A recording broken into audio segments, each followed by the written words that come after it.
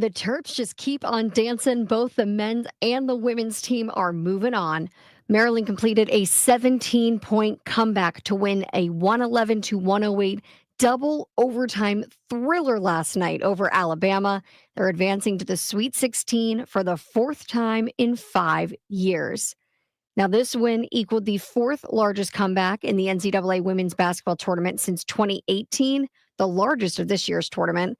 And it was the largest comeback from Maryland in any game since 2019. This team just did not give up the fight last night. Sarah Tavasau willed the Terps to victory by scoring a season-high 26 points. She scored 10 of her points in overtime, hitting clutch basket after clutch basket. Now, Maryland will play number 1 seed South Carolina in the Sweet 16. That game is Friday, March 28th. And this team is making history. Both Terp teams are. This is the first time that both the men's and the women's Maryland basketball teams are in the Sweet 16 during the same season. So Terps fans, you guys have a lot to celebrate. From the Crop Metcalf 5-Star Sports Desk, Savannah McCann on The Fan.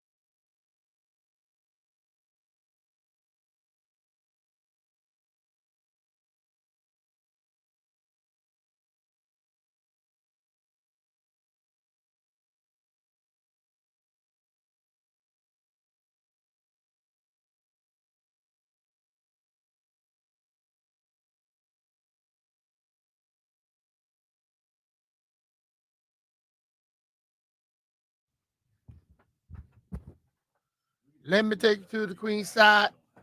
Taking this to Brooklyn side. Because we almost there. You could be white.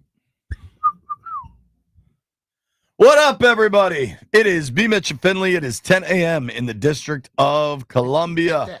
Looks like finally got some spring weather today after a pretty gross day yesterday. Good morning, Brian. How do you do? Yes, they turned out good, man. By the evening, it was nice. Stayed 18. Did you really? Yeah. It was spitting rain. No, what time did you go off? Around 3. Wow. When I got out I was driving and I hit, what is that, Wilson and Glebe right there? Yeah. The rain wasn't like it, the misting wasn't like it was in the city. And then as I went on, it was nothing. So that's interesting. I had to go. I enjoyed it. It was a cool event. I went to the Nats homecoming gala yesterday, and they do this red carpet, and they have, players and Mike Rizzo and Davey Martinez and legends like Ryan Zimmerman, Ian Desmond were there. It was a really cool event. It was on the waterfront at the wharf in front of the Anthem. But dog, the weather it stayed pretty nasty right there, maybe because you're just on the water until about, players were supposed to start getting there around 5, and that probably was a little later than that, but it ended up being the sun came out right around 5:30, and then it was really pretty pleasant for the last hour or so. Yeah. It was a lot of fun. I got to talk. Yeah. So Landfill's taking care of some business today. My man Jeff is running the world. Oh, is Matt Valdez? You tell us when you're available, sir. We will make ourselves available for you. All right. Matt Valdez, super producer to the Sports Junkies, joining us now. Valdez, I don't know how to tell you this, but guys. What's up, man? How are you? Doing well. You're in last place in the B. Mitch and Finley Invitational NCAA bracket. All right. And he said it because you're the only one behind him. Oh, yeah. That's also fair. That's also accurate. Hey, do you want to do side bet action of who, between me and you, who finishes last? Is it that close? Well, dude, here's the thing. It's that close. Also, is he doing the math for this? No. Okay. We won't let him do any math. I don't like if it's hitting just with SIP or arithmetic. No, he can't. Yeah, I don't like JP with numbers. You're not wrong. So I have a massive 1 point lead on you. Okay. So there's 1 point Like you have 36 points, I have 37 points.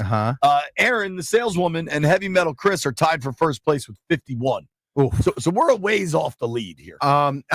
Key question. You get your money back if you come in last place, like some pools do. Generally, I'll defer to B. Mitch as the commissioner of the committee. I think that's a no, but here's the thing. I would side bet with you. We have the exact same Final Four. Y'all might end up tied. Now, I will say a lot of people have that Final Four, but I did pick a lot of heavy upsets for this year's bracket. I think I had Michigan State losing in the first round of Bryant or the second round of New Mexico. I had a lot of upsets. And when the storyline and heading into the Sweet 16 of there are no Cinderellas in the NCAA tournament, that's tough. That's going to hurt your bracket. Right. Yeah, I had Clemson getting through, which a lot of people did, and that was cooked. But I had UNCW into the Sweet 16. That was what screwed me. I filled this out when we were out at MGM. Yeah. And I used some of my picks that I was doing at the sports book in my bracket, like some of the upsets that I had. And it was a 2-10 day at MGM for me. So my bracket had to have bombed. I hope the blackjack table went better. No, I was so depressing after dinner. I just went up and watched the rest of the games in my room. Hey, you'll like this. I told this on the Junkies. It was so bad. My picks were so bad. I was watching a game with a couple of listeners. They were nice enough to come up and say hi, buy a beer. And then I was watching all my losers, and I was lamenting to him about how awful I was with my picks that day, that when I went in to go put my next bet at the kiosk in the sports book, he followed me to the kiosk and faded me right in front of my face. That's how bad So my picks you were. went 2-10, he went 10-2. Basically, yes. And if I had to ask, because I am currently in second to last place with a massive lead of 1 full point ahead of you, I don't care about any of it because Derek Queen made that shot. I'm very happy and looking forward to Thursday. I haven't been this happy in the tournament, I guess, since the Gary days.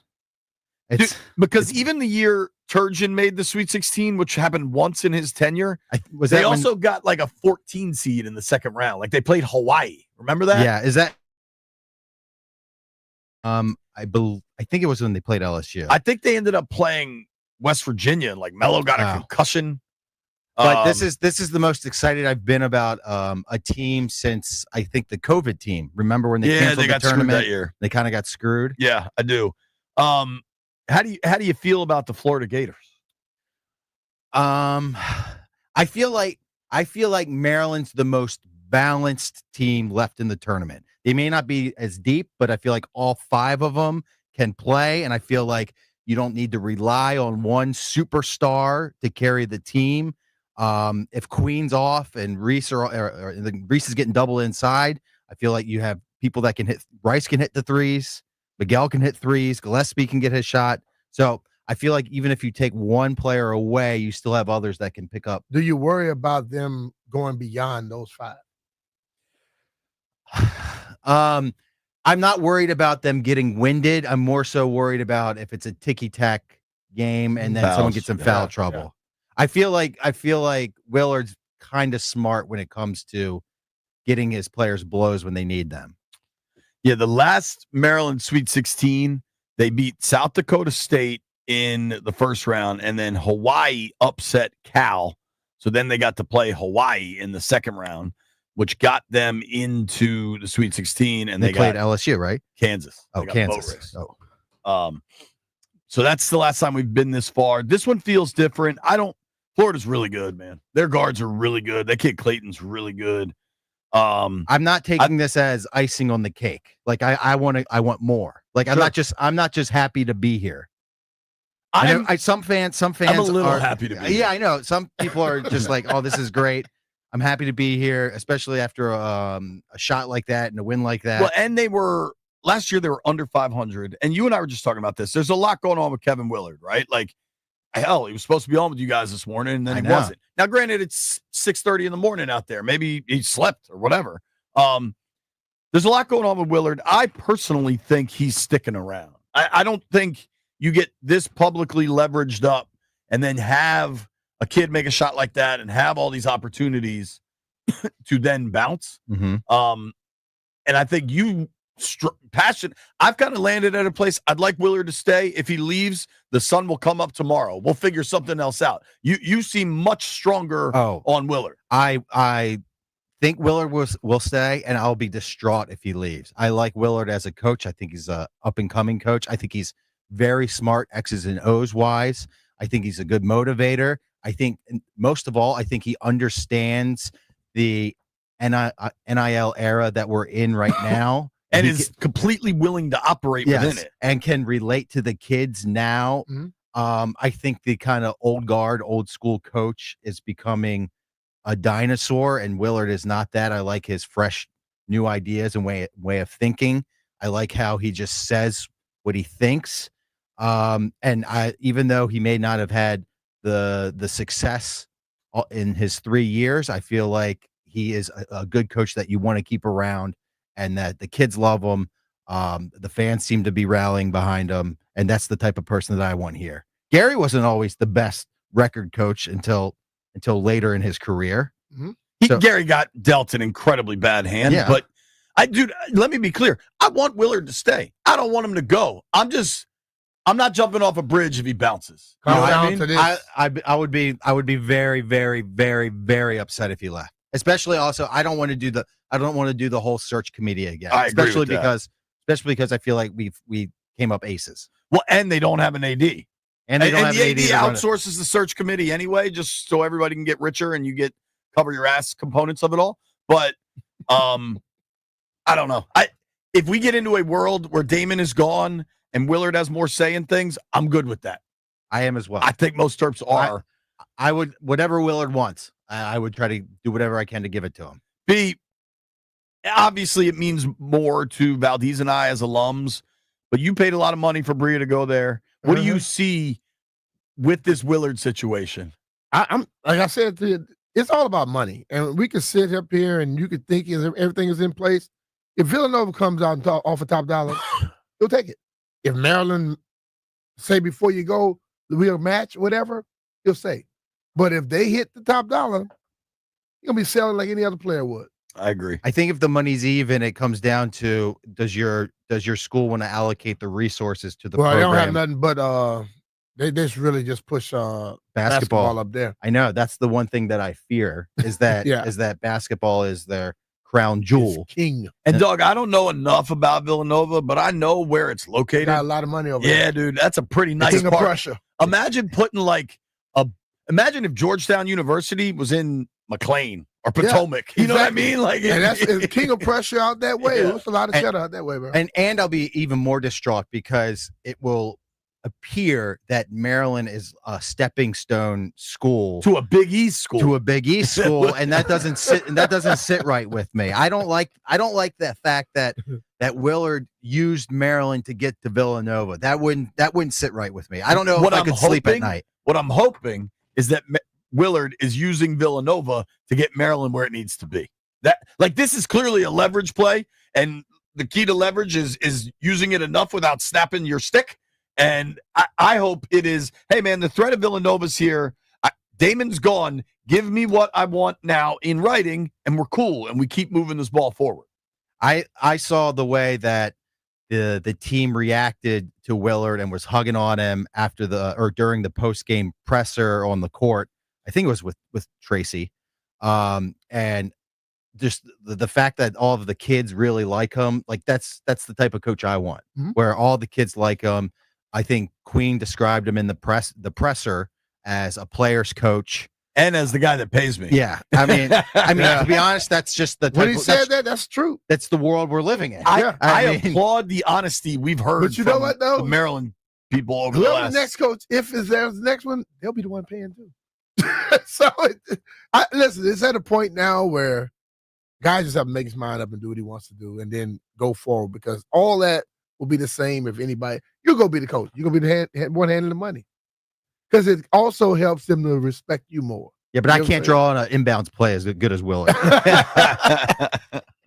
Valdez, thank you. We'll we can side bet it, but I think our action's pretty similar. Yeah, keep me updated. I think I do have Maryland in the Final Four. if that helps. So do I. Yeah. Um, So we'll never leapfrog each other. Who's your winner? Houston, I believe. I have Auburn, Houston in the finals. I have Auburn, Bama in the finals. All right, you want to Bethesda Bagel breakfast bet? Sure, sounds good. Action. Deal. All right, buddy. Thank you for coming in. All right, D. Facing the music because Valdez is in dead last, and it doesn't matter who's. There's a massive gap between dead last and second to dead last. No, it's not. It's just a point. It's a massive gap, Brian. All right, good college hoops segment there. I do want to kind of run through the show today because I wanted to cover a lot of different stuff. My guy Alan Saunders covers the Steelers up in Pittsburgh. I am fascinated by what's going on because you've got one of the great franchises in the league kind of being held hostage by a dude that likes to hold people hostage. And it's just when Rodgers was able to punk out the Jets, of course Rodgers could punk out the Jets. They're the Jets. The Steelers ain't the Jets. No, the Steelers not the Jets. And I'm kind of pissed at them. Lose a little respect because they're playing this game with him. It's not like he's going to play in the next 5 to 10 years for you. Mike Tomlin shouldn't be dealing with this. And I'm sure Mike Tomlin, if it was up to him, he wouldn't be dealing with it. But you get the front office people who are going to deal with it. Yeah. All right. So Alan Saunders is going to join us next. 11 o'clock, Barstool Nate joins the program. 12:30, our guy Steve Wino is going to join us. Caps have a huge game tonight. It's the two best teams in hockey playing tonight. 8 o'clock puck drop. I think and hope that's on Monumental. I guess White Brian, see if you can confirm that for me. On Fire TV, it still shows NBC Sports Washington. Does it really? But the games come on it. I still got. So I have been looking for Monumental. Is that why you couldn't find it? I couldn't find. I've been looking for Monumental. And one day I said, let me just click on this. Boom! All the games that I'm looking for. That's funny. So if you're looking. Caps going into tonight, 47-15-8, coming off a really big win against Florida at home. Panthers are defending Cup champs, and the Caps put it on them. They scored a touchdown, missed the extra point. Caps going up to Winnipeg tonight, 47-15-8. The Jets are 48-19-4. These two teams are the best in their respective divisions. Caps have 102 points to lead the East. The Jets have 100 points to lead the West. I mean, this is a legit battle for the President's Trophy. I know some folks, if you've been watching the Caps long enough, like I have, the President's Trophy isn't something that always excites you because there's been some years where it didn't go exactly the right way. But who cares? This is a new year, new team. Carberry's a different dude. All right, dope. According to White Brian, we can watch this thing on Monumental, which means Joe B and Alan May on the call. Probably pregame. I think pregame's an hour. ESPN Plus. Right. If you're out and about. Yeah. Yeah. You know what? We got a lot of people that listen that don't live here. So, yes, ESPN Plus also. I think they're doing full hour pregame shows now between the OV chase and then, trying to be the best team in the damn NHL. They have already clinched the playoffs. I think they could clinch the 1 seed soon. We're going to talk to Wino about all that stuff. Steve's going to join us at 12:30. Then at 1 o'clock, I don't know if anybody watched it yesterday, but the Maryland-Alabama women's basketball game went to double overtime. Was absolutely my baby watched it. Yo, it was madness. It was nuts. And she made sure I knew what was going on. B, we often talk about our friend Danny Frank on the program. Uh-huh.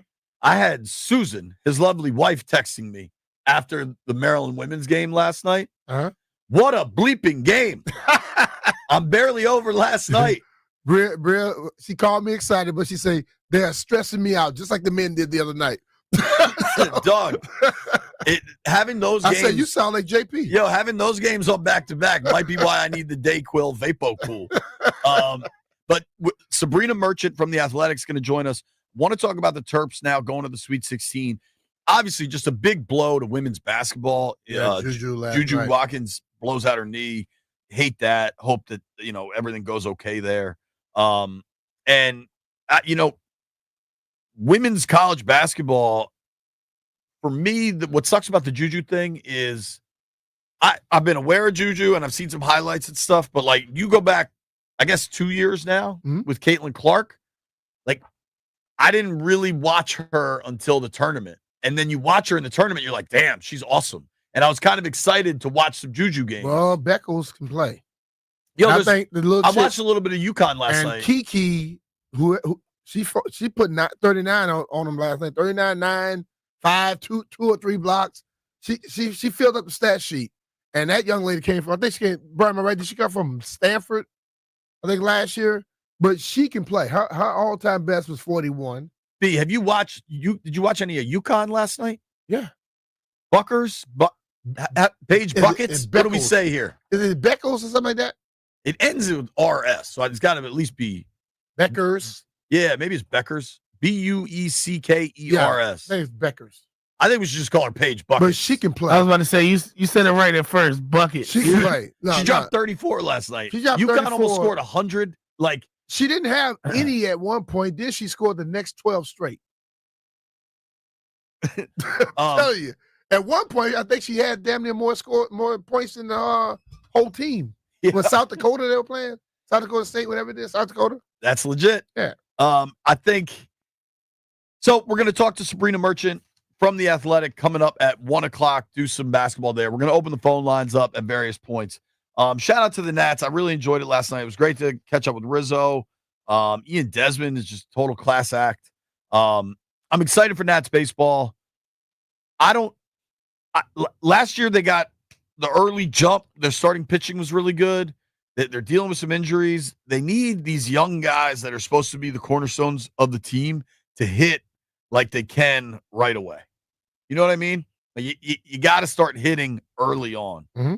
But for us, we're really focused on this Terps game Thursday night against Florida. Sweet 16's coming. It is going to be awesome. But if you're wondering who's cutting down the nets this March, get in on all the tournament action at ESPN Bet Sportsbook. Depending on what you're looking for, you can bet the Turtles Thursday night, but there's a ton of awesome Sweet 16 matchups coming this weekend. And I just think everybody is going to be so locked in. That BYU-Alabama game, do you have the courage, I'll say, to bet the over on a college basketball game that's going up 175? That is massive, but those two teams never stop scoring. Give me all the points, Arizona versus Duke. 9.5 points against the Dukies that haven't really been tested. I'll take that. Arkansas, Texas Tech. I'm tempted to lean on John Calipari. There are so many awesome bets you can make. Now is a great time to make some bets on some futures. The team you think is going to win it, there's only 16 left. If you like the Terps' chances, you're getting good value. And if they knock off Florida, that thing is going to go way down. Whatever it is, ESPN Bet Sportsbook has got you covered. Bet $20 on the team you think wins it all. And if they do, you'll win a share of $2 million in bonus bets. Plus, receive $10 in bonus bets for every win your team has in the tournament. Download the ESPN Bet Sportsbook app to get started today. Make sure you check out all the Virginia and Maryland odds and regulations. Must be 21 plus. Gambling problem? Call 1-800-GAMBLER. Terms and conditions apply. See the app for details.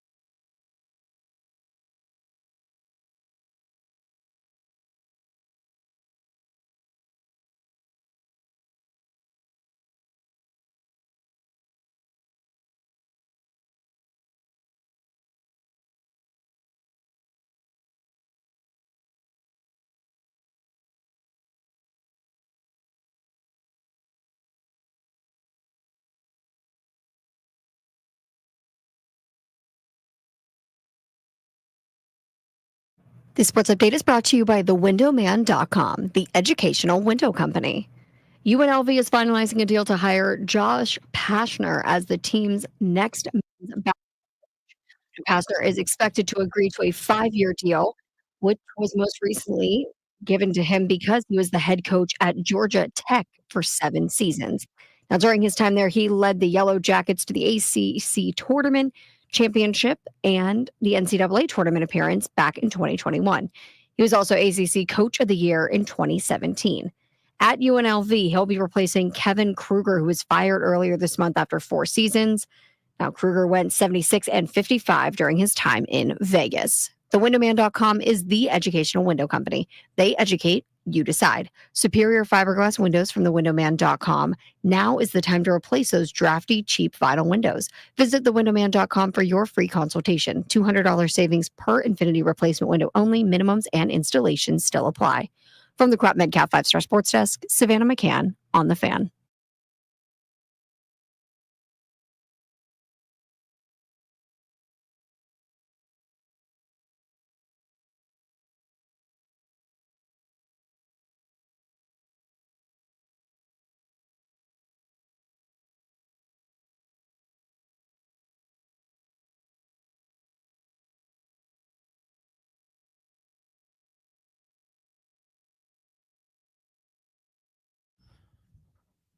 Well done with the song choice, Jeffrey. Joining us now, Alan Saunders. Covers the Steelers for Pittsburgh Steelers Now. WPXI. We're excited to talk to Alan. How you doing, brother? I'm good. I'm loving the music there. That's quite the appropriate intro. Oh, yeah. That's the right way to bring in somebody from the Steel City. The black and yellow. I'm sorry I missed you late night at Prime 47 this year at the Combine. But had I seen you there, I would have asked a simple question. What the hell are the Steelers doing with Aaron Rodgers? They're trying to have him be their starting quarterback, I think. What Aaron Rodgers is doing is an equally valid and slightly more mystifying question from my standpoint, because I can't imagine there being a better scenario for him than coming to the Steelers. Yeah. I think you can kind of look at the Steelers like they're a little crazy for wanting this as bad as they seem to want it, and yet he has not jumped at the opportunity. So, that's the question. We're all just waiting to see what's going to happen. That's why we asked the question, because the Steelers has always been that top-notch franchise that don't deal with a lot of BS. And they seem to be changing to just deal with him. And I don't know how – I mean, they have success no matter what. Aaron Rodgers is not necessary for them to have success. Yeah, but they haven't won a playoff game, man. They haven't. They've had regular seasons. So Aaron may sign and don't show up. You know how he is. So, Alan, let's start there, dude. I am not surprised a talent like Aaron Rodgers was able to punk around the Jets organization. The Jets just aren't the strongest organization.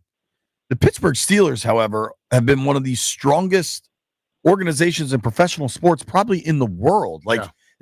Nothing is bigger than the Steelers, and yet here we are. What is the latest? What are the folks there saying? What does Mike Tomlin say about this? Well, I think they think he's their best option. They don't want to commit to anyone long term. They think that, it's obviously not a great quarterback class. They're picking at 21. They have I think, third fewest accumulated draft capital in the class because they traded their second for DK Metcalf, which they needed to do. They had very little at wide receiver last year, and it was a big problem for them. But I don't think they think trading up in this draft class is realistic. The draft happens to be in Pittsburgh next year. They've got a boatload of comp picks coming their way in 26. It seems like the idea is trade up in the first round in 26 and go get your quarterback at home in front of your own fans. Oh, and by the way, the guy from Penn State right down the road, it's going to be a first-round pick. Seems like a good situation. Huh. So when Sam Darnold comes open, he wants a commitment. He wants somebody that wants to give him a shot to be the guy. And I don't think the Steelers had any interest in that. I don't really think they had that interest in Justin Fields. They would have kept him. They liked having him, but they didn't want to commit $40 million and say, yes, you're our guy. Here you go. They want a bridge quarterback. They want a guy here for 1 year and maybe part of another one. And when you look at those options, I think Aaron Rodgers is probably the best player out there. I tend to agree with you, but is there any concern in Rodgers' ability to at times kind of nuke a locker room? I think Mike Tomlin feels like he can handle anyone. Mm-hmm. Now, that we may find out that is not correct. This will certainly stress his ability to do that. But I think he believes you could give him any group of personalities, and especially for 1 year, he could make it work. But I think that's why Rodgers had to come to Pittsburgh. They had to talk. They had to meet, because it's not going to be like it was when he was with the Jets. He's not going to be the general manager and the quarterback. Like, he's not going to not come to minicamp with the Steelers. I'll tell you that. Like, they're not going to put up with that. So, like, that process had to happen. So they've had three coaches. So I would guess that they would side with the coach.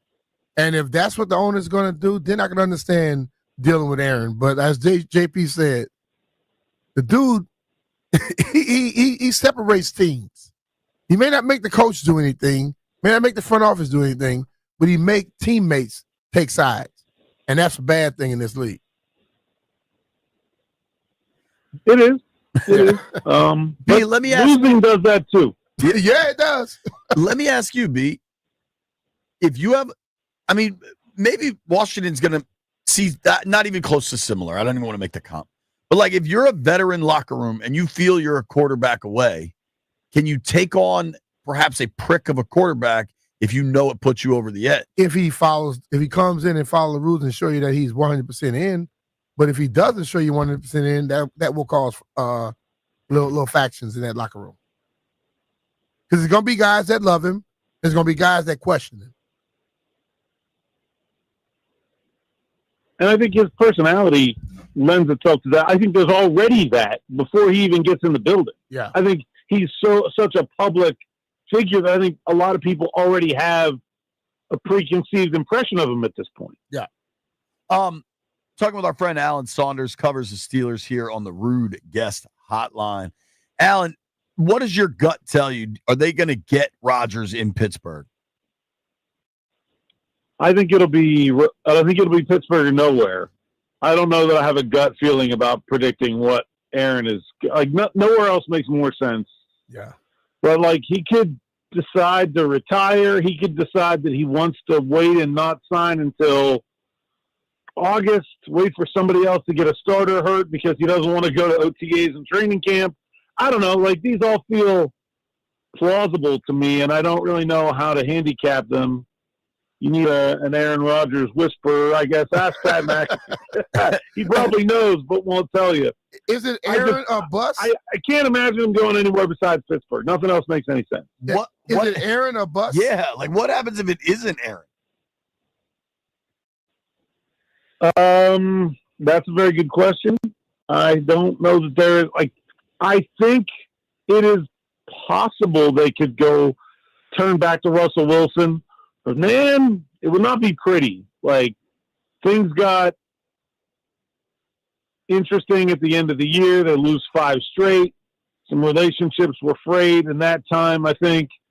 And it's pretty clear the Steelers really don't want him back. But he would, at that point, be clearly the next best option. I think maybe at that point you start to try to make a trade, see if you can pry Malik Willis out of Green Bay, see if Tennessee will part with Will Levis after they draft Cam Ward. I don't know, something like that. What's the pressure like on Tomlin? All he does is have winning seasons, but I mean, you know better than me. When's the last time they won a playoff game? It's been 8 years since they won a playoff game. I think there is some pressure to just like that. I don't think he's in any danger of losing his job anytime soon or anything like that. But I do think like this is an organization that is trying to win, not trying to rebuild, even though they are rebuilding. And so I think like there's not going to be. I don't think there's a lot of appetite to like just play Mason Rudolph, take one on the chin this year, have 5 wins, and get your quarterback that way. Like that, I don't think that's. I think that's going to fly. They've got to try to do both, and that's going to be difficult. Mhm. Yeah, I get it. Makes So sense.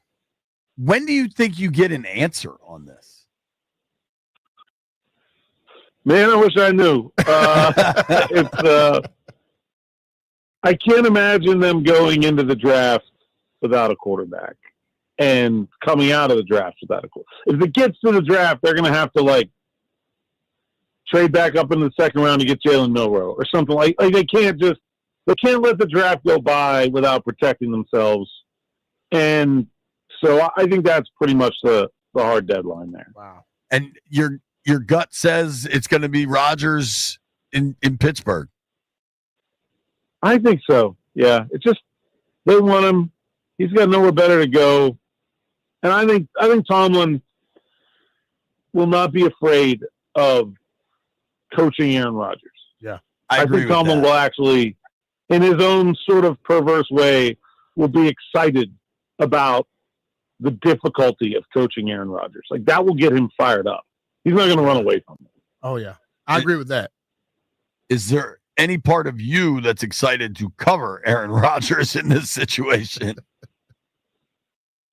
I mean, I'm sure the traffic's going to be great. I'm sure my bosses are going to be very happy with what's going to happen. In fact, it has been already. Like, it's already been this thing, he's not even here yet.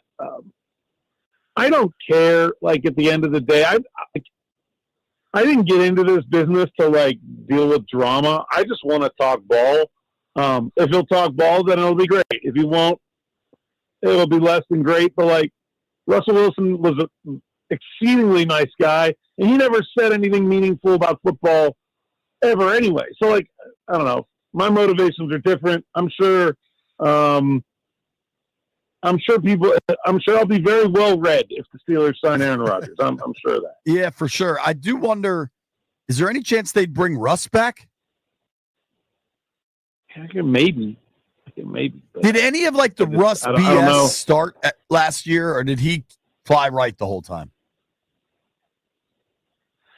It kind of happened at the end of the year, like, and honestly, even after the season, there was some reporting that like he was frustrated with Arthur Smith taking away some of his ability to change things at the line of scrimmage while the team was losing 5 straight games, and he was turning the ball over at the highest rate of the season. And I think things kind of spiraled out of control there at the end.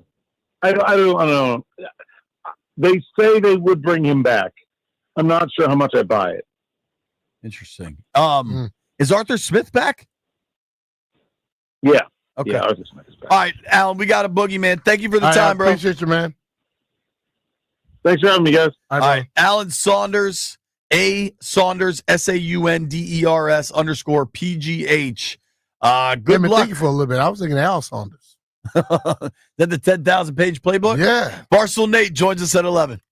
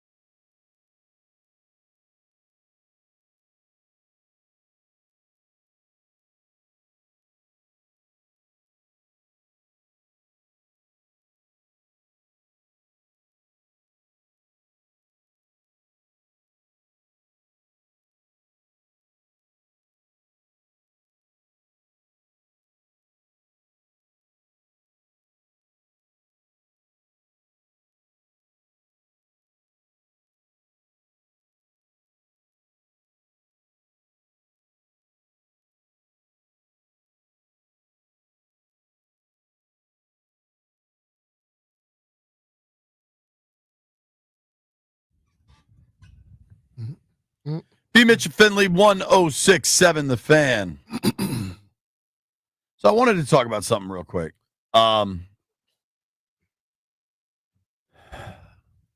There's been a number of NFL rule change proposals. Uh-huh. Now, the one that's going to get the most attention is the tush push, right? But Detroit proposed one that I find interesting. You still make the playoffs if you win your division, but the seeding goes by record. Yeah. So like this past year, Minnesota, I think I think Detroit went 14-2 or 14-3. Maybe they went 15-2, and then Minnesota went 14-3.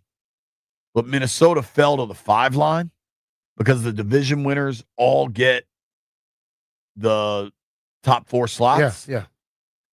And they're saying division winners still make the playoffs, but if you do it by seeding, it doesn't guarantee them a home game. Like this past year, if you had done it by record, Washington would have had a home playoff game in the first round against Green Bay. If it's by the record. Now, it does but Tampa still would have made the playoffs. But yeah, but I think what they're doing is if you win your division, they're giving that person, because he won his division, giving him a chance to make sure they have a playoff game, although they may be not as good as that guy in another division that could be easy as hell. You know what I mean? Yeah. So for me, I don't know that I have a really good case to say why I don't like it. I just kind of don't like it. I don't like it because it's been like this. You win your division, so you get something for winning your division. What you get for winning your division? You get a home game. Okay? If you go out there and you third place in your division and you happen to have that division where you play a couple of more, the division you get this year sucks. Right. In the AFC and the NFC. And you blow through them. But you didn't win your own division. Why should you get a home game? Right. Don't buy it. I kind of agree with you. Hell, they need to just they had the number 1 seed and got destroyed. What the hell are they pushing that for? I don't know. I guess just there's a number of rule changes that exist, right? But I also think if you're how many quarterbacks, honestly, how many quarterbacks do you think are really good in the NFL? 8? Not who gets paid like it, but like no, you can go through them. Over the course of time, even is there? How many quarterbacks give you a chance to win a Super Bowl? 7, 10? Every year? It ain't more than 10. Every year you got right now in this league. I would say you have about 7, 8 that give you a sure chance. Right. So here's what I would say, dude. If I was in the AFC, and I know the Bills have Allen, the Ravens have Lamar, the Bengals have Burrow, the Chiefs have Mahomes. That's 4 right there. And you got Herbert. You think? Herbert is 5. Hell no, I'm not voting for this. Because, the Texans took a step back this past year from a record standpoint. The Texans wouldn't have gotten a home game. Mm-hmm. If you're the Colts or the Raiders, if you're the Dolphins with Tua, who plays roughly half the season. I would really want to know why they are pushing this when they won their division. Jeff, you think that should happen? I'm curious because to me, maybe I'm just being status quo, but I think winning your division should mean you get a playoff game. Yes, I agree with that. I don't think they should change the rule. If you want your spot, you want control of your destiny, winning the season. Mm-hmm. White Brian? Leagues need to stop trying to make their playoffs like the NBA. The NBA playoffs stink. Just keep it the same. Yeah, at one point, pro football never copied off of anybody. Now they're starting to do that. Be who you were. Set the tone. Stop following up on other people. The product has shown that it works. Why are you trying to make it easier for some of these coaches out there? You want to get a home game, win your division. I'm with you, man. I don't see the need for this one. A lot of people do. I don't personally. And I like when a The game that pops to my head is the Beastquake, is Marshawn Lynch. Yeah. That Saints team was loaded. They had to travel up to Seattle and beat a team that had a on again, off again year, and they lost, dude. Like there's part of this might just be my deep down gambling strategy of loving home underdogs. So, like, you know where you get home underdogs? A bad team at home in the playoffs, but I kind of love them. Nobody go anywhere. Barstool Nate joins us next.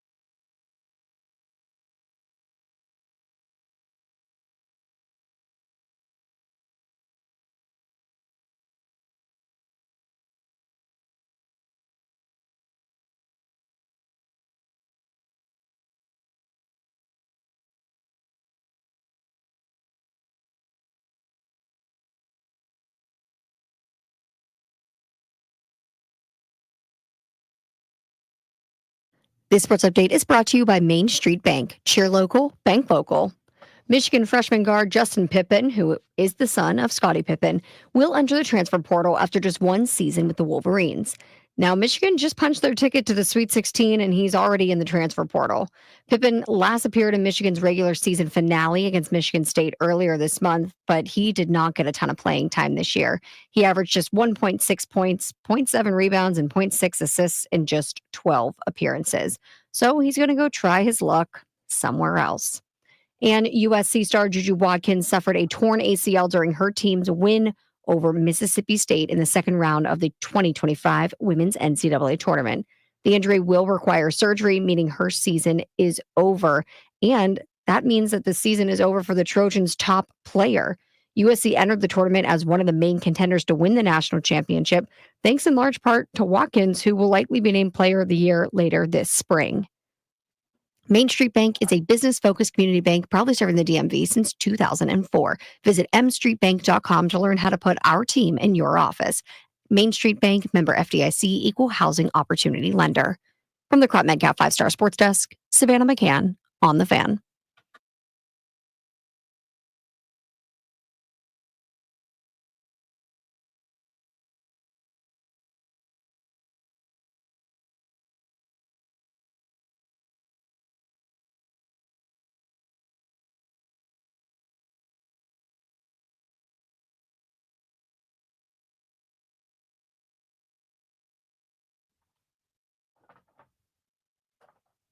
You're always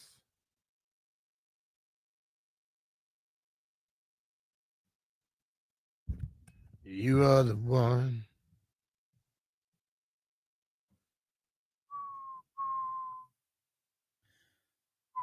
Memory. B. Mitch Finley, 1067 The Fan. You hear OAR, it means it's time to talk to our boy, the Diggity Dog, Barstool Nate. Nate, let's start with the news of the day. How you doing, brother? Tell me about the Caps front office continues to take care of business. They got a deal done with another up-and-coming star. Give me the details. Good morning, guys. How are you? Good, brother. How are you? Yeah, it's a great day to be a Washington Capital fan. It's a great day to be a fan of all these teams in D.C., huh? But Jacob Chikrin getting signed to a big-time 8-year contract. He's 26 years old. He is an absolute stud on the blue line that we got in just highway robbery to get him into D.C. and now locking him up long-term. He's only getting better. He's leading, Caps defenseman, and he's on the top 5 league-wide in so many offensive categories. Plus, he's great defensively, which, getting a two-way defenseman, young, locked up for the next 8 years is huge. It's great. The Caps front office could be, and this is not exaggeration, the best in all of sports with identifying young talent, developing young talent, and then locking them up long-term. If you look at Protas, if you look at Connor McMichael, if you look at Chicker now, if you look at trading for Logan Thompson, if you look at just up and down the roster, the way they've been able to rebuild while keeping the core of Ovi and Carlson and those boys together, it is just a really, really phenomenal job by the Caps front office. I off the top of my head right now, I can't think of a team in professional sports that has done it better than the Caps front office has over the last couple of years. You're right. When I watched Chicker in the first game I went to, I'm like, look, this dude right here, he can play. It's just something about him, and he's kind of a little sneaky too. If somebody does anything to his players or him, he gets them back real quickly without looking like he's doing something, going out his way to do it. Yeah, and he's not a small dude either. He's 6'2", like 220, shoots the puck a billion miles an hour, former first-round pick. Also, a little fun fact that I love that seems to always blow people's mind. His first name Jakob. His last name has 1,000 consonants. He's from Boca Raton, Florida. He just has this crazy European name. He's American. So it's great to have him locked up. The Caps surging into the playoffs. A bunch of guys being happy. Couldn't really start the morning better than this. I agree with you. And then knowing there's this huge game tonight, dude. They're playing Winnipeg. Like it should just be dope tonight. I'm really excited for this game. You don't want to get too far ahead of yourself, but screw it. Cup preview tonight, Nate? Yeah, it's definitely possible. The Caps and Jets have been the two best teams in the NHL pretty much all season. We beat them last time we played them. There's not a lot of teams I respect in the NHL, as you guys might know. I don't think a lot of teams are nearly as good as the Caps, and we pretty much punish every team that tries to. I mean, even the Panthers a couple days ago, they came into D.C. and got absolutely spanked. I respect the Jets. The Jets are good. The Jets play good, hard hockey. The Jets win games. The Jets have great goaltending. We're in Winnipeg tonight. You know, this little, not a West Coast road trip. It's just Jets in Minnesota, then back home. Just splitting the two games would be great. I don't think at this point in the season, with how many points ahead the Caps are in the East, I don't think any game is a must-win. I think games are just feel it out, play good hockey, and get home safe type of things. So I would love a win in Winnipeg tonight. I don't think the Caps are the type of team. They're not built in a way that they're going to roll over or do any sort of scheduled loss type of game. They're going to go out there and give 5 billion%. And JP, you're right. It could very well be a Stanley Cup preview tonight. Very well could be. What's the one thing about the Jets that you worry about the most? Man, they just got goaltending, and everybody just feeds off. When you're a team with the best goaltender in the league, you're so lucky.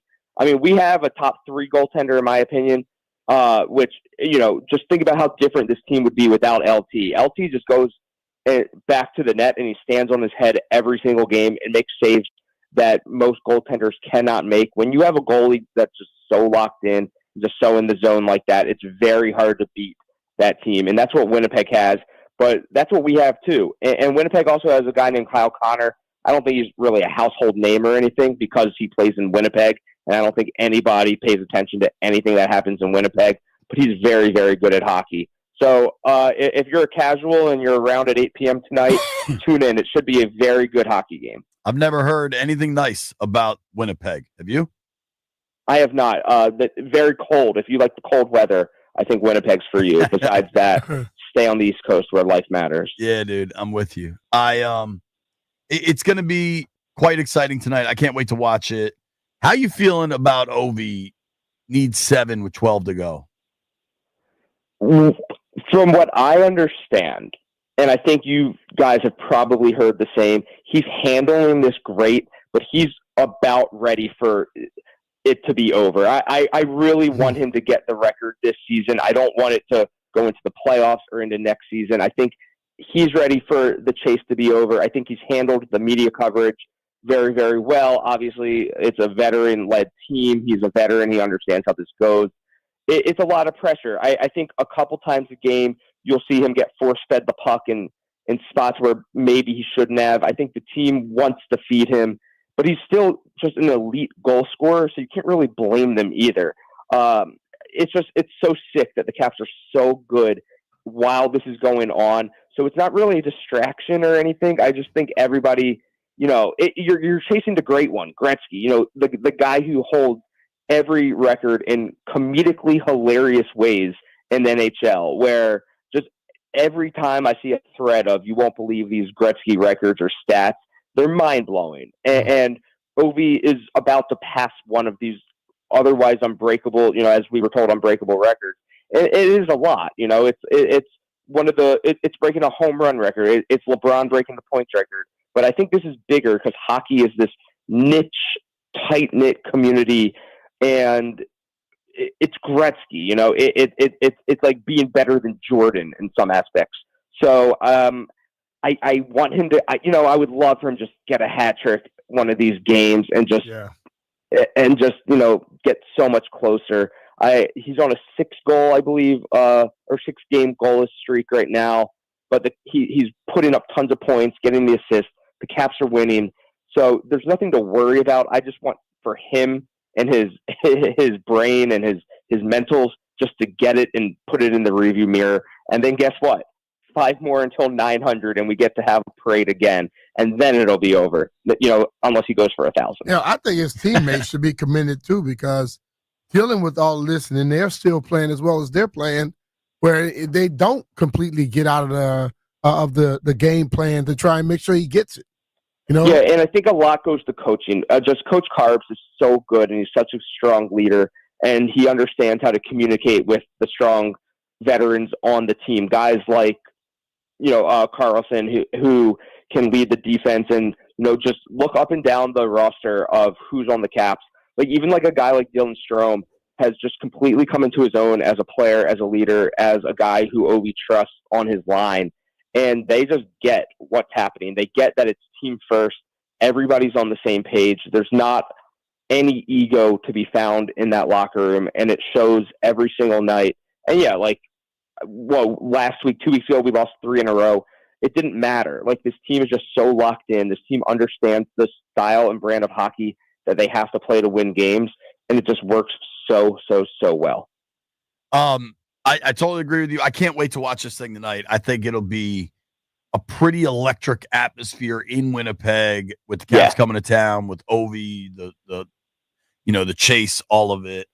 For a regular season hockey game, this thing's going to be pretty well up there. And I think Washington kind of showed they're ready for those. I mean, Saturday's game against Florida, I feel like had some of those vibes. Yeah, definitely.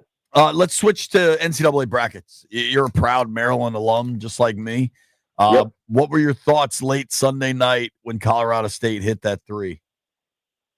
I mean, it was for some reason, Maryland only plays heart attack games. I don't know what's in the DNA down in College Park right now, or in the water in College Park right now, but it's only heart attack games. Colorado State played a great game. I would say Colorado State played about as perfect as a game as they could have wished for.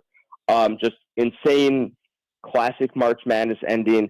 And as a proud alum, obviously it was awesome to see us break through and make, our first Sweet 16 in a very, very long time. This team, as we've known all year, is special. The Crab Five are special. Just such a great starting 5. And now we play Florida, who is awesome. I mean, the Gators are very good at basketball. They are led by Walter Clayton Jr., as we know, who is just an unbelievable college basketball player. Elijah Martin, also very, very good college basketball player down in Florida. They went 32-4 in the extremely tough SEC. It's going to be tough. I mean, what do you want to say, JP and D-Mitch? It's going to be a very, very tough game. Florida is no joke. Florida could probably beat Duke, in one sim if they face off in the final. I hope it doesn't get there. This is kind of like a why not us, right? Like, you beat Colorado State at the buzzer beater, and now it goes, hey, we're free rolling. Why not just go and beat Florida now and just keep this run going? Yeah, dude, I agree with you. I think, if Maryland plays their best, they could win. Yeah, I do believe that. I don't know that you'll get that. But yeah, JP, like if you simplify it, look at the stuff we did poorly against Colorado State. Missed layups and some poor defending here and there. If you just tighten that stuff up, hit your threes, and make your layups. We have Derek Queen, who's a lottery pick. Best players in the tournament usually rise to the top. Cream rises to the top. This is the team where, if we play flawless basketball, as cliche as it sounds, can beat any other team. So why not this game against Florida on Thursday? I agree, dude. I think they've got a real chance. I don't know that it'll happen, but if they play their best, I think they've got a real chance in this. And I think that's what makes it so fun. I think it's also just important for for the team, for the entire university, just to get back to a Sweet 16 and kind of ideally be back where you and I at least believe they belong, Yeah, definitely. And Derek Queen, Let's get to the 8. Derek Queen said it in his post-game press conference. He wants, he's from Baltimore. He stayed at Maryland, and hopefully other in-state kids are looking at this team and looking at the coaching and looking at the camaraderie and how the entire community and state has rallied around them and say, hey, I want to be a part of that. It's kind of like how the football team has tried it, but has kind of failed. It's working for basketball, and I hope it continues. I love college football. I would love nothing more for Maryland to be a football school and competitive, but we grew up with Maryland basketball, and when Maryland basketball is good, college basketball is good, and everything is better about the sport. I totally agree. So what do you make of all the other stuff going on with it then? Like Willard talking about getting the AD out and now, how he needs stuff written into his contract. What is just kind of your take on it? Yeah, that's the dirty side of college sports, right? Where ADs are, I don't want to say that, like, see you later, dude. Like, you want to go to SMU? Go to SMU. They have all the football NIL money. Have a good trip. Willard has to protect himself. He has to do what he thinks best for him. I don't want him to leave. I think he's building something good at Maryland. I don't like the dirty side of college sports. I don't think any of us do. But for this to happen the week of the tournament, it's such trash, and it should have never happened. I don't know why it happened during the most important week of the season, but just good riddance, dude. Enjoy Texas, and let's go win a game against Florida. Well, that was behind closed doors. That's where it just began to boil over. That's all that was. They were keeping it behind closed doors till one person probably felt he was one up, so he decided I'm gonna bring it publicly, and he had the best damn situation to do it. Yeah, just I hated the timing. I'm glad it didn't ruin anything. It looked gross. It just seemed gross. The fact that they went on and won the game, that says a lot. Yeah, agreed. What do you? Willard was supposed to be on with the Junks this morning at 9:40 and no showed him. What do you make of that?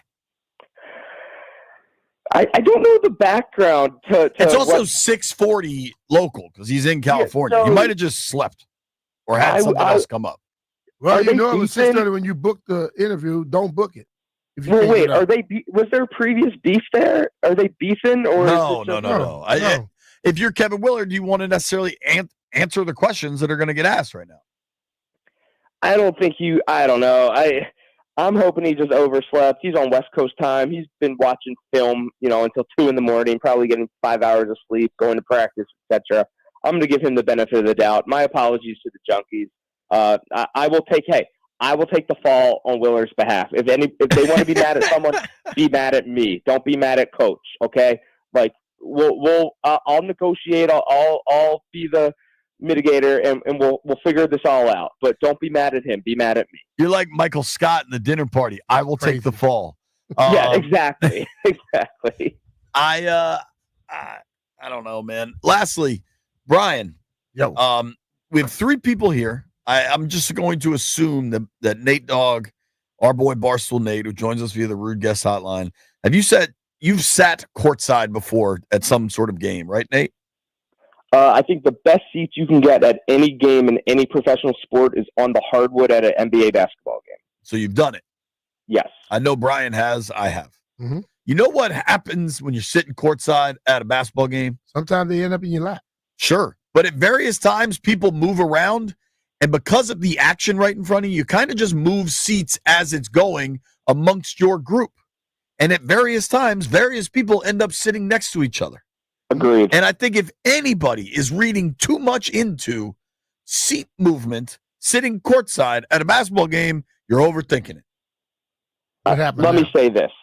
Nothing happened because truly nothing happened. And people on the internet make mountains out of molehills. And we're not going to address anything specifically because nothing actually happened. I am a big fan of Mama Jaden. Whatever she's doing is working. I will die for her and her Juju son. worried about her knee right now. She ain't worried about nobody else. Well, Juju, I hope her knee gets better, but I think whatever Mama Daniels and Jaden did was 100% right. I will never say that they did anything wrong, and I ride and die with them forever. People want to make things into something that's not. Nate Dogg, appreciate you, buddy. All right, I'll see you next Friday. All righty, man. That is our friend Barstool Nate calling from New York City via the Rude Guest Hotline. Rude makes the most reliable heating and air conditioning products in the DMV. Nobody go anywhere. Got to talk a little NFL draft. Then our friend Wendy did her bracket. B, who do you think Wendy's got winning it all? Somebody local. So we'll find out together. Nobody go anywhere.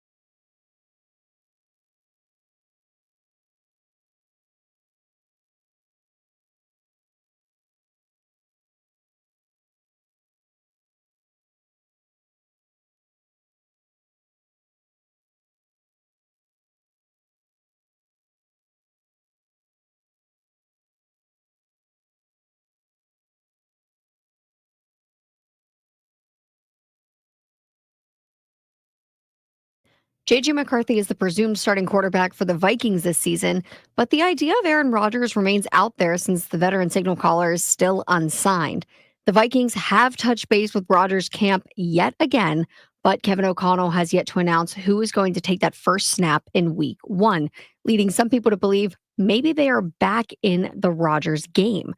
McCarthy appeared on the Up and Adams show and was asked by the host if he's been informed that he is the team's number 1 quarterback heading into next season. His answer was that they had not told him yet whether or not he was, but then he followed that up by saying he's glad because he wants the opportunity to earn that title versus it being given to him. From the Crop Medcalf 5-Star Sports Desk, Savannah McCann on The Fan.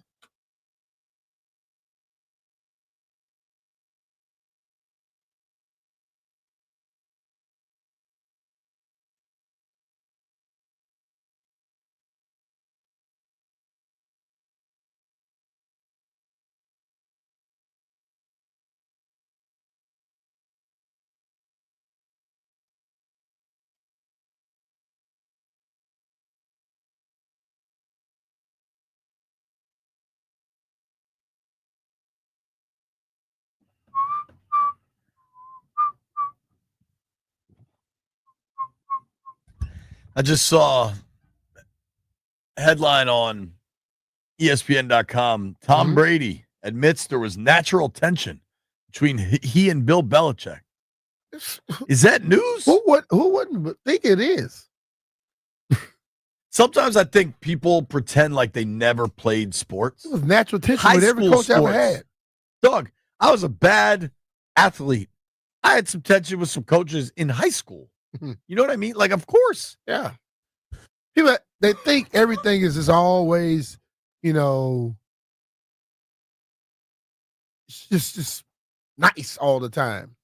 Some of the people that had the most success, they are stressed and strained to the gills all the time. But you know what? They come together and make the right things happen. It ain't just, oh, yes, sir, do everything the coach says. Sometimes you challenge the coach. You gotta ask him, man, that's not going to work. I told you that last week. Can we try something new this week? So you go out in the field and then you do what you've been telling them. Then you go to the sideline, and a lot of coaches that are smart go, oh, let's try to implement that then. Some coaches get so mad because you can have success and they still mad because you didn't do exactly what they told them, what they told you to do. Right. Like it. And you think I'm not going to have a problem with that dude? Please. I think people would be shocked by the amount of tension, healthy, I would say, kind of at all times. Yeah. I don't know. What makes news for the yelling shows is something else. But I think come the yelling shows. I heard that somewhere. I don't want to take credit for that. But that's what they all are. Well, they do a lot of yelling. If you're on ESPN or FS1 in the morning, that's all they're doing. Somebody's yelling at somebody about something. And it feels pretty forced to me, but maybe not to all. Some people don't disagree with everything. That's why when I look at them, I'm like, what the hell? You don't agree with nothing? Right. Like there's nothing possibly to agree on? God. Interesting question this morning. I recorded a podcast this morning with Mitch Tischler, and I've said this for a while now. I think as it's currently constituted, Washington has the 29th pick in the NFL draft. Uh-huh.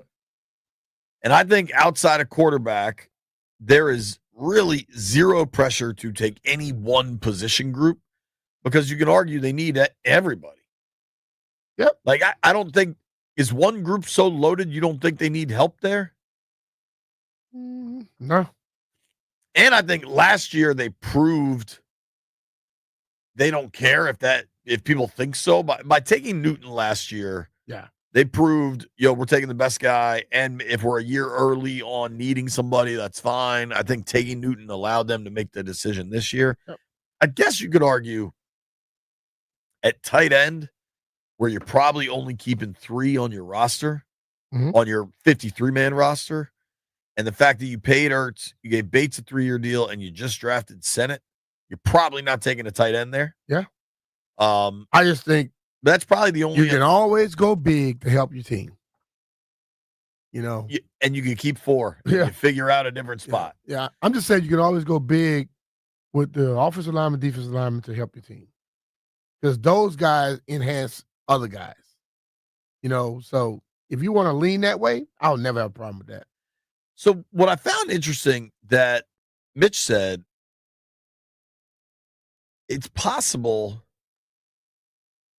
I think this is interesting.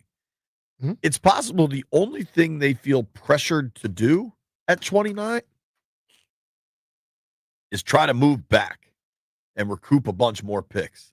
Because no one's saying that they shouldn't have made the trades, but they are really light on draft picks this year because of the players they've acquired via trade. Mm-hmm. Do you think they'll feel pressured to move out of 29 and try to accumulate more picks? We saw them do it last year in the second round. They moved out and moved back to get a bunch more picks. I don't know if pressured is the right word, because I don't think they have to be pressured for it. Because if they've added players that puts them ahead of getting a draft pick, and they've added other guys that are on those 1-year deals, they may feel comfortable with those guys.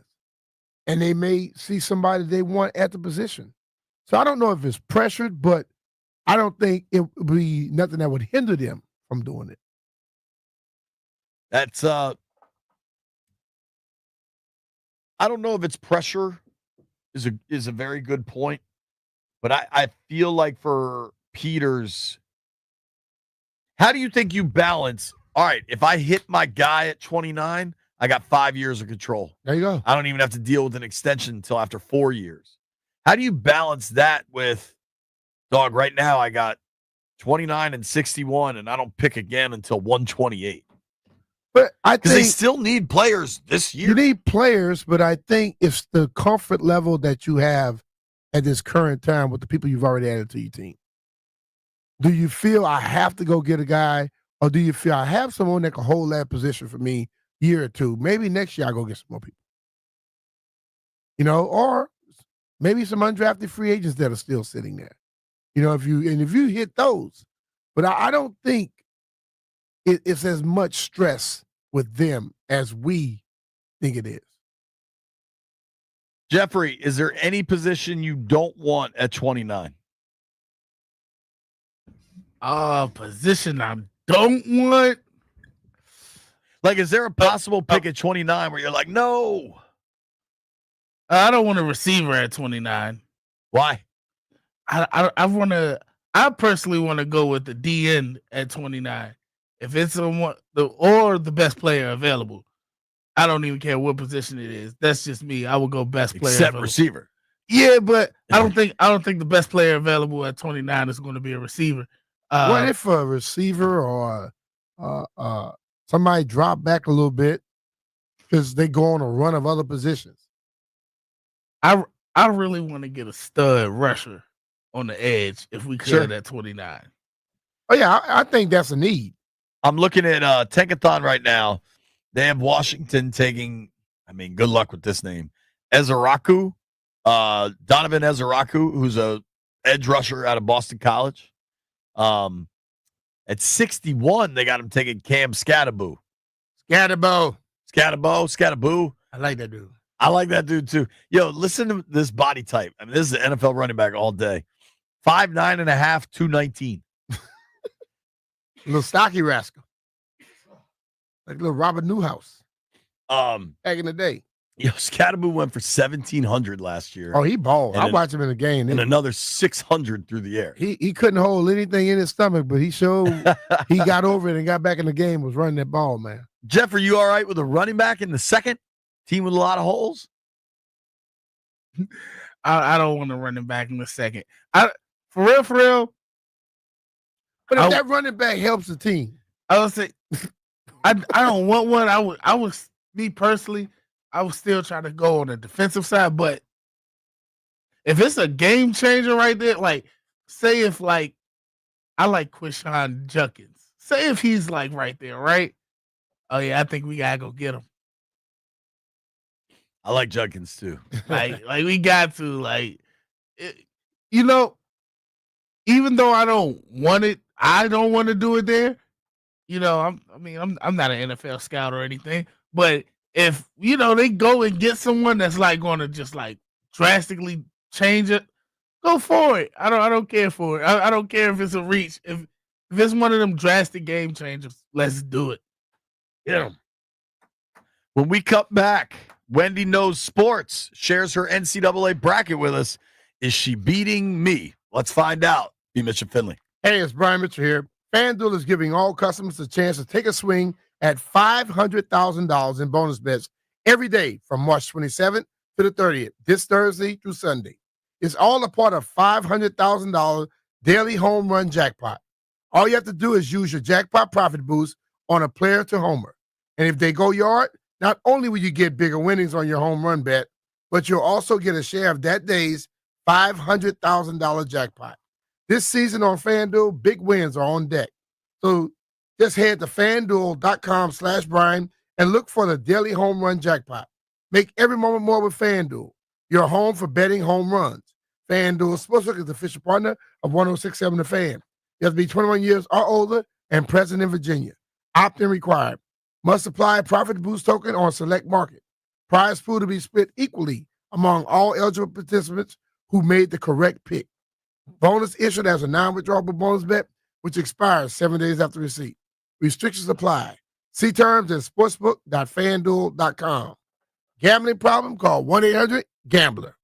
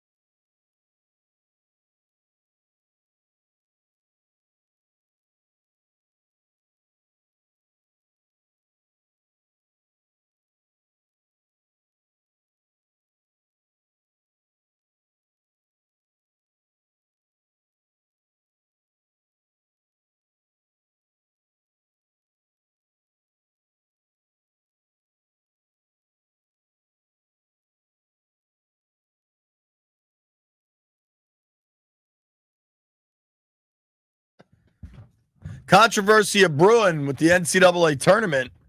If you're watching on the stream, you see the lovely Wendy Knows Sports is joining us. Hello, Wendy. Hi. Thank you for making time for us, as always. Yes. No problem. Jeff, Wendy wants to know why you chose that song for her intro. Do you have a song you prefer, Wendy? I have to think about that one. Okay. But you are allowed to pick an intro song. Okay. Big as though I said, yo, what song are we going to play for Wendy? And she was standing right there. She didn't even give me anything. Because So I you said I gave her some you were having a Beyonce. conversation with Brian, and you said Gave her act some like Beyonce. Hold Wendy's on. not standing here. White Brian or Brian? You got to White differentiate. Okay, thank you. All right, let's get down to business. Wendy, now we may run our own invitational only bracket challenge over here. Uh-huh. Wendy, you were invited, okay? You chose not Always. to join. I That's was fine. not invited. You guys didn't even tell me that you did a bracket. Well, you did a bracket that nobody told us about. Apparently, sales has their own bracket, Jeff. Now, Jeff, as somebody who aspires to be a radio advertisement salesman, are you offended you weren't invited? Not at all.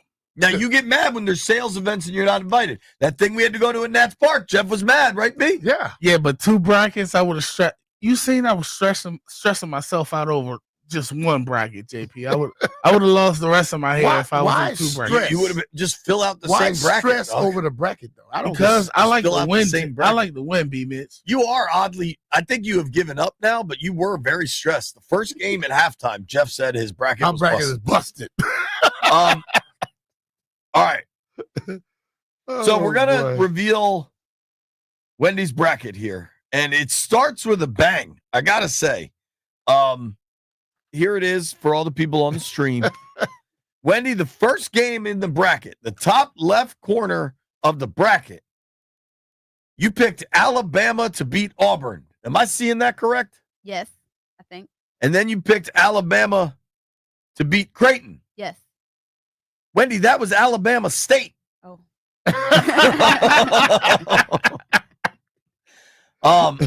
Wendy said she just I filled write too big. Wendy just filled it out. She Right. didn't care. Wendy, are you aware of the difference between Alabama State and Alabama? I mean, they're 2 different schools.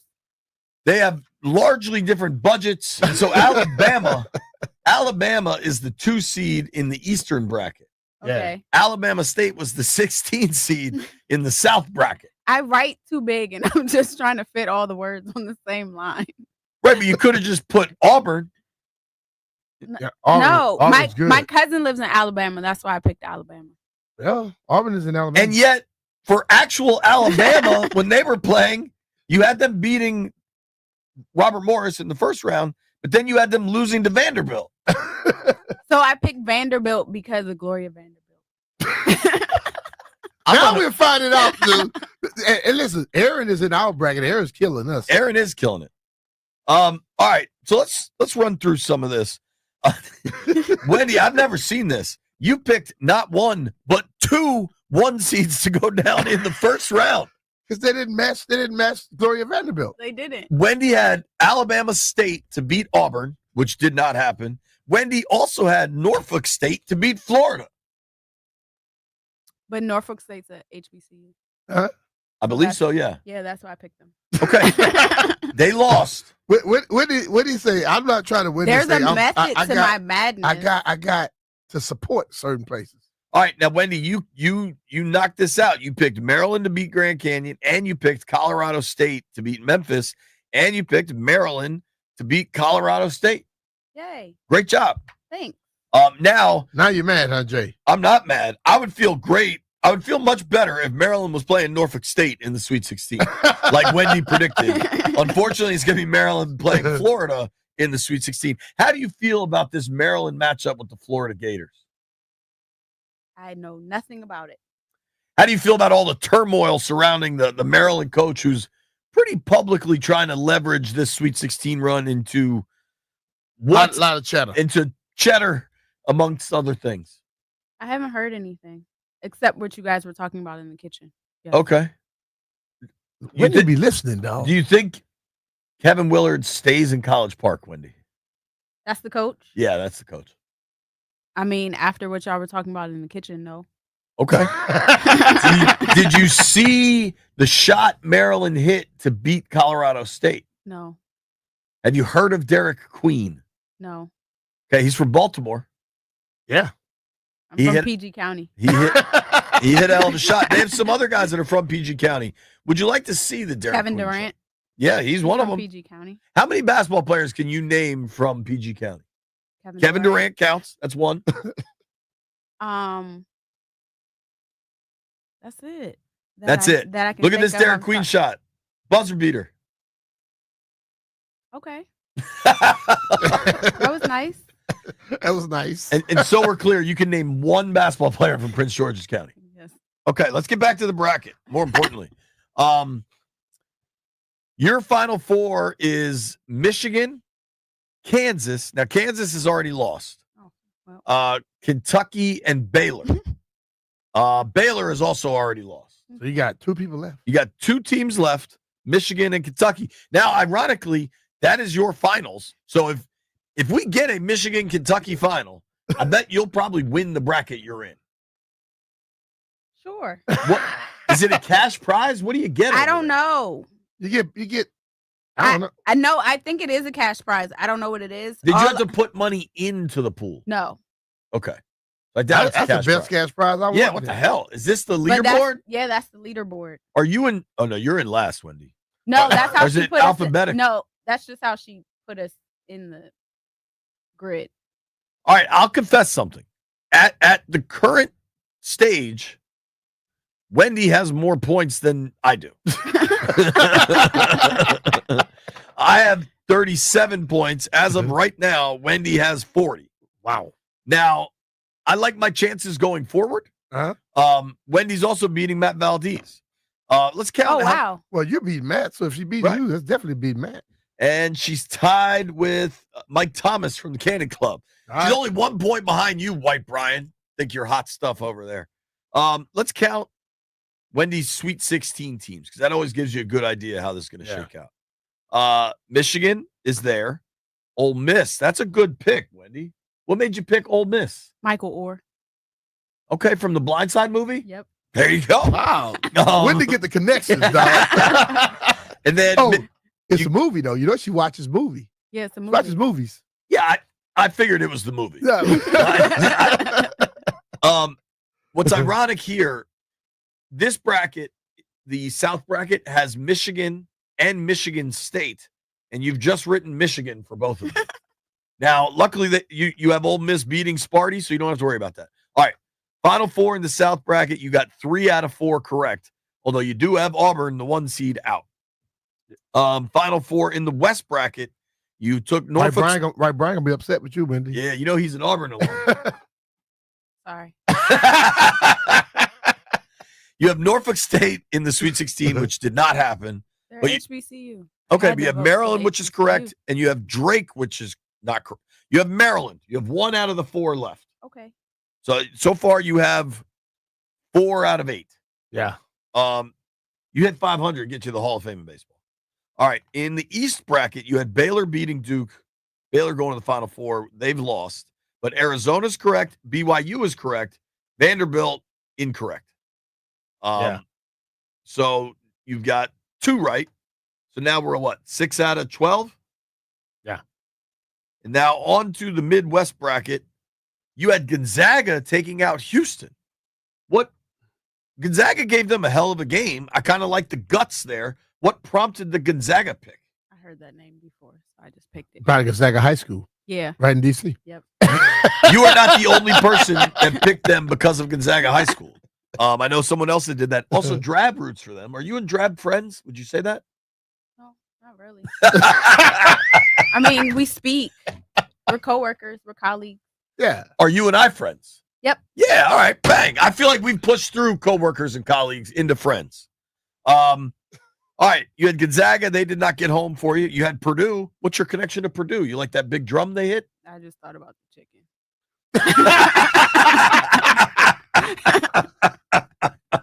That's the best logic I've ever Connections, heard. baby, connections. And then Kentucky and Tennessee. So you got 3 out of 4 there. I think you got 9 out of 16.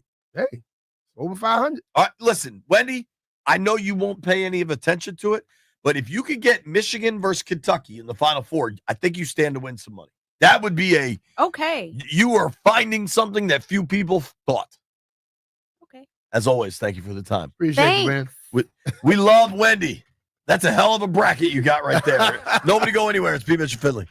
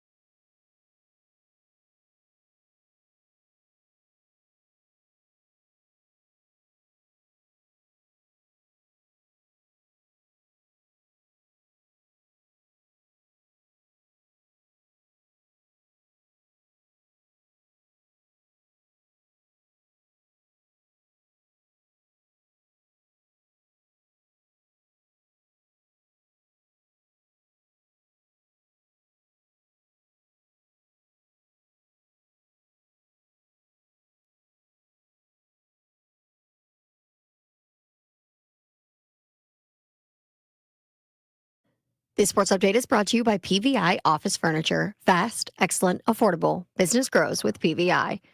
USC star Juju Watkins suffered a torn ACL during her team's win over 9-seed Mississippi State in the second round of the women's NCAA tournament. The injury will require surgery, meaning that the season is over for the likely Player of the Year winner. Juju Watkins is now out, which leads a big question mark. What will happen with USC, who is a favorite to win the women's tournament? Speaking of the women's tournament, the fourth-seeded Maryland Terrapins are moving on to the Sweet 16 for the first time since the 2023 season. Last night, a thrilling game, double overtime win over Alabama, 111-108. That 219 total points scored is the second most points scored in the history of the tournament. This is the first time that both the men's and the women's Terrapin teams are in the Sweet 16 in the same season. And make sure you tune in right here, 106.7 The Fan, 8 p.m. We got some late night hockey for you. The Washington Capitals are trying to keep their 4-game win streak alive as they take on the Winnipeg Jets. Looking to upgrade your office game? Well, swing by PVI Office Furniture, where we've got everything you need to take your workspace from the bench to the big leagues. Mention the Fan to score 15% off your in-store purchase. PVI Office Furniture, where productivity gets a hat trick. Visit PVIPVI.com because business grows with PVI. From the Crop Medcalf 5-Star Sports Desk, Savannah McCann on the Fan.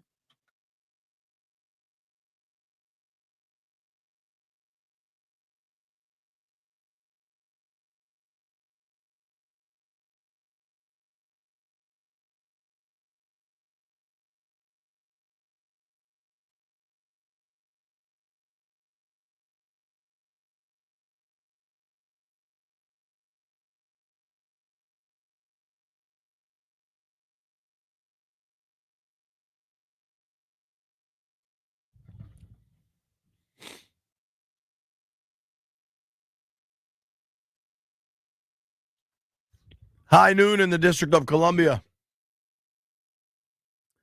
B, I want to hit on something. There's a bunch of kind of NFL stuff I want to go through real quick before we talk some Caps. Okay. I've talked a lot about how much I like Restrepo, little slot receiver out of Miami. Yep. And with Cam Ward, who I think is going to be your number one overall quarterback, Restrepo was a baller this year. Went for 1,127 yards, 11 touchdowns, averaged 16 a catch, averaged 94 per game. He can pick him up and put him down, dog. Played in all 12 games for the Hurricanes. The year before, played in 13 games for the Hurricanes. 85 catches, 1,092 yards, 6 touchdowns. I like this kid. I watched him play. He's tough. He struck me as, like, if Brady was still in New England and there was a little slot guy that just chewed you up, he'll be there. You know, he's 5'10", 190. Like, I 5'10", 190 a receiver ain't that small necessarily for a receiver. No. And he can scoop. That's where I come to you with a question. Mm-hmm. I've gotten this sent to me from a lot of different people. His 40 at Miami Pro Day, disappointing. Slow. Just straight up slow. 4.8. 4.8. Yeah. He don't play like he's 4.8. I agree. He don't play nothing like a 4.8. How do you balance tape versus a 4.8? Well, if it's 4.8, then he gonna have a problem. He's gonna drop. If Big he was time. a 4.6 or 4.5, yeah. 4.8? Now, there might be other numbers. That's offensive lineman. Yo, that's slower than some offensive linemen. Yeah. I mean, that is bad. And I don't. White Brian, see if you can tell if he ran in Indy. I kind of doubt he did if this is so important. So at the combine, he measured 5'10", 209, 9 1/8 inch hands. His athleticism, yeah, so he didn't do anything at the combine except bench. 17, what do they do, 225? Mm-hmm. 17, 225 and 5'10", 209 is no joke. Ain't that bad. Strong. But so he didn't run at all. And then he was going to run it. He was going to run for the Canes. I don't know, man. You say he was 190. He was 209 at the combine. Yeah. That's heavier than what he normally is. Yeah. And then to be later at the pro day and you run slower, that's going to hurt him. I don't know, man.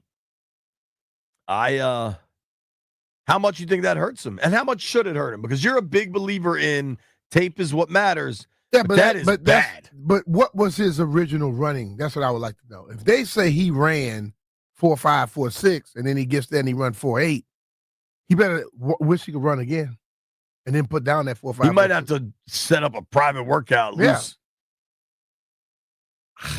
I mean, I just wonder how far he falls now with this.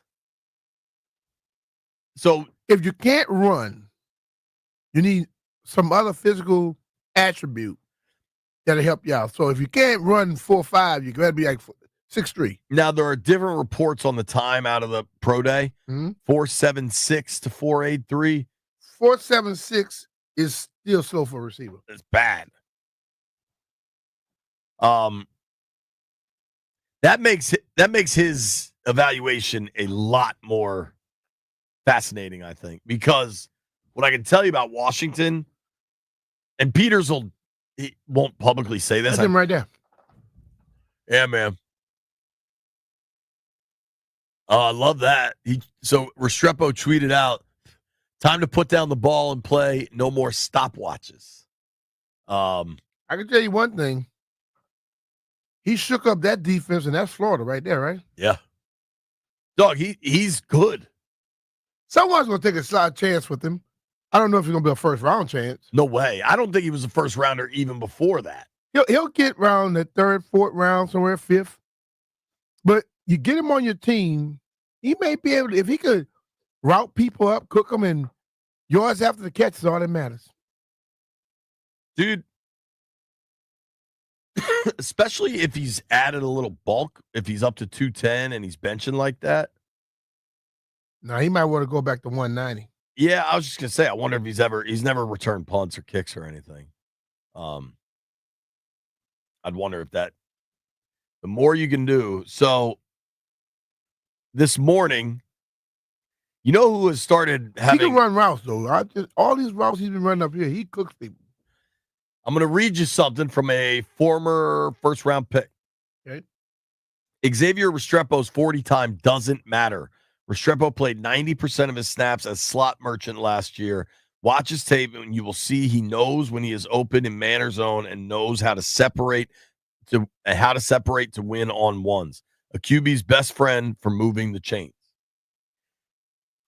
RG3 is the author of that tweet. RG3's been authoring a lot of tweets. The thing about lately. it, though, it does matter because he is not the physically gifted guy. Right. Normally when a guy is 4'3", 4'2", don't make a difference how damn tall he is. But I believe in an offense like a New England used to be, he can help a team out.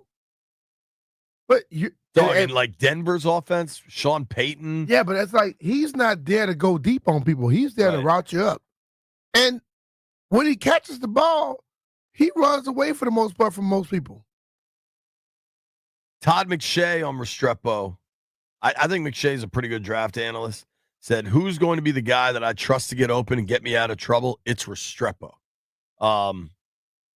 This is going to be a really interesting subplot in the draft. That's going to be a coach or a GM who has clout. Yeah. That picks him. And look, Keenan Allen, 4.71.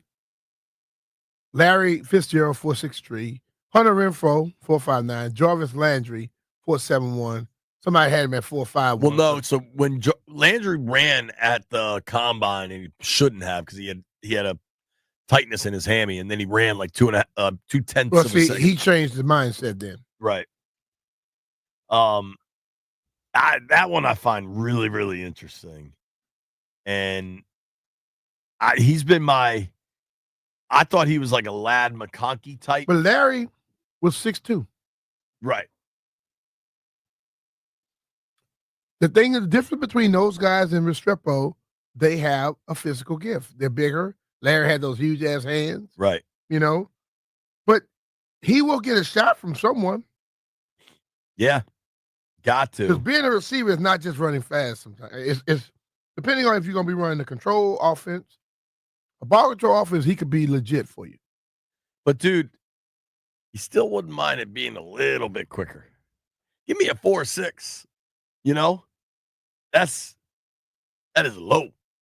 But if he can route you and come out of the break and you 2-3 yards behind, Sure. still works. I'd love to get Tana's take on that because I know Tana watches his Hurricanes. Yeah, Taylor like that dude. He talked a lot about him throughout the year. Yeah, dude, he could play, but that is quite slow. Now, I'm curious about this, B. The Vikings have kind of made it apparent that they're going with J.J. McCarthy, right? I think they should go with J.J. McCarthy. I don't think they still talking to Aaron Rodgers too, aren't they? No, I think Diana actually reported that that's done. But, dude, apparently, so J.J. McCarthy said today, I think he was on Kay Adams' show, he said, they haven't told me. I'm happy they didn't because I try to earn it every single day. I never want that to be given to me. It's such a privilege and opportunity to give me that chance, and I'm just going to make the most of it every single day. Sounds like somebody taught him in a PR class. Honestly, to me, sounds like to me. Doug, it sounds to me like Jaden last year when the Skins didn't officially make him the starter. He's like, you think that's going to impact what I do? I'm here to get the job. That sounds real. I don't mind that, and I get it. They both mean the same thing. One of them just sound coached. That's all I'm saying. Yeah, I mean, I don't remember exactly what Jaden's bites were. He said it's not going to change how I prepare for practice.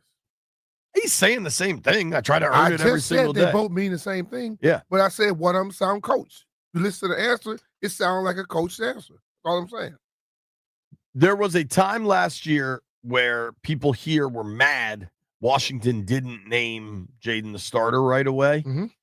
I'm guessing those people are no longer mad. Do you think this is the right way to handle it, even with a top? Now, yeah, JJ was what, like the 12th pick? Still, earn it. Nobody has to say you're the starter for you to be like a starter. If you believe you're the starter, go out there and prepare like that every day. And, dude, if you're the Vikings, you've also got McCarthy's coming back from an injury. Yeah. You know, like there's a lot going on there. Mm-hmm. You got to at least see him on the field, I would think. Not a ton more NFL news. There's a report out of Pittsburgh, B. Now, if you missed our interview with Alan Saunders earlier, I think you'll enjoy it. There's a report out of Pittsburgh. Some question if Aaron Rodgers will fit in with the Steelers culture. Is the sun going to come up tomorrow? Like, we've been questioning that since they started talking about it. I think the real question is Tomlin and the Steelers culture strong enough to withstand the assault upon which Aaron Rodgers will bring? There we go. Like, there's no question he is going to be at least an irritant to the culture. To some people, because he's going to try and there are quarterbacks in this league, and there have been quarterbacks forever in this league that feel I don't have to go through that regular stuff that everybody else goes through. And he's damn sure one of them. Doug, he scheduled a trip knowing damn well when mandatory minicamp was. Hmm? Now, but he was the general manager then, though, Jay, so he could get off. Right, like I believe he went to Egypt, and maybe that was the only time, there were nonstop flights to Egypt. I don't know, but like none of that was an accident. It is like that was a he dog. was showing, and I should have asked Alan this. The coach they had there when he stepped in, defensive coach, he ran him up out of there. 100%. So, but I think Mike, that's what I was saying. The Steelers normally lean towards their coach. Hell, they had 3 in the whole existence of their football team. We've had coaches, we had 3 in 1 year, 2 years, whatever it is. They've had 3 in their whole existence. So I don't think they're going to allow a dude just roll in there and change that mindset. I agree, but yet they seem to waiting for him. Question for you. Back to this Restrepo thing. I haven't seen it. Might the 10-yard split matter a little bit more there? That is not a vertical route running guy. That's an underneath cut you up guy. He's an underneath guy, but people care about the offensive lineman, defensive lineman because that's all they're doing. Right. But they care about the 5 to 10-yard split. For the receiver, they put the 20 and the 40 out there. I would like to know what was this 10-yard split? Yeah, that I'm curious on that. And how that stacks up elsewhere, you know? Because if he don't have no top end, you got to get a track coach to work with him. Might help him get a little turnover. All right, last thing. All these pro days are going on around the country. Hmm? Belichick didn't go to the Carolina pro day. He did not want to cast a shadow or a cloud over everybody because he'll be the biggest thing there. If Bill Belichick is at the pro day, the scouts and the coaches are talking to him rather than watching those kids. I also wondered, I don't know if maybe Mac Brown was there. So maybe they wanted Mac Brown to get to kind of have the last day with the kids he brought in. Apparently, they had staff meetings from 7 to noon, and they couldn't be moved. He did it on purpose. Probably, right? He didn't want to talk to him. You know how standoffish Bill is. Yeah. He's standoffish with certain people. He's cool as hell with others. All right. So hold on here. Under Armour is back with the NFL for gloves and shoes. Okay. Oh, no. Just gloves. Just gloves. Footballs and gloves. All right. Nike and Adidas can also provide footwear and gloves. Nike has the uniform deal. So Nike is doing the uniform. So the Nike they give everybody a uniforms. chance. Well, the Nike uniforms and the gear you can buy is all Nike. I think. Okay. And the gear the coaches wear, the T-shirts, all that. But I guess you can wear Adidas shoes or Adidas gloves, and now you can wear Under Armour gloves again. Okay. Now, Brian, listen to this statement. From before I even set foot on an NFL field, Under Armour has been like a second skin for me. The Under Armour football family has been ingrained in my brain since I was a kid. The click-clack commercials, I remember those. Click-clack, click-clack. Yeah. The best players in the sport, the whole vibe about it. To me, there's nothing else that compares. I'm thrilled to be a part of a team and welcome the next generation of great players into the fold. That is Vikings wide receiver Justin Jefferson. Yeah. But like most people his age, that's what they came through. All those Under Armour camps and stuff like that. Yeah. He played at a Nike school at LSU. And Kevin's Plank was smart in what he did. He went to the youth program and they flooded it with Under Armour. Now those kids are the NFL guys. The youth of America. Yeah. All right, when we return, Steve Wino is going to join us. We're going to take a look at tonight's big-time Caps game, plus new deal went out to one of their young stars. What I can tell you, though, is baseball season is just around the corner. Thursday's opening day. The pros are back at it. If your garage door this spring is in need of a little pro-level attention, make sure you go with the pros at Door Pro America. Whether it's just a repair or a replacement or just a brand new garage door to boost your home's curb appeal, do what I did. Call Door Pro America. My boys Shane and Vince from Door Pro America came out, showed my wife and I a ton of great options. They have this iPad with Photoshop of your house. It's wild. The tech is wild, and it really lets you pick the right door for your home. And they keep it within the budget you want to set. Those guys are experts. They helped us narrow it down, and the whole process couldn't have been easier. They came in, got rid of my old junky garage door, installed the new one, and it is dope. It's silent, and it looks great. Call today, and you can save $60 on a repair or $150 on a new garage door. Call 877-DOOR-PRO. That's 877-DOOR-PRO. Tell them JP Finley sent you, or check them out at doorproamerica.com.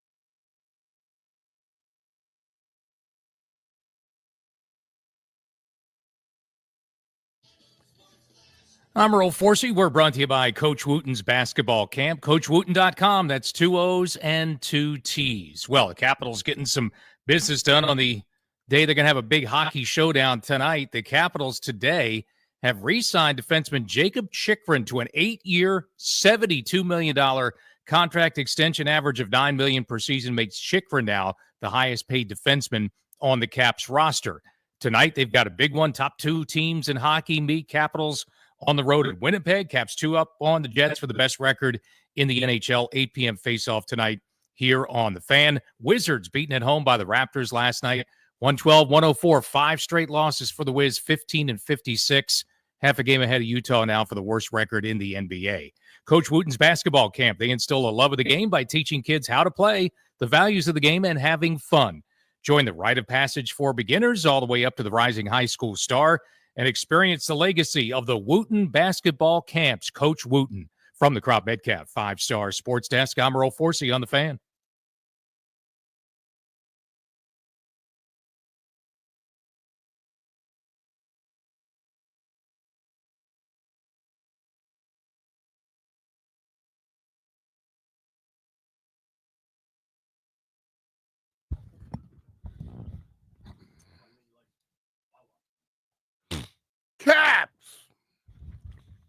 Caps got a huge game tonight. You can listen to John Walton on the call right here on 106.7 The Fan.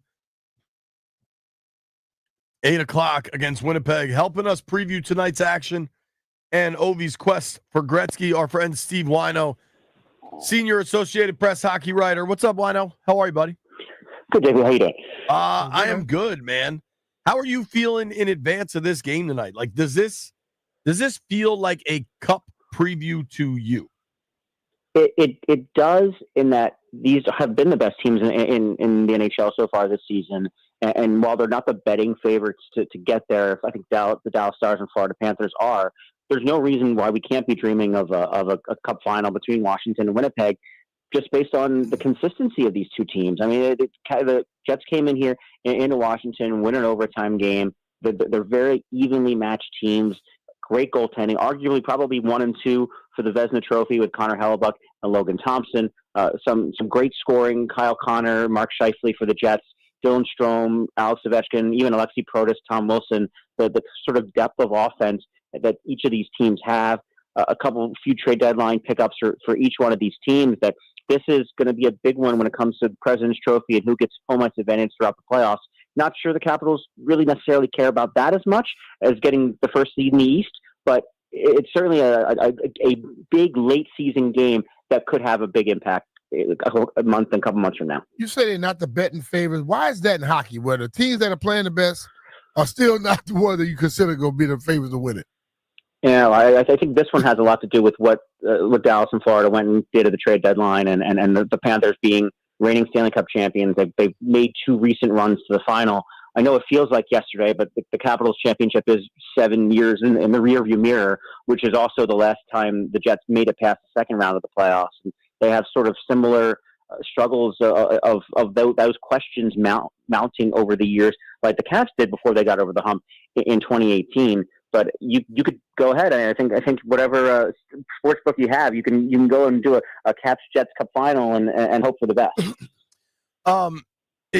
What B said there is really fascinating. That I understand the odds kind of shift, but these teams have been the best for so long. How many? I should know this, and forgive me, I don't. How many playoff series has Washington won since the Cup? Any? Zero. Wow. The Capitals have not won a playoff series since 2018, and that's one of the things that I think, obviously, everybody in that locker room, the organization, would love to win another championship before Alex Ovechkin retires, even after that, of course. But yeah, this one of the things that they've raised, they've hoisted the Stanley Cup and had a parade more recently than they won a playoff series. That's crazy, dude. All right. Talking with our friend Steve Wino here on the Rude Guest Hotline. You can follow Wino at SWino, WHYNO. You had some quotes I saw you tweet out about the Caps from Florida Panthers coach Paul Maurice, talking about the Caps offense. What did he say about what the Caps have been doing this year offensively? Well, the fact is, he was trying to explain this in a way that they don't have, this is not Alex Ovechkin in his prime, Kuznetsov, Backstrom in their prime sort of talent when it comes to offensive skill and creativity and all these other things. But the Capitals are just relentless offensively, and just they manage to score goals without taking a ton of risks. And maybe Jacob Chikrin, who I'm sure we'll get to with the contract extension, a little bit of an anomaly with that when it comes to this team. But the Capitals have managed to be the highest scoring team in the league while not necessarily having that 50, 60 goal scorer like Alex Ovechkin used to be, or sort of cheat in their game for offense. They've been so good structurally as a team, as a 5-man unit, especially at even strength, to be able to defend well and help out Logan Thompson and Charlie Lindgren, not giving up a whole lot of crazy chances most games, not all games, but also to be able to turn that into offense and odd man rushes and goals and scoring chances in a way that as Palmer said, there's no BS in this. This is not, there's no it's not like the smoke and mirrors offense. This is the depth of offense where they're getting goals from first through the fourth lines, all three D pairs in a consistent way that has allowed them to be this dominant. Yeah, I think that kind of helps them out right there, Steve, where they have so many guys that put the puck in the net now, where if you're a defense against them, you can't just go sit over there and try to stop Ovi. No, B-Mitch, you're exactly right. And that's one of the reasons why Brian McClellan and Ted Leonsis in this organization wanted to make this team, while Alex Ovechkin is chasing this record, still competitive, still being a playoff team, a playoff contender, ideally a Stanley Cup contender, because if you were trying to get Alex Ovechkin X number of goals to get to 895 and you're having defenses load up on him, it's not going to happen. You're just going to be spending every day spinning your wheels, and you're not going to also have the empty net opportunities. You're not going to have the power plays. By being this good of a team and having balanced offense, you're making every opponent you face say, who are we going to try to stop tonight? Is it going to be Ovechkin? Is it going to be Alexei Protas, who's a 29-goal scorer out of nowhere? Is it going to be Dylan Strome, who's their leading scorer and has blossomed into one of the top centers in the NHL? The Capitals have that sort of depth, and they've been very lucky, knock on wood, injury-wise, to be healthy throughout much of the season, to be able to have Spencer Carberry mix and match along the way. It's been really, really interesting to watch, and this season has been such a fun run. I think it says a lot that everybody's talking about the Panthers. Well, they just came to town and got their ass kicked by the Caps. Like, I think that was a real reminder for the Caps to the rest of the league. Yeah, it was. And here's the thing. I think there's a heavy level of respect around the NHL right now for what the Capitals have done, because not a lot of people expected it, honestly. And I think it's a fair assessment to say that the Capitals were considered a bubble playoff team going into the year, and have surprised the heck out of everybody to be this good. I thought they were a better team, and maybe the rest of the Eastern Conference had also gotten better and make it a challenge to get in. But they've hit on just everything along the way. The Pierre-Luc Dubois trade, the Jacob Chikrin trade, Logan Thompson trade, Andrew Mangiapane trade, signing a handful of guys, Brandon Duhaime, Matt Roy, Taylor Radish. It's just everything has just gone incredibly well. And yeah, I don't think there's any teams around the league looking at the Capitals, especially with how big the team is and heavy and tough to play against. No one's saying it's going to be easy to face the Capitals in a 1 out of 82, let alone a best of 7 series. The Chikrin deal, what do you make of it? It's I think it's perfect for player and team. And this was, I'm pretty sure that Jacob Chikrin and his camp would have loved to be him to be a $10 million a year defenseman. When John Carlson signed his contract after the Stanley Cup in 2018, he was an $8 million defenseman. The salary cap's going up. This is sort of a meet in the middle situation. I know the organization had been trying really hard to make sure that Chikrin wanted to stay here and felt rewarded, all these other things. He took a skate cut to the right wrist during that game against Florida on Saturday. Came back into the game, but was limited to practice yesterday. And I have no idea from a human perspective if that led to him saying, okay, I know you could be one injury away in this sport from not making another penny the rest of your career, if that was sort of the final push to this. But the Capitals are relieved. This was the last thing on Chris Patrick's in-season checklist. You already got Logan Thompson signed, already got Charlie Lindgren signed. Now you've got Chikrin signed long-term. He's your future number one defenseman, and he's a high event player where sometimes he's going to take some of those risks and mistakes in his defensive end. But a career high 43 points, 18 goals or more than the rest of the team's defensemen combined. I think it's a great deal all around. Yeah, he's special, man. Yeah, dude. I've been watching him. He's special. He's a stud. It's been such a. I mean, even going back a couple of years, I was like, all right, they're not going to be able to thread the needle. They're just going to kind of prop Ovi up to get to the record, and then they're going to have to rebuild. They've threaded the needle, dude. They could win the cup this year, and obviously the chase is still going. Talking with our friend Steve Wino from the Associated Press, lead hockey writer on the Rude Guest Hotline. Rude is the most reliable HVAC products in the DMV. Wino, how you feeling about the chase? Needs 7 with 12 games to go. It's getting a little nerve wracking, and I think I think Ovechkin's going to need a multi-goal game sometime very soon to put this back on track. And again, you can't underestimate this guy or not expect him to do it, but it's still borderline. Dylan Strome, to his credit, has been saying this all season. It's still going to be tough to get there by the end of the season. There's a reason why Alex Ovechkin has another year on that contract to do it. But he's had stretches of 7, 8 goals in 12 games before. He's also, at 39 years old, wouldn't be surprised if you score 4 in 12 games. And we're sitting here in October having the same sort of discussion about that. I would feel better if he popped 1 or 2 tonight at the Jets or another 1 or 2 on Thursday at the Minnesota Wild. But right now, I'm under the 50% of him getting it this year and needing to speed up to get there. Dude, that injury hampered things for sure. But the first time I allowed myself to wonder if he might not get it was after he didn't score against Detroit. When the first game back from that Cali road trip, and the team was able to score, and then he didn't get one. Now he got the one against the Flyers, but I don't know, man. I think what's cool is that's not all we care about. Like the cup run is what's going to matter far more. But I have some pause on thinking he gets home this season now. Last thing for me, Wino, how excited are you just by this Terps basketball team, the shot Derek Queen hit the other night? Wino, a proud Terp as well. Yeah, no, that was fun to see this team have that sort of success for the first time in a long time, a trip to the Sweet 16 and in a dramatic moment too. Like we're going to be seeing that Patrick Queen shot buzzer beater for years on highlight reels. And then the question is, I think you're thinking the Terps are playing with house money, but there's no chance that there's no reason why they can't give Florida a scare or potentially beat Florida in the Sweet 16. And then who knows how long this team could be playing. Hey. Beat Florida. I'll be all fired up. Wino, thank you for the time, man. Enjoy that game tonight. Thanks, guys. Talk to you soon. All right. Steve Wino does an absolutely great job covering the Caps, covering hockey. Give him a follow at SWhyno, WHYNO on social media. Coming up at 1 o'clock, talking basketball, Sabrina Merchant. Plus, might have some Kevin Willard news. Nobody go anywhere. Hey, it's Brian Mitchell here. Brackets busted? New customers at FanDuel get $200 in bonus bets when your first $5 bet wins. That's $200 extra bucks to bet on everything from clutch shots to last-second heartbreaks and even who's cutting down the nets. If you've been waiting to join, there's no better time. There's tourney action almost every day, and FanDuel has amazing bet types like spreads, totals, game props, and so much more. Hell, the University of Maryland has made it interesting for everybody around here. Both the men and the women have moved on, and guess what?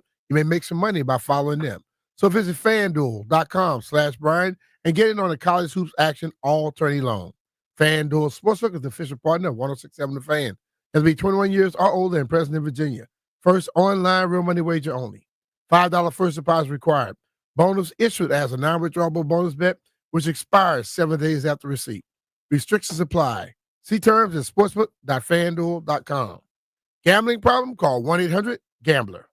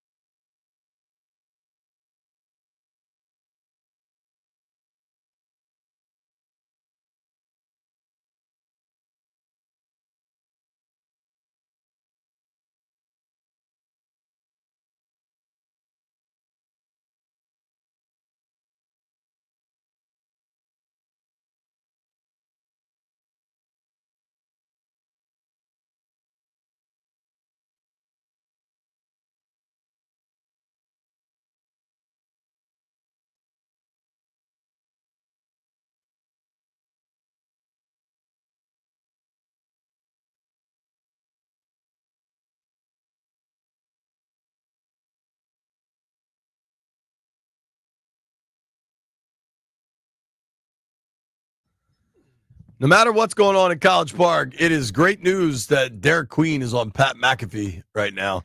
This was my point going back to that discussion, Big Ten title or a Sweet 16. And I said Sweet 16 because you're one of only 16 teams in the country playing. Now, obviously, that kid hitting the buzzer beater changed everything. But this is what I wanted, is just more eyeballs on the program. Hey, they would have been there with that other turn. Yesterday, you said you rather the damn tournament. After what you called it? No. Now today you're back on this again? No. Yes, I said I wonder what my answer would have been if it was an ACC tournament. Wishy-washy, dog. Perhaps. Speaking, I can tell you something that's not floating. You up and down on that roller coaster right now. Something that's not wishy-washy. What's that? I just saw our friend Erin, sales lady, Erin, and she's talking trash. No, I said, "Hey, you're in first place in the pool." She said, "Good. I love taking money from men." Damn, Erin. I told you what she said when she put her bracket in. She said, "I'm about to show y'all fellas how to do it." That's what. So Rooster, mind always in the gutter. Rooster said, "Excuse me, you love taking money from men?" And she said, "Yeah, I love proving to people I know as much sports as they do." She just threw that stuff together. She didn't really figure out nothing. I just talking to her right there. I think I don't think that was the first bracket she filled out. No, I think she had a plan. Erin on point. Whether it's basketball, hockey, baseball, she on point. I got the chance to sit down and talk to her at TAPS. I bet she enjoyed that. Who don't enjoy sitting down and talking with Jeff? B is holding his hand for those not watching the stream. I don't. All right. So shout out to Erin. We'll see how it goes. This is interesting. The NFL draft. I believe I've read somewhere that as far as interest in a sport goes, the NFL draft is as high as most of them. If it counted as its own sport, would be the second or third most popular sport in America. It would go NFL, college football, NFL draft. And it might go NFL draft, college football, depending on the metric. So the NFL draft on TV is on NFL Network and then ESPN, I think. Okay. They're trying, though. So the NFL draft is up for bid. The new TV deal starts in the 2026 draft. Netflix has pulled out, per a report. Out of the NFL draft? Out of the NFL draft bidding sweepstakes, auction, right? Now, they have bids in from Fox, ESPN, and Google. I assume when you hear Google in that context, does that mean YouTube TV? Or are they just putting this damn thing on Google itself? I don't know that, but I would assume it's YouTube TV. Or maybe just YouTube. The NFL plans to add a global streaming partner to its draft rights portfolio. This is what stood out to me, though. In the past, there has been talk of the NFL hoping to have election night style coverage of the draft, with every major network covering the first round. They probably could get it done. These dudes want every channel you put it on to be on the draft. They're on every channel now. Not draft night. No, but I'm saying they're on every channel around throughout the season. Right. You think those networks don't want to be a part of it? If there's a way that right now is one place has it for the most part. If they can also have a part of it, you think they don't want a part of it? Or if the NFL says, hey, our TV rights are going up soon, would you... Hey, your TV right deal's coming up soon. We'd sure like all of our television partners to broadcast the draft. They might figure a way out to broadcast the draft real quick. Yeah, but I just think that the NFL is so big and it's a proven entity to where if you have a chance to have it when you know people are going to be paying attention, you jump on that. Or, yes, step one, yes. Step two, if we think the NFL is going to be pissed at us if we don't show the draft, send some people to Green Bay and let's show the draft. Yeah, I take that part, Jay, but I just think it's so or either way. The NFL is so popular that I don't want them to be pissed away. I'm going to take the chance of putting them on TV because I know people going to pay attention to it. You know what I mean? Yeah. Like, no, we haven't put it on yet, but I'm not going to think about if you're the guy that's going to say, no, we don't want to do it, and everybody else does it. And your numbers suck that night, and all their numbers are great. You're fired. Right. You know? So what you going to do? You're going to take that chance. So whether it's the NFL being pissed off or your boss being pissed off, you're taking a chance. Well, dude, I think there's a very proven interest in NFL games globally. I think London, Germany, hell, they're going to Australia. I very much think the Commanders will open the season in Brazil. I've said that repeatedly. I think hoping it's Spain. I think it's Brazil, B. I think there's clearly a market for NFL games globally, right? Yeah, totally. Do you think there's a market for the NFL draft globally? Maybe. When I went over to England to play that preseason game. I mean, you're talking 30 years ago. Yeah, this is 1992 after we had won the Super Bowl. And I was sitting there talking to people that lived in London. And they were talking about how big of fans they were. And how early and late they get up in the morning to watch. I mean, during the day to watch a game. They could get it more readily available now than it used to be back then. You know what I mean? So if you got fans, fans always wanting to find out what's next. What we getting to be our future. I think they can do it. I think you could build interest in the draft, and this is how you do it. You start it over time. You get a streaming partner. You make it available. But, like, I just don't know that you're going to get people in Birmingham, England, or Adelaide, Australia, watching college football. Like, I feel like some of the draft is still college football people caring where their guys go. Mm-hmm. And I don't know that you get that, like, full circle buy-in. I don't know. I know that the NFL is going to figure out who they want as their streaming partner. I know who don't want it to happen. The other sports. Mess around the NFL draft in Europe. Right. Beats out what they have here. Right. Yeah. Sabrina Merchant from The Athletic joins us next, talking college hoops.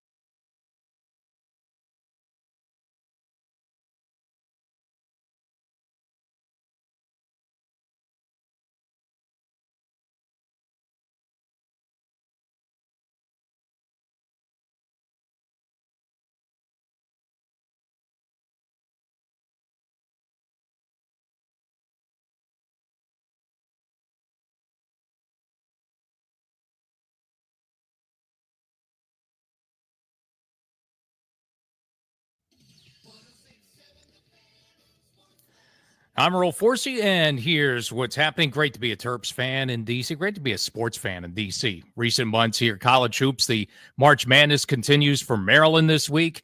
In the Sweet 16, for the first time since 2016, Terps will take on top seed Florida on Thursday night. Earlier today, Coach Kevin Willard joined Kevin Sheehan over on the Team 980. So, are you staying? As of right now, I'm staying, Kev. Yes. Are you comfortable right now saying that you're going to get the things you need and you are going to be at Maryland as the head coach next year and beyond? Absolutely. All right, now they're going to try to follow up that dramatic win that got them into the Sweet 16. The Derek Queen buzzer beater, 7:39 tip-off in San Francisco for the Terps on the Team 980 this week. The Maryland women also advanced into the Sweet 16 for the fourth time in 5 years. Double OT thriller against Alabama Monday. Terps women will take on top seed South Carolina Friday, 5 p.m. in Birmingham. A lot of hockey news today. The Caps have signed defenseman Jacob Chychrun to an 8-year, $72 million contract extension. Average of $9 million per season makes Chychrun now the highest paid defenseman on the Caps roster, topping John Carlson's deal, which is $8 million per season. And, oh, by the way, the big hockey showdown tonight. Caps on the road at Winnipeg. Top two teams in hockey. Caps have won 4 straight and 9 of 10.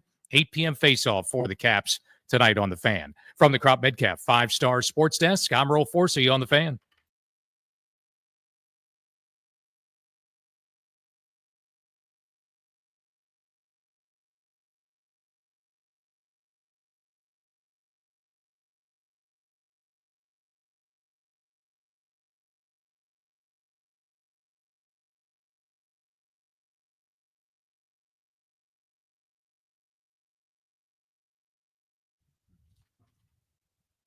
With the hostages running. You can play the music.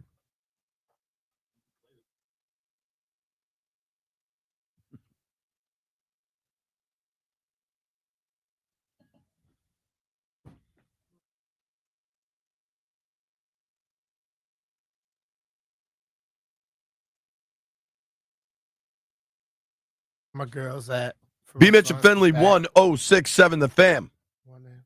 All right. Obviously, college basketball is kind of the biggest story across the country right now. I mean, we've had McAfee on here in the studio, and he's been interviewing Derek Queen. He's been talking to college basketball players, coaches, all of it. There's not a lot of times where something besides the NFL captivates our interests, like not even like the national holistic view, but like just you and me, B. Yeah. Like you and I are football people. This is primarily a football show. That said, right now it's hoops time. And I think the biggest story locally is that Maryland's men's and women's teams are in the Sweet 16. Mm-hmm. But dude, the sideshow with all this is what's going on with the Maryland basketball team. Head coach Kevin Willard, the athletic director last week left. He's gone. I'll never understand why he gets to pick his interim successor. Like, dude, you bounced. Why are you in charge? In his so long tweet, he put a woman by the name of Colleen. I can't remember her last name. She's in charge of the money at Maryland, and I'm guessing because of that, she was hired by Evans, and the money goes where those two want it to go. Colleen Sorum. And I guess technically President Pines named Colleen Sorum interim athletic director. We'll see how long that interim phase goes. But we talked about it. We joked about it this morning, so it's only fair to kind of tell both sides. Kevin Willard was supposed to be on with the Junks this morning. Mm-hmm. He wasn't, and the Junks, and we had Valdez join us. They all said, like, man, he's in California. It's an early hit out there. Maybe he slept through it. Yep. Sure enough, Kevin Willard joined Sheehan maybe at 11:30. He joined Kevin at some point, and they had a long interview. If you want to hear it, check out the Odyssey app. But the particular interest beyond the incredible buzzer beater and everything else is what's going on with Willard and the pursuit, with the reported pursuit from Villanova. Villanova. So, are you staying? As of right now, I'm saying, Kev, yes.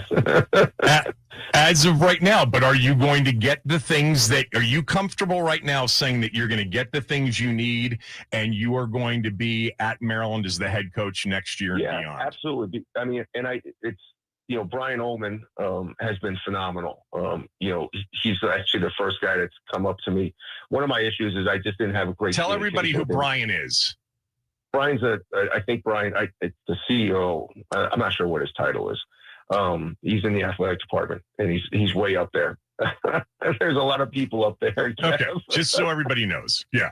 But he's been great. He's the first guy that's actually sat down with me, talked to me, and really found out what my concerns and what I really wanted. Because it's not a contractual thing for me. It's more of a program thing for me. And Brian and I are on the same page. He has been awesome.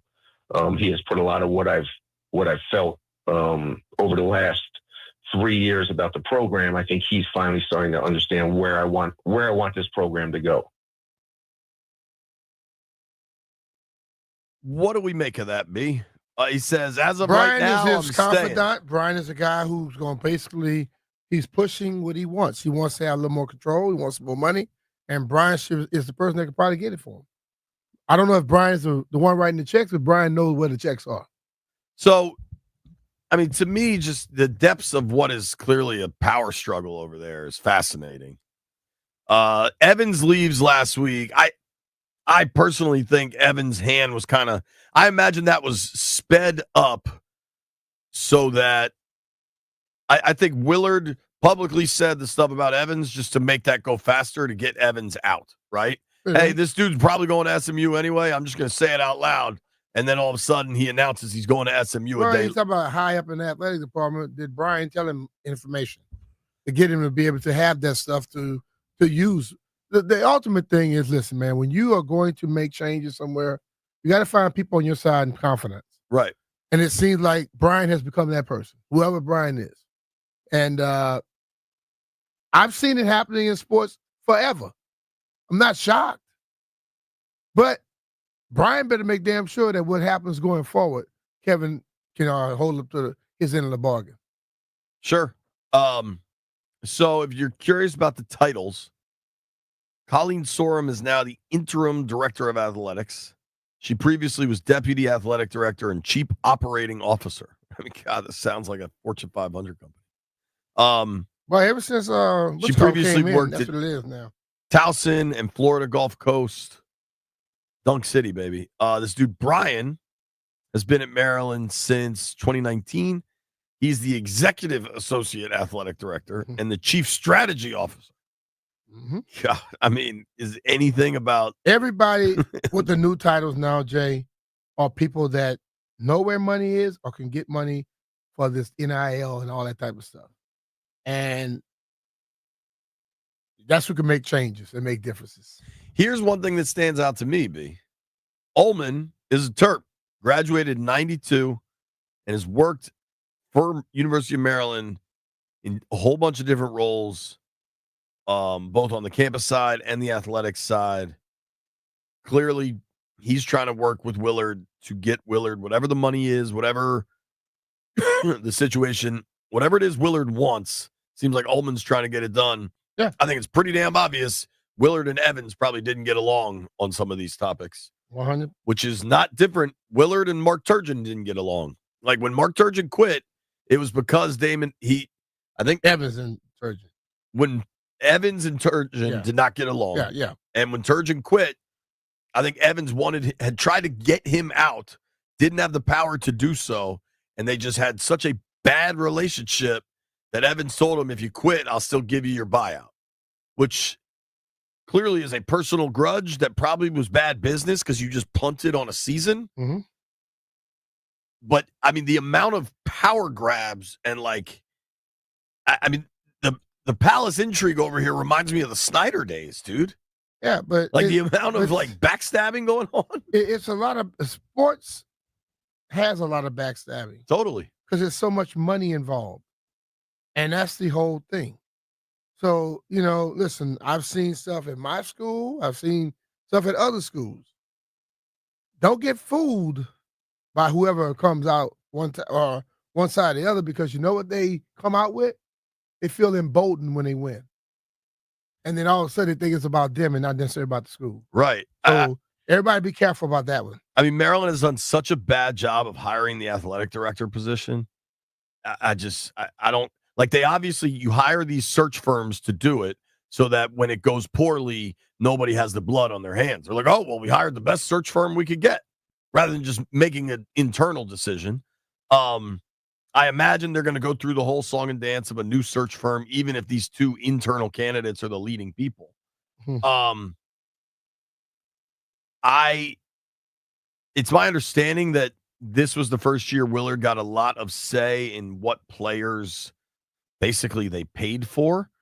And I don't think it's an accident that over the course of this basketball season, we heard there were press releases from the Terps about anonymous gifts specifically for basketball. Mm-hmm. And then all of a sudden they have a better team this year. Willard clearly has all the leverage right now because the team's in the Sweet 16. And credit to him, he's not scared to speak his truth. A lot of guys would keep this all behind closed doors, buttoned up. That's not his style, obviously. But to me, this boils down to a really simple question.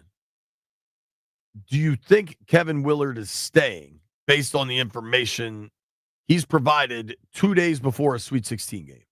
I'm going to give you the same answer he gave. As of now, he is, which means he doesn't know. Because his request may not have been answered or granted. Or written in stone. And somebody else may come up and give him what he wants. Then that may change the whole mindset. So I'm going to open the phones. I don't know. 800-636-1067. 800-636-1067. Based on what he said, is Kevin Willard staying? We'll let you guys weigh in. Jeffrey, you heard it. You root for these Turtles. Does that dude sound like he's sticking around? It sounds like he don't have no. I would say it sounds like he's not. I don't want to say he's not committed because that sounds bad, but it's like no. It's not a guarantee he's gonna be. Yeah, back. it's like no strings attached. It's like, okay, if they're willing to cooperate with me, give me what I want, I'll stay, but I don't have no problem leaving if they don't. You want to dance with the devil? Let's do it. Yo, I think you're sound like to me. I think you might be right. Like, as of now, I'm staying. I think he's made clear what he wants. I'd love to know what his original contract terms are. I imagine he signed a 5-year deal. This is through 3 years.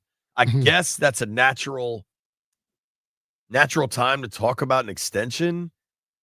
But like, outside of his team being really good, or maybe he's got a Villanova offer just sitting there. Like, I don't exactly understand how you're so leveraged that you're able to. I mean, he's putting it on the table and making demands. Once right you now. get somebody who knows about the money and how it flows, and those people are leaning towards you, because guess what? They've had a great year this year. It's been a long time. And a lot of people that are Maryland Terps, what they do, listen, the one thing that sticks with people their whole life is their alma mater. Yeah. And how well they're doing. It gives you bragging rights forever. And if you're a person who now you made some money, you want to give it to them, and you find out, okay, I could get back to the days of like Gary, this guy they lean towards it, and the money comes out. And whatever, when you start having a lot of money floating, you also get a lot of backstabbing. So it's just, I understand everybody talk about, it's a basketball school, and they got to get back to that. Well, football gives you a lot of money too. It may not be winning as much as you want them to. Basketball school has had a prominence at Maryland to where the person that gets you back there, they're going to feel like, hey, I'm the guy now. And that's going to be a little strain on you. So when you want the best, you got to deal with that other stuff that comes with it. White Brian, you follow college basketball at a really high level. Do you think Willard's coming back? And try to build something. It's interesting because I've texted with some folks.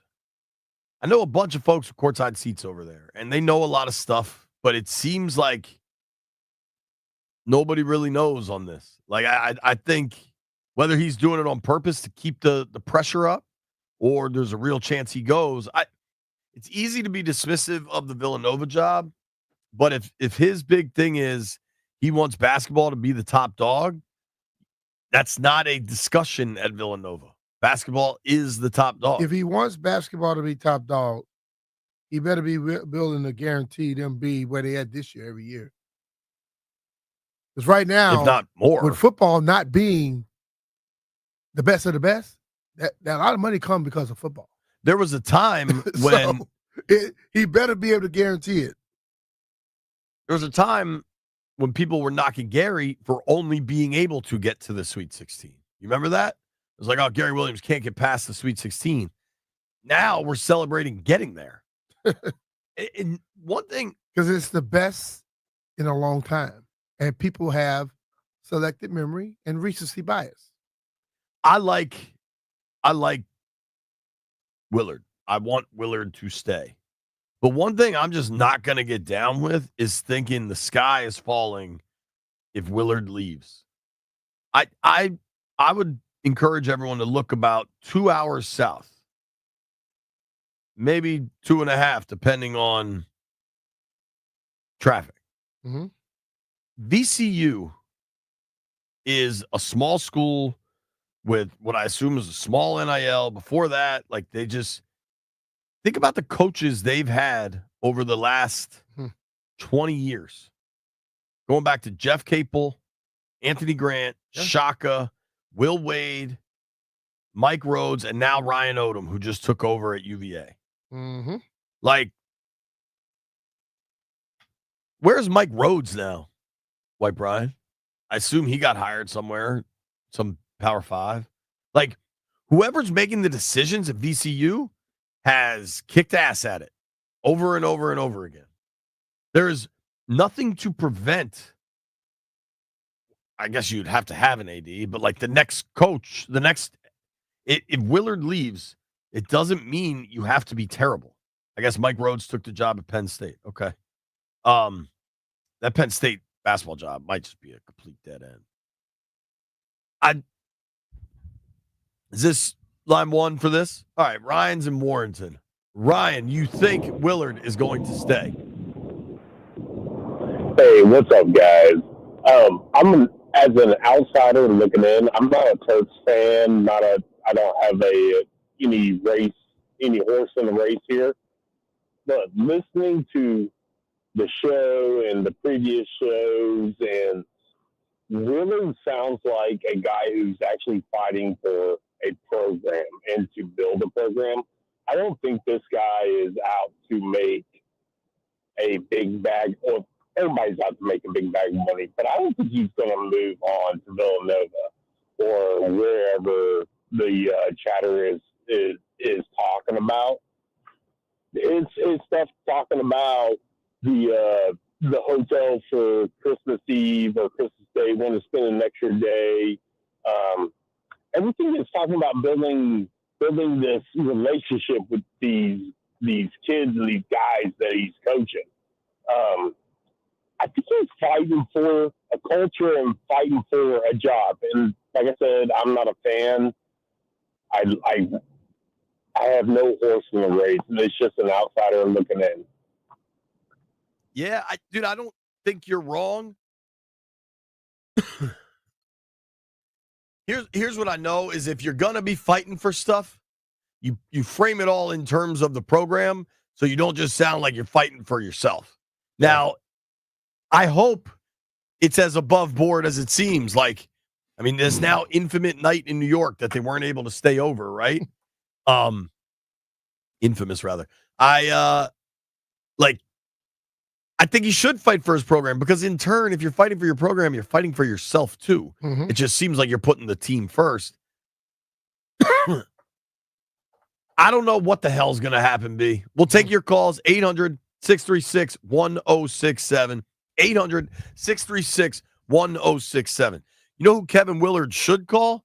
Who's that? Metropolitan Moving and Storage. Because one way or another, it sounds like he's either going to Philly or getting a bigger house right here in the DMV. I don't know what's going to happen with Kevin Willard, but I do know if I was looking to move, or you or your family or your business were looking to move, I would call Metropolitan Moving and Storage. They are the official and unofficial moving and storage company of 1067 The Fan. They have 3 decades of best in industry service and experience, and they want to help you. Whatever it is you're looking, they can do your storage to help you stage your home to sell it. They can pack up the boxes. They can build custom crates for anything you got, whether it's a chandelier, sculpture, artwork, whatever it is you could think of. They can custom crate it and make sure it is safe during the journey. This is a huge point. They do not do truck space sharing. All right. A lot of these moving companies, when you find out, especially on long distance moves, you find out your stuff is commingled with a bunch of other people's stuff. And what ends up happening, stuff starts getting broken, stuff starts getting lost. The folks at Metropolitan Moving and Storage don't do that. They won't share truck space, and they'll give you a pinpoint delivery date at the time of your choosing. They can do it all, residential or commercial. They'll give you a free moving estimate with a moving consultant before anything happens. Trust me, man, I've known these guys for 30 years. I've known these guys since high school. They run a great business, family owned, and they're ready to help you. 301-279-0090. 301-279-0090. Give Justin a call. Tell him JP Finley sent you, or you can check him out at dcmetropolitanmoving.com. That's dcmetropolitanmoving.com.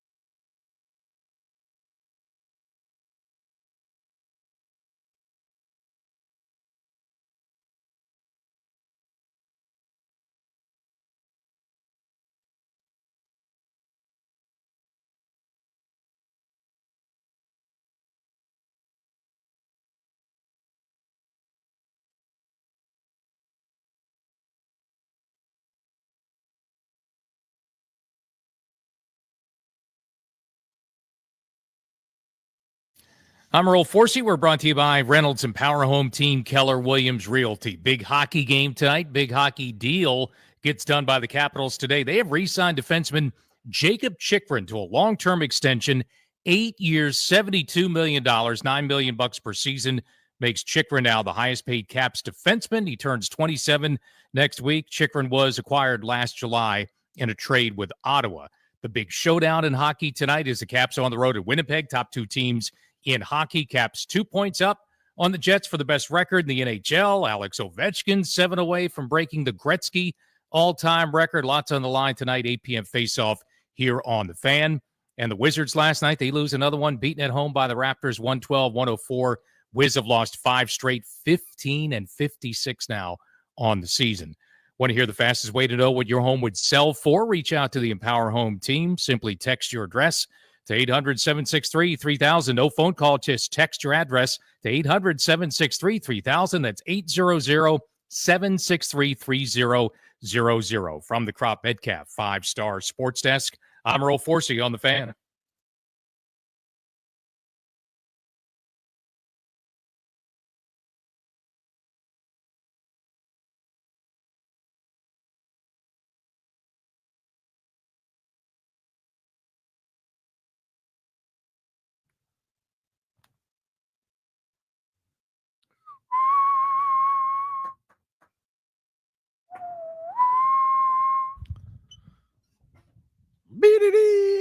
There's so much drama in the LBC. CP. It's kind of hard being Oh, CP dude. and WG, but This feels like I'm legit getting trolled. oh, On Twitter, Yeah. I follow this account called The Flight Deal, where they just show. Remember that one time we were trying to send Jeff to El Salvador, and because the flight was mad cheap, we were going to start a GoFundMe. So I have it set that anytime there's sales on flights from DC to wherever in the world, I get an alert, basically. Hey, where you going? Somehow, Alaska Air is offering cheap travel to San Francisco. Yeah, because you saw that yesterday. $250, $350 in regular economy round trip. Maryland playing Florida Thursday You think think in San they didn't hear you Francisco. yesterday talking about it? You think this is for right now? I bet it's not till. These cars are set. These phones are set up, dog. Hold on. When is it? Yeah, it's not till May. Although, I don't know. Should we check? No, I'm not going. Damn it. I'm not going.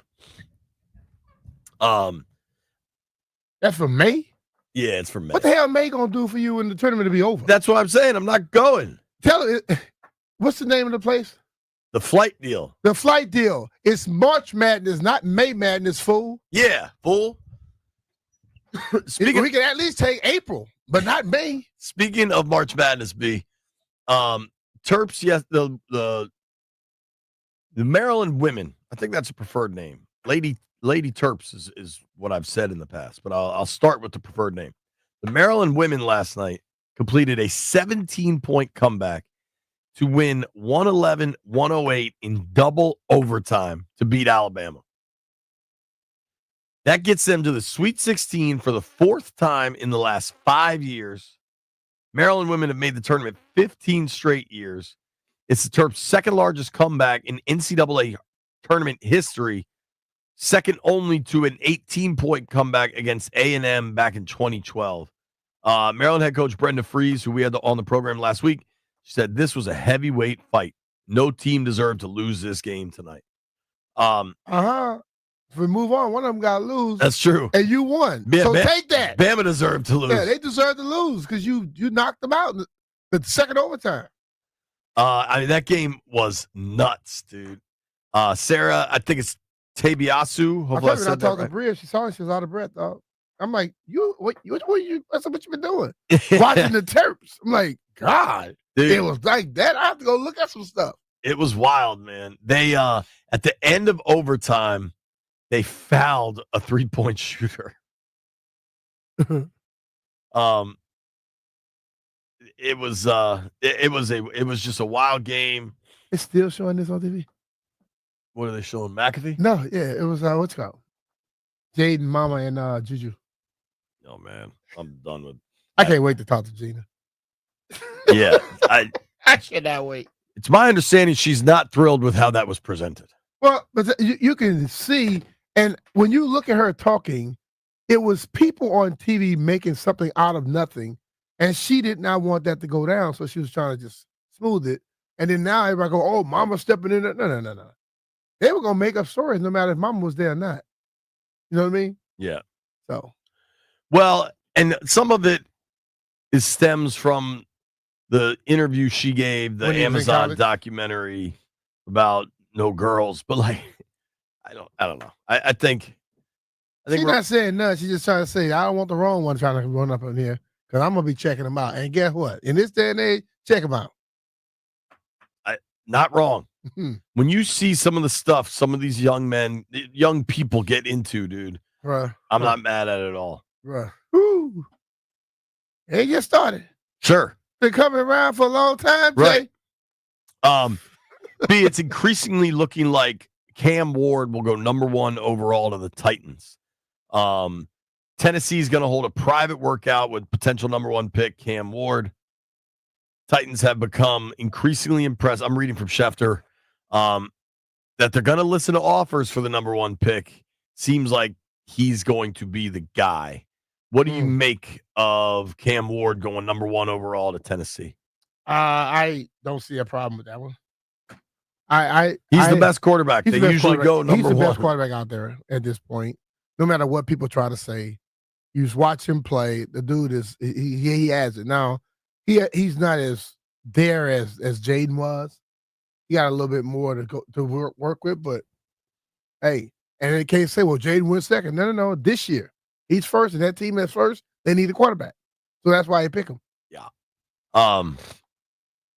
I think Cam Ward still would have been a first rounder last year, though. Like I think he could play. Yeah. Ward 6'2", 220. Like he's got NFL size, arm strength. His athleticism score was pretty significant. But then again, it's an estimate because he didn't actually run. You know, he and Shador been having little spats. He's like, look, bro, if I was throwing dump off all day, I have a 77% completion ratio too.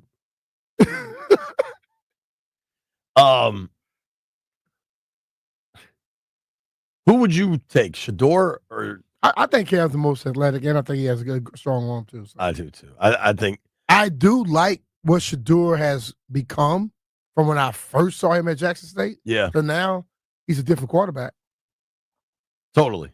The biggest question for a lot of our fans, though, is keeping it on basketball, especially as Maryland is preparing for Florida tomorrow night. I feel like there is part of Terps head coach Kevin Willard that could just end all the speculation and be like, yeah, I'm staying, man, instead of allowing for all the conversation. But I think we've hit a new world of basketball where players can enter the portal while their team is playing in the tournament. Coaches can too. Yeah, I mean, I always told you, coaches have as big egos as players. They like that sometimes. Sure. They like to be able to play this game. And, you know, you don't deal with all of these testosterone-driven dudes and how they are if you don't have a little bit of it in you. Well, dude, I think on the college level, a lot of times, because the teams change so frequently, the college coaches end up being more famous than the players. Yeah, like a lot of times. But they are also bigger buttheads than the players sometimes. They are egotistical as hell, and they like stuff being talked about them. It's not just the players. We have Jera on the line. Hello, sir. How do you do? I'm doing fine, Finley. How about you, Brian? Everything good? I'm good, bro. How you doing? I don't know. I'm kind of concerned about this, but I really think that, I mean, let me just state this first of all. The Maryland Terps are my second favorite team. Of course, Cowboys are number one. But listen, I think that Willard's a stand-up guy so far. I have no reason to believe as he's giving specifics. He's giving names. He's telling who's working with him. I don't think he'd have gone that damn far if he wasn't at least heavily leaning on coming back. But let me just share this, man, and I know y'all know this. This man took 5 players that had never been on a basketball court together, and they're in the Sweet 16. And a lot of that was because of getting the portal. And I think he understands the only way he's going to get it now, it ain't out recruiting somebody, it's out paying somebody. And I think he's just the man for the job. That Maryland doesn't get its head on right. And Brian, you said something that was right on target. Football, television-wise, might be bringing in the bucks, but certainly not at the gates. That stadium's been empty. I love Locks. He's got to do something because it's not being done at the gates. There's hardly anybody out there watching football games. And it's been highly disappointed. This was supposed to be his big year to step up and win with the big boys, and we had a very big, disappointing year. So I hope he's got some big recruits coming in. But let's look at getting that center filled up with the basketball again. We got our best shot at a national championship, in my opinion, playing basketball. But, hey, Lisa, thanks for letting me air my grievances. Hey, thank you, Jerry. I appreciate it. He's not wrong. Now, Locks has this kid coming in, this quarterback. I think his name's Malik Washington. I hope I have that right. He went to Spalding High School. He's supposed to be the real deal. And for me, I mean, you could choose to look at things through so many different viewpoints. You could argue that Maryland being able to not only recruit but also land. It's one thing to get a kid to sign with you and then things go sideways. But they got Derek Queen to sign, and then they got Derek Queen to campus. Yeah. Derek Queen was on Cooper Flagg's high school team last year. Derek Queen could have gone a million places, but they were I don't think it's all money, right? I think it's mostly money. You got to be able to recruit and get the kid to like you because everybody's going to throw money at him. 100%. I think there's two layers there, right? Like they were able to get Queen here and then keep him here for a year, but that's what you're going to get. Locks, this kid Malik Washington, let me make sure I'm saying the right name. Let's see. Bang, your boy got it right. Malik Washington was a 4-star big-time recruit in the country. Like he had options. And Maryland obviously had to pay to get him here. That's just everybody got to pay. That's how it works. But the guy still has to want to play there. Yeah, he had offers from Arkansas, Nebraska, Syracuse, Colorado. I mean, you're saying he had an offer from Dion and chose to stay here. Oregon, Penn State, Texas A&M. This kid's the real deal, man. And he's going. He's actually on campus already. So early? Yeah, I think he started this spring. And if you get a stud dual threat quarterback, that might fill up the building too. So I like to think it doesn't need to be either or. I like to think you could build it together. I think though that from a basketball standpoint, you might want it to look a little more even, especially at a school that's probably a basketball school. So I can see all sides of it. I just want, dude, 2 days before the first Sweet 16 in 10 years, I'd love to not be talking about this. Yeah, I'm with that. Here's what we're going to do. The boys got to make some bets. We got good sports on tonight. Caps, Wings, and TGL Championship. I'll be checking it all out. Be Mitch and Finley here. If you want comfort and convenience wherever life takes you, then you need to turn to Rude. With Wi-Fi compatibility, you have full control of your heating and cooling system right from your phone. If you forgot to turn down the heat before vacation, you know what? You can adjust it in mere seconds. Plus, you'll get alerts if something's not right. These guys are the best. They came to my house, installed some new systems in my house, and I felt the difference instantly. And here's the best part. Rude's systems are whisper quiet. No more noisy interruptions, no more clanging in the middle of the night, just peace of mind. Rude's variable speed compressor ensures precise temperature and humidity control, operating efficiently even in extreme conditions. It's comfort and performance perfectly balanced. B, you got to tell them about the savings, too. I know you got those tax savings. You could qualify for federal tax credits up to $2,000 on heat pumps through 2032. Visit rude.com/federal incentives to learn more. Talking about Rude, R-U-U-D, the most reliable heating and air conditioning products in the DMV. And remember, if it ain't Rude, it ain't right.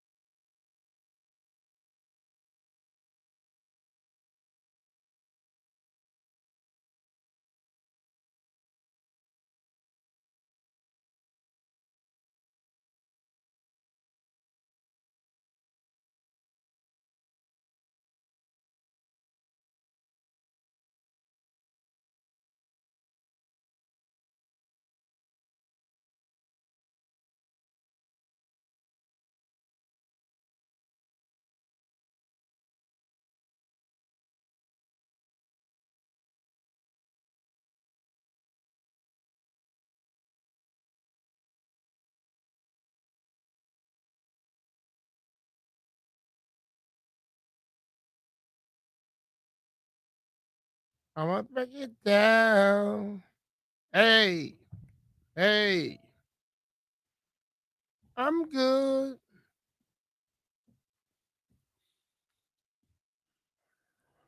Good life. B. Mitch Finley, 1067 The Fan. Damn, Xavier Worthy found out his fiance was cheating on him with a personal trainer. What that happen? Same thing happened with Tom Brady? The week of the Super Bowl. Same thing happened with Tom Brady, huh?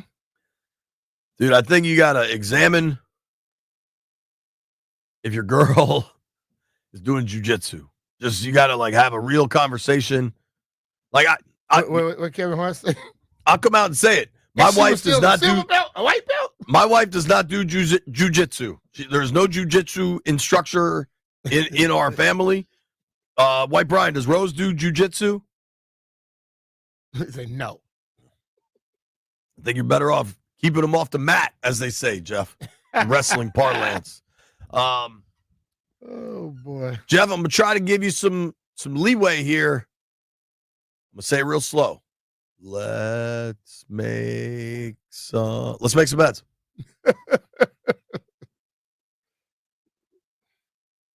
All right. Gather around.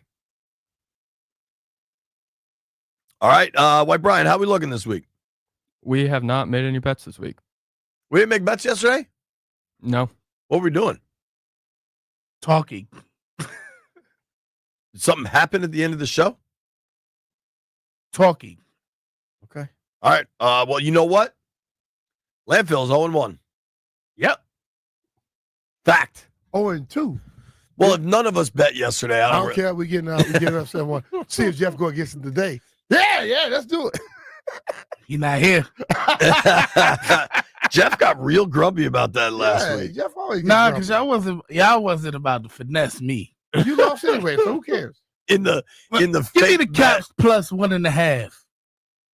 Can you even bet that? Yes, it literally just moved. Now it's I see it at 200. Yeah, it was like 190 something. Yeah, I think it was at 200 the whole time. I saw it this morning at 200. Nah, you trying to slide down? What did we only? No, actually, what did we use? FanDuel? FanDuel, yeah. Yeah, you're cooked. Minus 215 on FanDuel. Give me the Caps.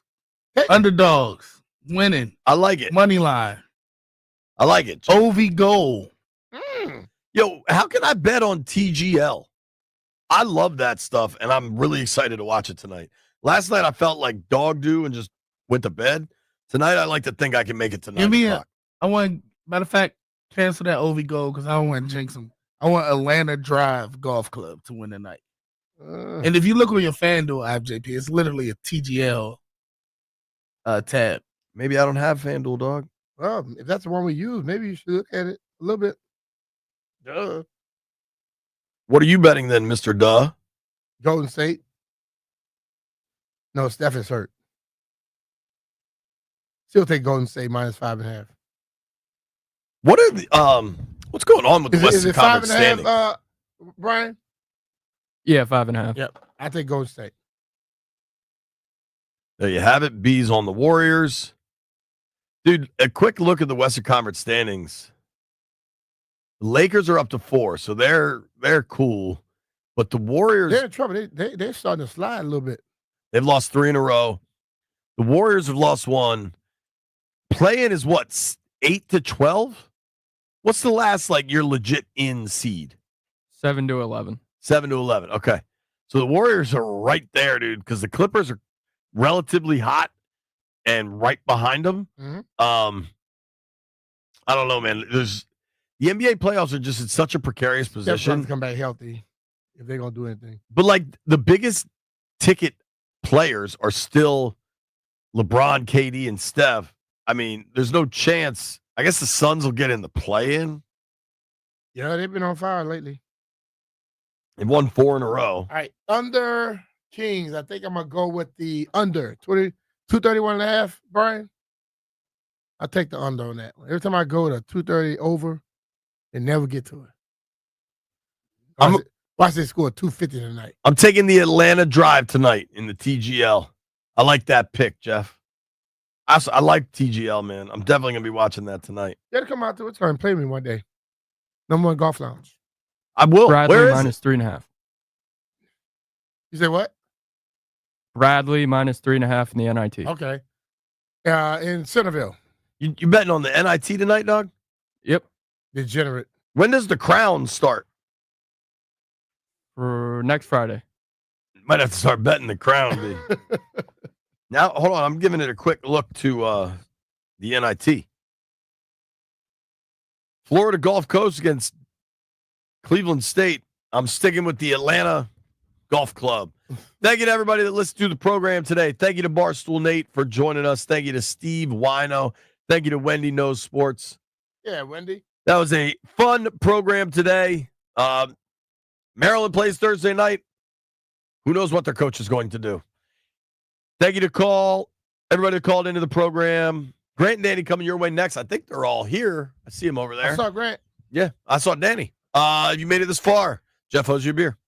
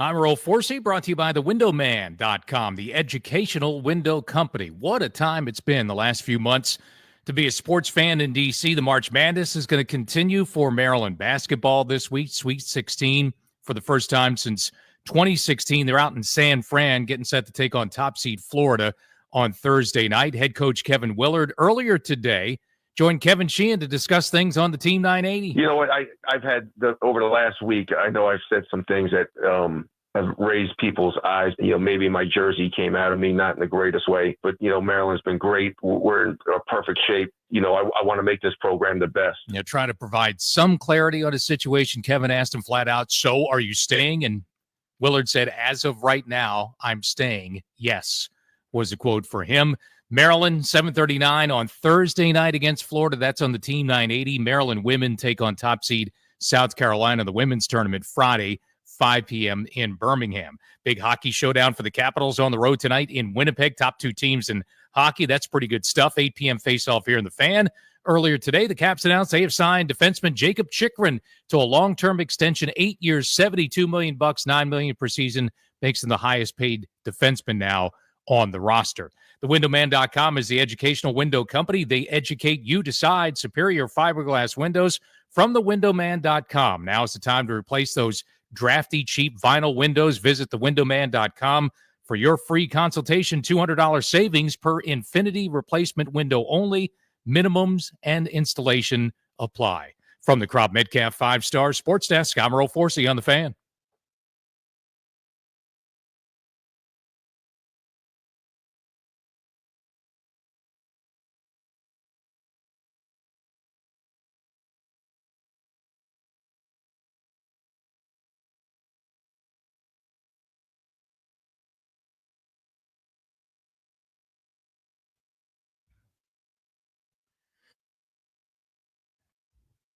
What's up, and happy Tuesday.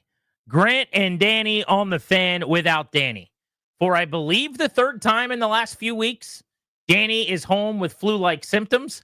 I don't know what's going on, but we're thinking about him, and we hope he is back in the saddle tomorrow because we've got a great week of shows ahead, including a live broadcast tomorrow in Ashburn at Lost Rhino. And then on Thursday, opening day, we'll be at field level on the field during batting practice ahead of opening day right here on Grant and Danny, starting at 2 o'clock ahead of a 4 o'clock first pitch. So hopefully Danny is back tomorrow. Big show today, though, at 3. Bob Carpenter stops by today. We'll ask him about the announcement he made yesterday that this will be his 20th and final season calling Nats games. At 4 o'clock in 2 hours, we're giving away 4 tickets in the good seats to go see the DC Defenders open the UFL season. And at 6 o'clock in 4 hours, Joe Beninati joins us ahead of the best regular season matchup on the Caps slate this season on a big Caps news day as Jacob Chikrin has been extended. All of that coming up on Grant and Danny. Toby's kicking it with me. Darius and Ryan are alongside on the production. Not a bad day for DC sports fans, though. On this program, we talk to Jacob Chikrin every single Wednesday. And tomorrow, Chicks will be with us at 3 o'clock. We will congratulate him on making $72 million over the next 8 years. Not a bad payday for the most electric offensive defenseman the Caps have had in several years. Toby, they get the deal done. It's awesome. I don't know because we didn't know for sure that Danny was going to be out today until a little bit before the show. Does the Chikrin news count as Of course it does. Danny being out, we get the news breaking sort of deal? Is Danny on the air to No, react he's not. to the big extension? If you're a Caps fan, this has been all season in the making. Yes. There was some fear that if they didn't get this done ahead of the playoffs, maybe things go sideways this offseason and he walks. They do it. And it's a mega deal. $9 million per year. This is Backstrom and Ovechkin territory and really nobody else. Part of that is because the salary cap is completely exploding. But yeah, this is Danny's out, so major news break stuff. Yeah, I mean, this is huge for the Capitals, obviously. This is something that really was the big question mark going into what's going to be a great postseason and then an offseason where there was question marks just about whether he was going to be back or not.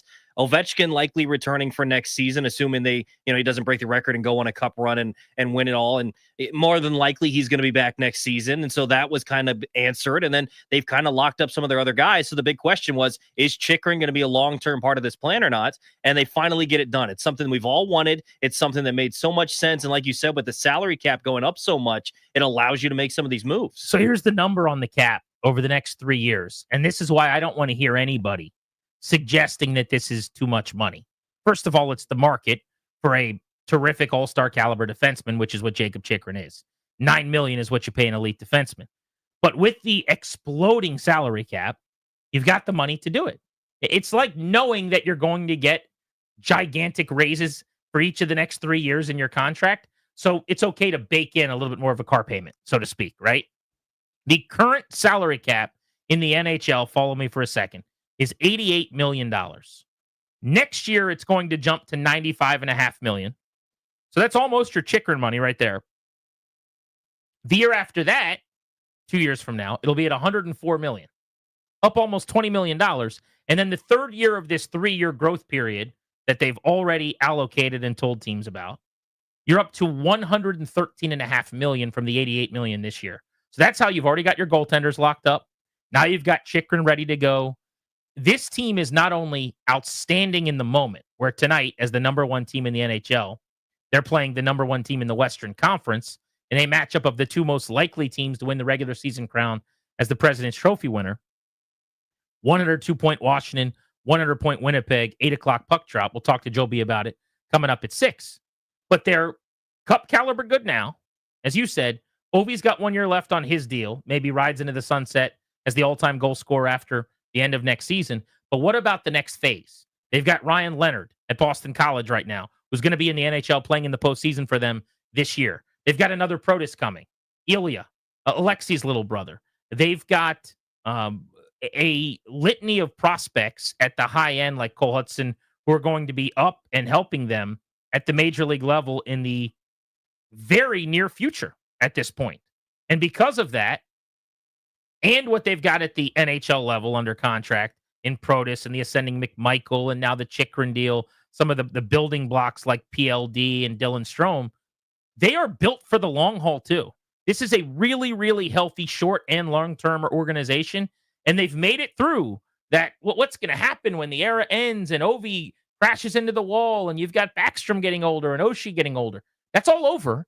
They're the number one team in the league, and they are built to be really good for years to come. Yeah, I mean, that's what's so impressive about this team is last year you're thinking, okay, when Ovi's done, where could this team go? And then all these guys taking a jump together this year, Protus, McMichael, bringing in Chychrun, how he's played, bringing in Logan Thompson, how he's played, all the moves they made this offseason to improve the hockey team. So they go from a team that snuck into the playoffs last year. Obviously, it didn't work out when they got into the playoffs. And this year, they go from being that team to the best team in hockey. It's been really, really cool to watch. And then on top of that, Ovi's still playing really well. And then going forward, when Ovi's done, whatever that is, you feel like you've got a future, which a couple of years ago, you didn't feel like you had. So now you don't go from a team that, okay, now we got to rebuild after Ovi. Now it's, okay, Ovi's gone, and that was, the most fun ride we've had in DC, to, okay, now on to the next generation, the McMichaels, the Protuses, the Chycruns, all these guys taking over.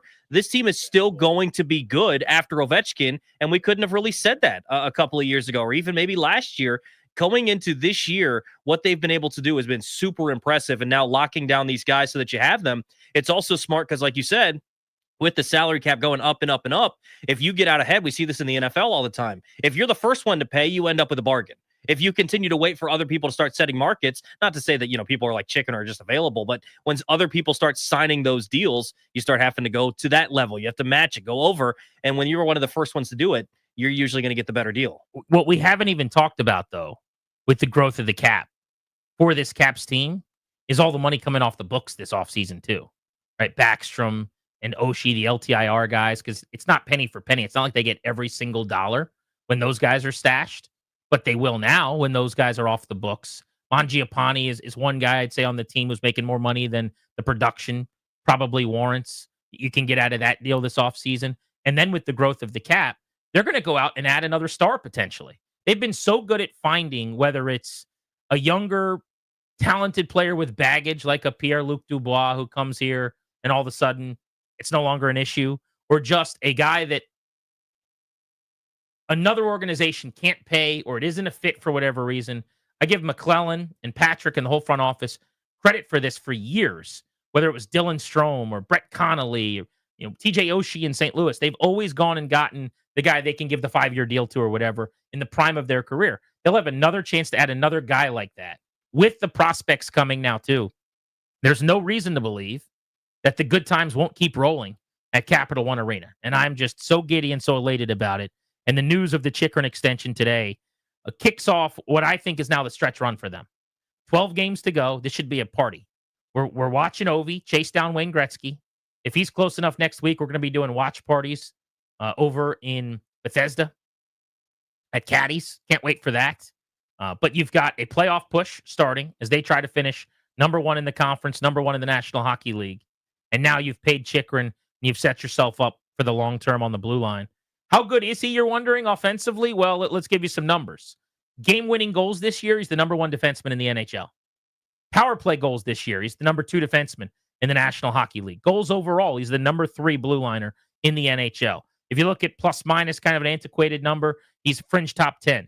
Points among defensemen this year, just outside of the top 15. Assists this year, top 35. He has been so good, and this is not new. This is not like some guy that wasn't talented. He has scored 20 goals in a season before. He had 66 goals total from the pandemic year, the start of the 2020 season, to right now. Only Makar and Yossi have had more among defensemen in the NHL, number 3. It's like, this is who he is.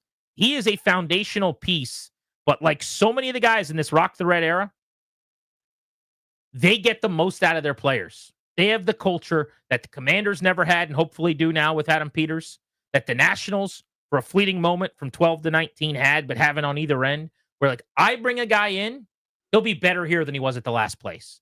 We see that in other sports all the time, the Patriots and the Packers and the Steelers and some of these teams. In hockey, that's the Caps. It's our team in D.C., and it has been forever. Yeah. And Chychrun's the latest version of it. It's so special to see them do that. And I saw you tweeted about this a couple days ago, talking about this era of hockey where maybe they haven't had the playoff success overall that we'd like. Obviously, the cup run in 18 was so special. But outside of that, there's been so many disappointments. But to your point in the tweet, basically saying this whole era has been so special to watch, has been so much fun that every year you felt like the Capitals had a shot. And sure, there were times they came up short, but to a credit to a front office, you can only do so much. You put your guys in a position where they can be the best team possible. And I think they've done that for a long, long time. And the beautiful part about this is we kind of thought that there was a chance that this could end when Ovi retires. And now it seems like this is going to keep going and going and going with guys like Pierre-Luc Dubois coming in. And all we heard about was how bad the contract is. He's a pain, and he's been nothing but great this year. Jacob Chychrun, he comes in, and now you sign him long-term. And just the ability to even develop their own guys with Protas and McMichael, it's been really cool to see that it's not just going to be when Ovi's done, so are the Caps. Yeah. It's going to continue going even without Ovi. They draft well. They develop brilliantly. They make great decisions with veterans. And they've had the greatest goal scorer of all time as their anchor the entire way. And what happens when you combine all those things is nearly 2 decades of being, on paper, as good a team as there was in the sport. But that was kind of the point I was making. And I can bounce this off you if you guys want to weigh in on this. As Chychrun is extended, Caps fans, you can do so at 800-636-1067. But the point I was making was, I get the whole argument that they've only won 1 cup and that's a disappointment. I even think that's accurate. It is a disappointment based on how good they've been that they've only won 1 cup. That's a fact. They've only gone to 1 Eastern Conference final, in fact, which is even more problematic, meaning they've gotten out of the second round only the year that they won the cup. It'd be one thing if you got to 2 or 3 conference finals like you were the Eagles under Andy Reid or something, but you couldn't break through, or you lost in a Stanley Cup. Didn't happen. And that's the Rock the Red era. That's what you've got to show for it, is 1 time out of the second round. And so a lot of people will point to that and they'll say, not good enough. I just can't relate to them. I'm not telling you you're wrong. Your fandom is your own. That's not how I think. And specifically in hockey, I really do believe this is a hockey point largely. I don't know if I'd feel the same way in football or in baseball or in basketball. Definitely not basketball, where I think there's less chance than in other sports. But in hockey, there is so much variance. There is so much chance. We call it puck luck. That's the phrase. But just playing better than the other team less than any other sport guarantees you a win in a postseason game or a postseason series. And based on that, I can't just be so result-oriented. The goal is to field a great product. The goal is to put together an outstanding team. I say this about Mike Rizzo all the time. His goal every year should be to field a 90-win team when he's given enough money to do so. He's not Correct. at this point. Yeah. But he used to do that all the time. Hand the manager 90-plus wins, and now they got to go get you a championship, work in the clubhouse the way that they can, making decisions in game to steal some wins. For the Caps, it's about the product, right? And I just know this. I don't know how many games I've been to since Ovechkin was drafted when I was in high school, but the number is in the hundreds, maybe over 1,000 at this point. Sure. The amount of hours of entertainment sitting in my house watching that great product, night in and night out, pouring in 5 and 6 and 7 and 4 goals, and the lamp being lit and the winds strung together, and then going to Capital One Arena and sitting in that chilly, cold environment wearing your red with 20,000 people wearing the same thing. There's been nothing like it in my life for the better part of 2 decades. So I can't sit here and go, it's only one championship. It's been so fun. The product has been so exceptional. The return on fan investment, for me, time, energy, money, whatever that looks like, they have delivered night in and night out with an exceptional product for decades now. So I just don't relate, and I think it's more a hockey point, I will admit one more time, than I would say in other sports. But the people that will look back at this and go, should have been a couple of cups. Sure. And this has been awesome. And I will have this forever. Yeah, so it's interesting because you can compare this to another team in town with the Washington Nationals, right? You mentioned the run from 12 to 19 where they were good kind of every other year they're in the playoffs. Grant, they've only ever won a playoff series in 2019. That's the only time. They've lost every other series. By the way, that is a staggering thing to say. It's true. They have won not one playoff series, but 1 year they have won a playoff series in their existence in year 20. Because they lost in 12, they lost in 14, they lost in 16, they lost in 17. And then they finally get to 2019 and break through. And by the way, in the most painful ways. Yes. They never just lost. And so they're paralleled in a lot of ways with the Caps, right? And it's funny because, to your point, people look at the Caps as 1 cup, man. That's it. And then people look at the Nats and go, 19 was awesome, dude. 19 was great. And like we look back, obviously, now, and it's totally different. The Caps are still rolling. They're the best team in the league right now. That's obviously not the Nationals. But it's funny the difference in how people look back on it, where it's a disappointment, maybe because you have one of the greatest hockey players of all time on the Caps and Alex Ovechkin. Maybe that's part of it. But looking back on the hockey team saying, man, they didn't capitalize. And meanwhile, with the Nationals, they literally only have ever won series in 1 year. In 2019, they went on to win the World Series that year. And it's looked at as they did their job. They finally punched through. So it's just different that way. But, to your point too, I was a casual hockey fan. I've gotten into it more now that I'm working here at the Fan, but I'd still say I'm more of a casual hockey fan. My mom and I would watch the playoffs every year, but that's the point. They were in the playoffs every year. If the Capitals were not in the playoffs, I would not have cared one bit. But every single year when I was growing up, it was, it's playoff hockey time. The Caps are on. Let's watch it. It's a spring rite of passage around here. Yes. The weather gets warmer. The girls put on the sundresses. I buy the Thin Mints, and the Capitals play in the playoffs. Yes. That's what happens every single spring in Washington, D.C. I also just don't know if there's the correct acknowledgement of how brilliant this front office is. Brian McClellan has had the Midas touch since the end of last season. He has been staggeringly good with the offseason that they had and the success that they have had. Chris Patrick, who's now currently their general manager, working under McClellan, who's basically become the Rizzo de facto team president.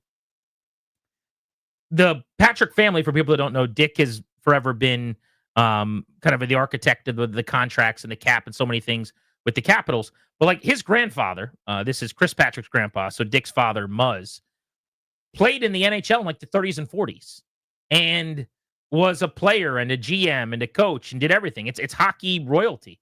But this front office right now, what McClellan has done, it's a masterclass.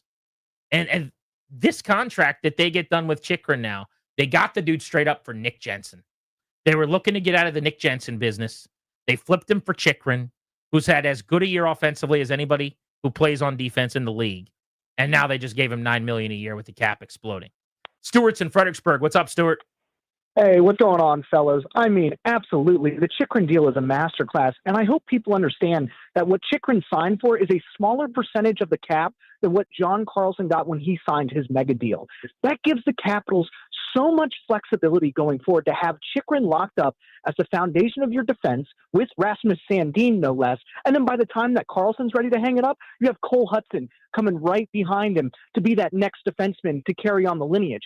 And look, you can't say enough about the Capitals front office and what they do, whether it's hitting on every single move this past summer or the prospect pool that they've developed. I mean, when you have Leonard, Chris Stahl, Parasek already in the hopper, ready to come on and contribute, not only to the top six, but to the top six and bottom six, they're loaded. Your lineup is set. You're loaded.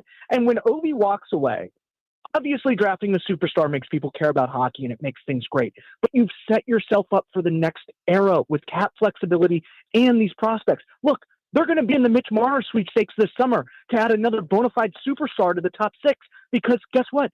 They have cap flexibility and they have great prospects. And guess what else, Stuart? I'll add one more thing. Hendrik Lapierre. And you're killing it. Thank you. It's a great phone call. They also are a destination organization. You want to go play in the playoffs? You come to Washington. You want to go be a part of Alex Ovechkin, potentially still looking to break Wayne Gretzky's record if he's 3 goals away? You sign in Washington, you get to be a part of that history too, or him chasing down 900 or whatever ends up being next year. So players are going to want to come here when they're in that market. The other thing I would say about the Carlson deal, which was $8 million per, right after they won the Cup, which was well-deserved by a career capital. He was 29 when he got that deal. Jacob Chikrin is 26 years old as we talk right now. So you're going 8 years for a younger guy with more prime years ahead of him to be basically your next waves Carlson. He will be the centerpiece of your defensive group of 6 for the next iteration, like Carlson has been the mainstay for so many years here in Washington. Carlos, Savannah Park, you're on Grant and Danny. What's up? Love it. Caps talk. I'm here for it. Like you said, spring is coming, and it's a guaranteed playoff appearance. And I love what you said about the product on the ice.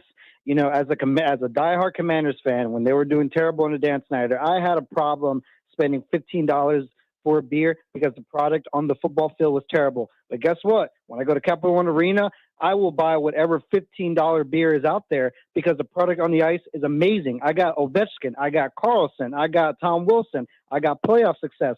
And yes, one appearance in the Stanley Cup and one appearance in the Eastern Conference Final. Fine. You guys can be mad at that. Not you, Grant, but you guys, the fans can be mad at that. But guess what? Hockey is the hardest sport to win a championship, in my opinion. The Stanley Cup playoffs is the toughest playoff out of any other playoffs. This chicken deal sets us up for success for the future. We are not going anywhere. The Capitals aren't going anywhere. We are going to win probably a couple of Stanley Cups within the next 10 years. Thank you so much. They're set up to have a shot to. And he's right about how hard it is to win one. It's also the one you control the outcome the least. I want to keep coming back to that. There's just more variance that you have nothing to say about when it comes to the NHL postseason. It's why when people say, you think they'll win the Cup this year?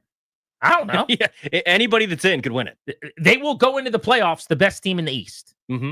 They will go into the playoffs with as good a chance, probably a better chance than almost every other team. That and $5 will get you a box of donuts when you walk out of Northwest Stadium in the parking lot for the fundraiser that the kids are doing out of the wagon. You know, it just doesn't mean a whole lot when the playoffs start. You need Logan Thompson to stand on his head, and you need some bounces like they got in 2018. We'll talk more about the Chikrin extension throughout the day, including on the Blitz at 4 and when Joe Beninati joins us at 6. Great game tonight.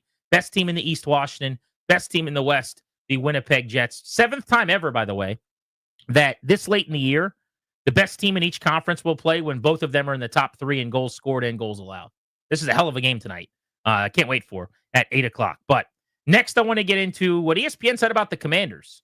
They labeled them as a team that has to trade back in the NFL draft coming up this spring. Do we agree with that? That's next on The Fan.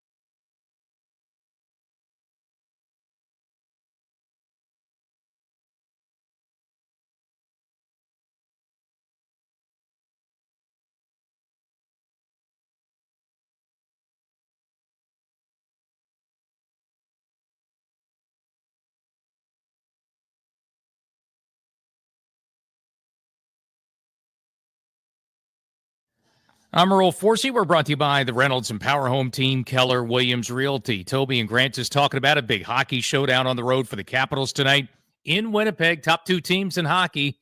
Caps are 2 points up on the Jets for the best record in the NHL. They lost to them back on February 1st in overtime. Chance for a little payback for the Caps tonight. 8 p.m. face-off here in the Fan. Caps also announced they have signed defenseman Jacob Chychrun to a long-term extension, an 8-year, $72 million contract. Of course, Hoops fans are hyped up with the March Madness continuing for Maryland. Earlier today, Terps head coach Kevin Willard joined our colleague Kevin Sheehan on the Team 980. He asked him about his future. Willard said, the quote, "As of right now, I am staying, yes," end quote. Want to hear the fastest way to know what your home would sell for? Reach out to the Empower Home team. Simply text your address to 800-763-3000. No phone call, just text your address to 800-763-3000, 800-763-3000. From the Crop Midcap 5-Star Sports Desk, I'm Earl Forsey on the Fan.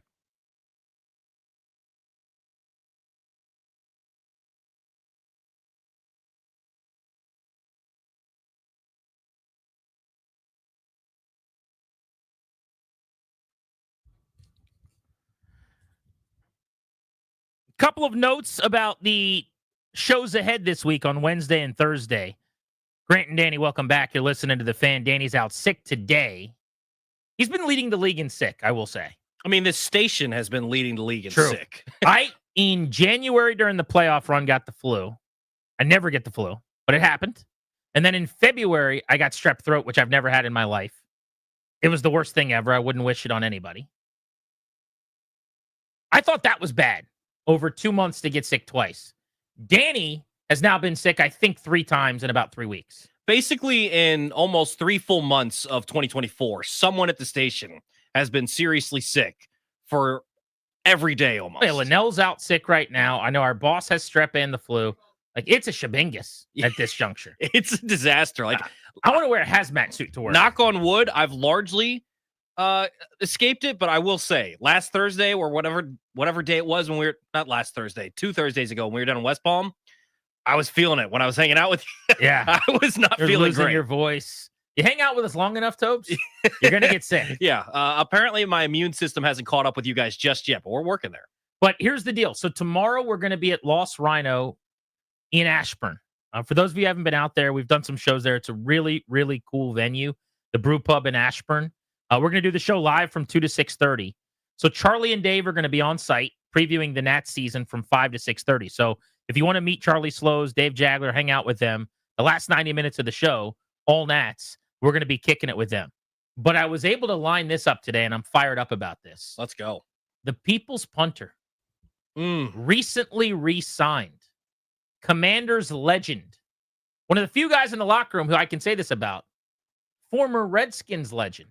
Tress Way, with us tomorrow on site for an hour, 2:30 to 3:30 at Lost Rhino Brew Pub in Ashburn, hanging with the people. So if you want to meet Tress, if you want to come spend some time, fellowship, camaraderie, eat some food, have a brew, get their brand new Hittin' Dingers Hazy IPA, and not only meet Tress Way, but Dave Jagler and Charlie Slows all in one fell swoop.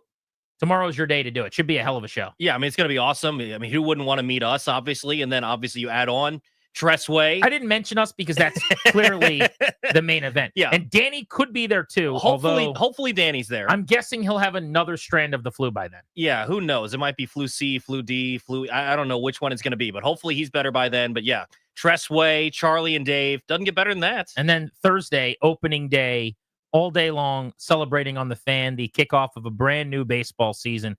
My favorite show, arguably, of the year, when we broadcast live from the field over at Nats Park, sitting in the dugout on air, and then standing behind the batting cage with the crack of the bat during BP, talking about hope springing eternal in a brand new baseball season. So we'll keep you company throughout the week with everything going on in DC sports. Our poll of the day was just posted on 106.7 The Fan's Twitter account. This is the G&D poll of the day presented by Metropolitan Moving and Storage. ESPN has a piece that dropped last night via Bill Barnwell, where they went through every team and talked about the necessity for that team to trade up or trade back in the first round. And they labeled Washington as a team that needs to trade back from pick 29. Do you agree that the Commanders need to trade back in the first round? Get out of the first round at 29 and accrue more selections. So far, just a few dozen votes in, 71% of you are saying yes, and about 29% of you are saying no, that they should trade back. The question I want to pose is, I think everyone acknowledges it's a good idea, that they would benefit from it if things worked out, that they got the right deal. But is this a want or a need? Do they have to trade back, or is it just something they should consider? Because I think those are two very, very different things, Toby. You look at what they've got right now for this year's draft class lined up. It's 5 total draft picks. That's it.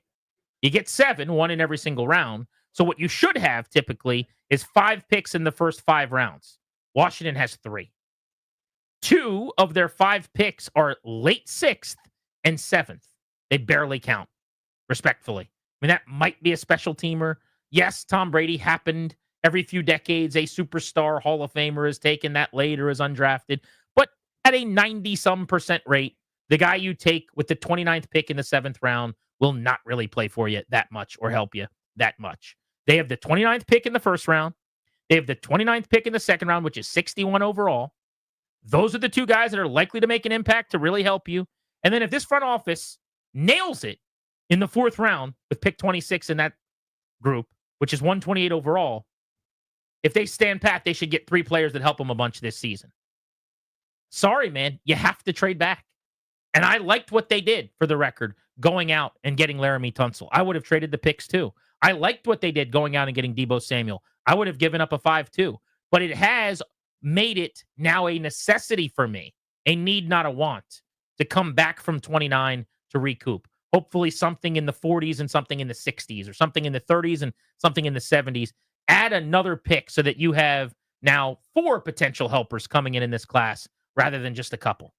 So for me, it's not a need to trade back from 29, but I would say strongly that I would want them to, because the reason that I'm going to say it's not a need is if one of these edge rushers that you so desperately want, you thought this guy was going to be gone at, 15 and he's suddenly there at 29, you take him because you still need blue chip players. And trading back, just taking a quick look at, a trade value chart right now. Obviously they each have their own values, but they have Washington at pick number 29 as a 640 value.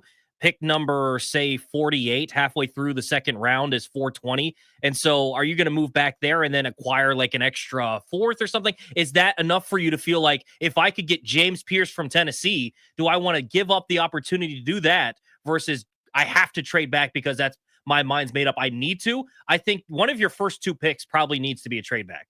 The only reason I wouldn't trade back in the first round is if you find a guy there that you said, I thought he was going to be gone. So let me ask you this.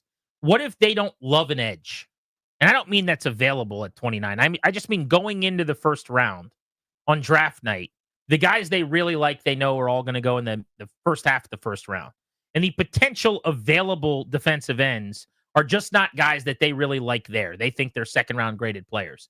At that point, is it a no-brainer to move back for you? Yeah, unless there's some other position, which I don't know that there's another spot where I'm like... They could get a really good corner there. Yeah, I don't know that there's another spot, though, where I'm like, I've got to get that guy. Because the only glaring need going into next year for me, like there's still needs, but glaring need is edge rusher. They need a difference maker there.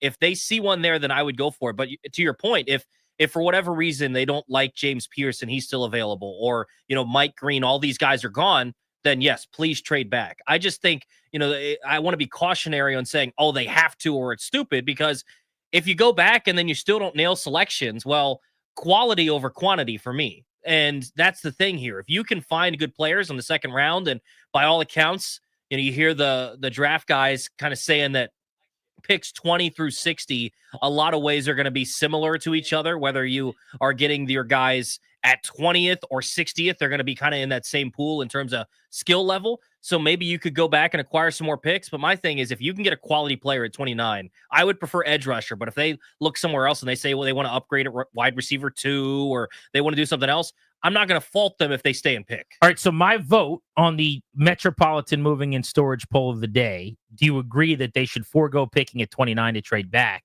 would be yes, with the 70% of people who are saying that. It sounds like yours would be no. Yeah, I would lean towards yes, but no, because of the fact that I think you could still end up with a good player. I would say that I'm more in favor of trading back, but if one of those dudes is there, let's do it. So first, I want to take calls on this next. The phone lines are open at 800-636-1067. I'm saying they got to do it. It's not just something they should consider. It's not a want. It's more of a need because they only have the 5 picks and 2 of them are very, very late. Toby's a little more open to the idea of sticking and picking. Where are you guys on that? 800-636-1067. But I'll also tell you next something else I would consider doing with the 29th pick that I think will not go over very well. But I would actually try to do it today and see where it got me. You're listening to The Fan.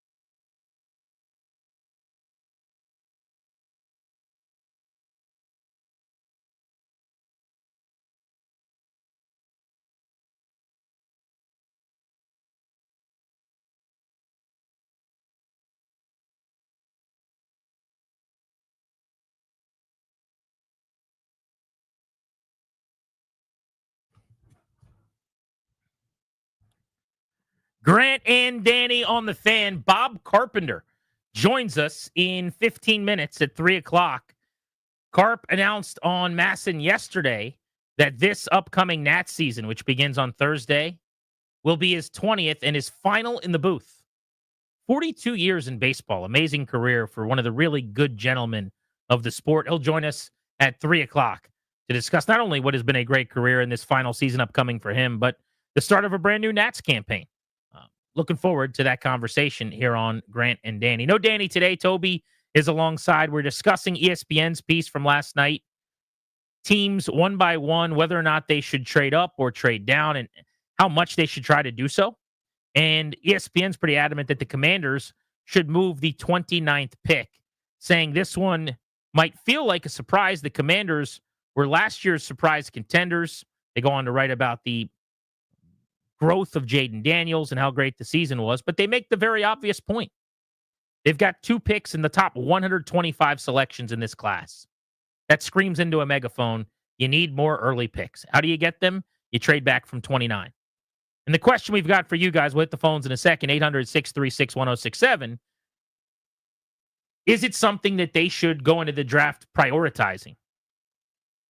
Should they be hell-bent on trading back, or is it just something they should think about doing? Sounds like I'm a little more passionate about the trade back than you are, although you'd acknowledge that it's a good idea. But I teased this, Toby, and I want to throw this out there at you. I said there's one other thing I would do at pick 29 today that might be unpopular. I would call the Bengals today, and I would offer them 29 for Trey Hendrickson. Straight up. They're not getting what they want, clearly, which is, at this point, they probably backed off of a 1, and they're probably looking for a 2. I guess I could start there, maybe. But if it came to it where they said it's 29 or bust, here's 29. I've got the edge. You want to take an edge anyway, you just told me. Correct, yes. You're hoping that some guy that might stink falls into your lap because he's one of the 3 guys in this process that we're enamored with. What if I said, with that same pick, I'll get you 15 sacks, 20 quarterback hits, and a top 5 player at the position over the last 3 years in the league? Why shouldn't they do that? I would try to do that today. So if I'm not trading back, that pick's getting me Trey Hendrickson. If you want to solve the edge problem, in other words, you're saying, GP, I'm not trading back because I got to get my defensive end. Mm-hmm. Okay, no problem. Then call the Bengals. Yeah, I'm going to pass. To draft a lottery ticket? Here's the issue I have. 29 is not a lottery ticket. 61, we can have that discussion. It's 20. I get that it's not a top 10 pick, but to dismiss a first rounder, like we do this bit where a 29th pick is basically the second rounder. Well, a 35th pick is basically a first rounder. Well, look, you can find guys there. This is where the scouting staff has to do their jobs. This is where they have to find guys, because the issue I have is you're trading away so many draft picks that are. I get that you want to win next year. I don't want to dismiss that, but I don't know that now is the time to do this when there's still holes.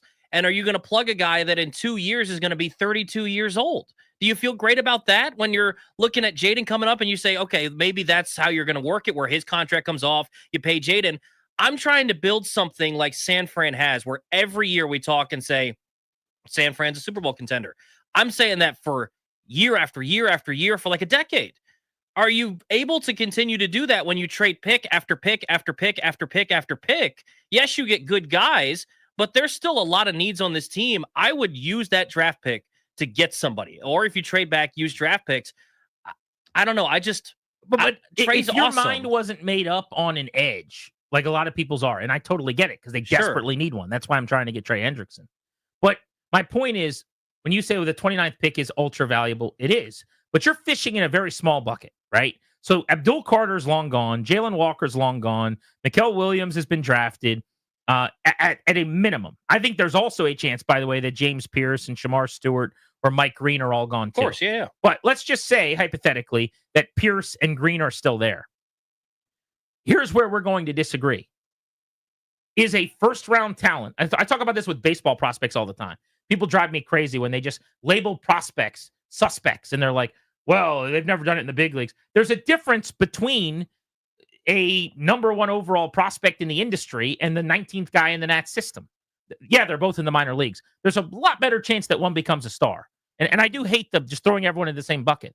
But if we're going to disagree on like whether Mike Green to be a great edge is a crapshoot, with all apologies to his work at Marshall, I'm not sure who they played this year. By the way, I'd be psyched if they drafted Mike Green. I would be happy with that too. I would be. But you know who I know is great? Trey Hendrickson. So here's where James Pierce, same thing. The numbers aren't even necessarily there. That's a specimen that's 6'5", 245. That is a crapshoot that this guy ever becomes a 10-sack guy in the league. Montez Sweat, really, really good player. With a head start, can't get you 10 sacks in a season. Trey Hendrickson will get you 15. See, I'll take Montez Sweat at 29 over trading that pick for Trey Hendrickson and paying him. Because I think you can build on that. I think you're going to get better. What do you mean? You mean you would like if you would take a Montez Sweat career out of a player you're taking at 29, then trading for Trey Hendrickson for the price? Ooh, not me. A DPOY candidate? Because you're giving up draft picks. So what? Where I get a solid guy for a dude that's going to be here for 5 years, that's going to help me and theoretically get better year to year. Hendrickson's going to be here. You're paying Hendrickson's going to be.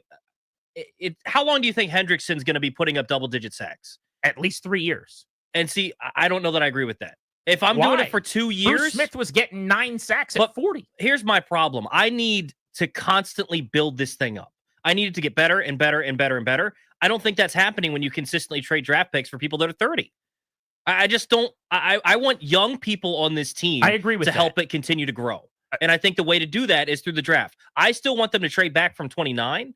I would lean that way, but I'm not trading more draft picks for basically anybody. Julius Peppers had 12 sacks at 37 years old. It's not a position where you fall off a cliff at like 33.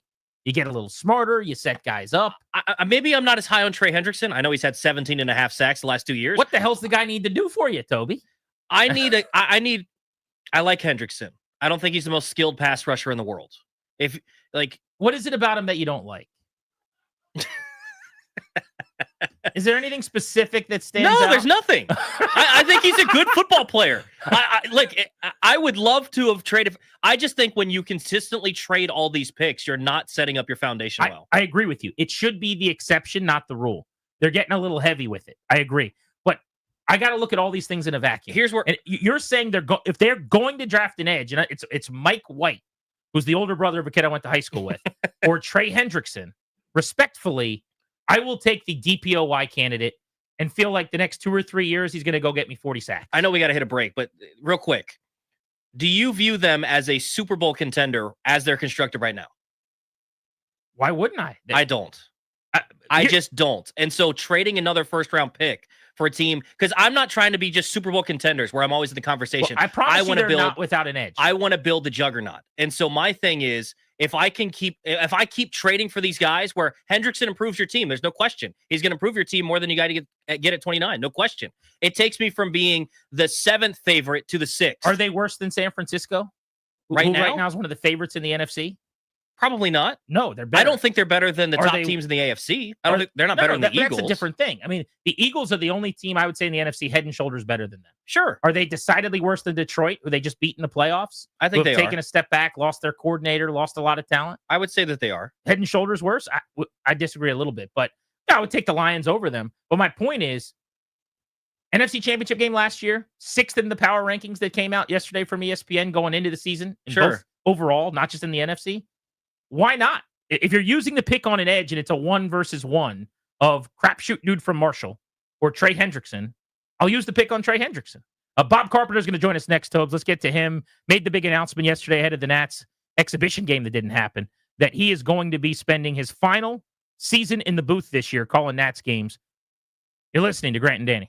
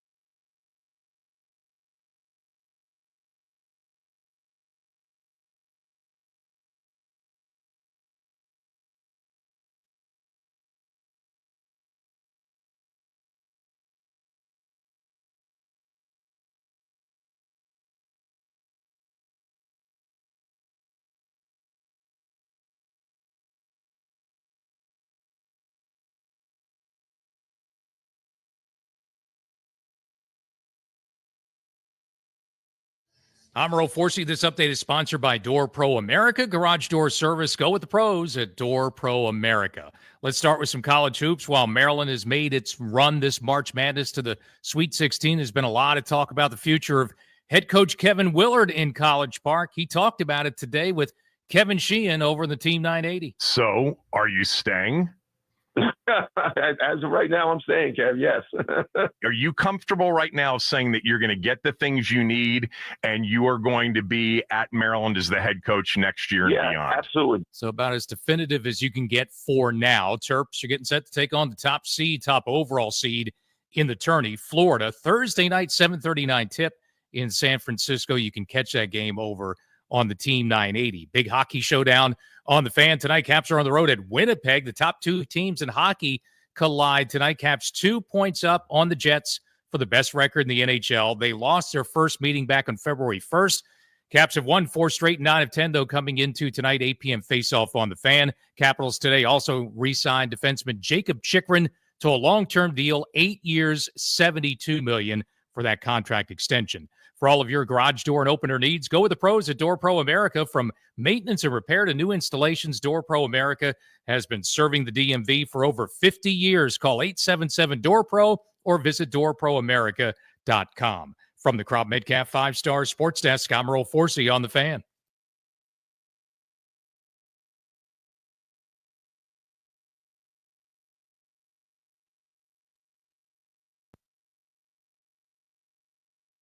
As we do, I've got a little personal news to share with you.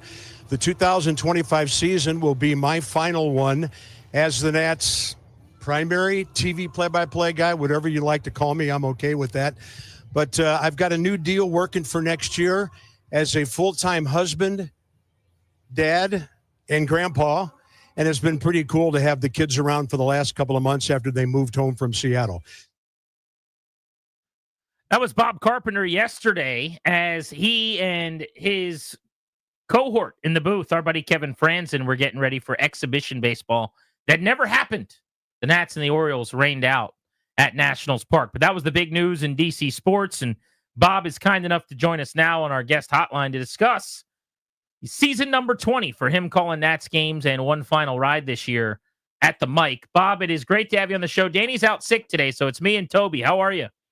Hey, good to talk to you guys, Grant. Good to see you at the ballpark yesterday. And I noticed that you, unbeknownst to me, took a kind of a covert picture of us while we were on camera through the window on our booth door. Did you do that? That was a high-definition, brand-new cell phone, award-winning photo that I took. Well done. Well, we were on camera. I saw somebody doing something in the window over there, but I couldn't tell what it was. And then a little bit later, I saw your post. So well done by you. Well, I hope it wasn't too distracting. But there's a lot to get into here. But you said in the announcement yesterday, call me whatever you want to, primary. There's no primary. You are the play-by-play television face and voice of Nationals baseball. And you have been for 20 years, since day one for so many of us with this ball club. It's been you in the booth. So you're synonymous with this team every bit as much as a Wirth or a Zimmerman or anybody else. In fact, you've been there more and longer than those guys. When we turn on the TV, it's been you. So this is going to be quite a transition for a lot of people. But how'd you come to the decision? Well, Grant, I'm a guy who kind of looks for signals, and I believe that things happen for a reason.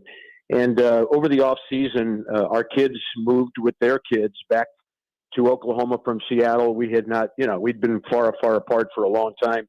And so suddenly the grandkids are showing up, and I'm running over to their house. And they actually lived with us for a couple of months.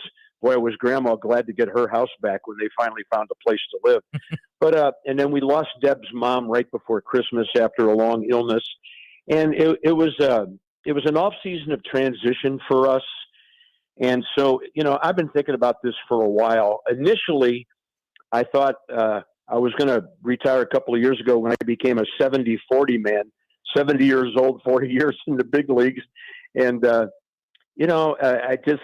saw this young team, and I saw there's some things happening, and I was still excited about doing baseball. Not that I'm not now, but that was 2 years ago. And so now we've got some things going on at home. I've been married to my beloved Debbie for 45 years. She tells our friends I've been home for half of it. And it's kind of a joke, but it's in a way it's funny, in a way it's not. That's the And key so to I a just- great marriage, right? Just being away as much as possible. She's unbelievable. The girl is absolutely unbelievable. Great mom, and now she's blossomed as a grandma and the best wife a guy could ever ask to have. So I'm very, very blessed in that respect. And I met your wife the other day down in spring training, and you're a little guy. You know what I'm talking about. The whole family thing, it changes your life. And I just thought that, I'm 72 years old. I got this job, Grant, when I was 53. I mean, who's out looking for 53-year-old announcers? Of course, now I can kid Dave Sims because he's 70 or 71, and the Yankees just hired him to come back home from Seattle and do the Yankee games on radio. So, maybe the age thing doesn't mean what it used to, but it just seemed like a really good time for me. And I'm so grateful to Mark Lerner and Alan Gottlieb, my two direct contact guys. We've been talking about my schedule for the last couple of years. They've been wonderful about letting me, first of all, cut it back and take some time off.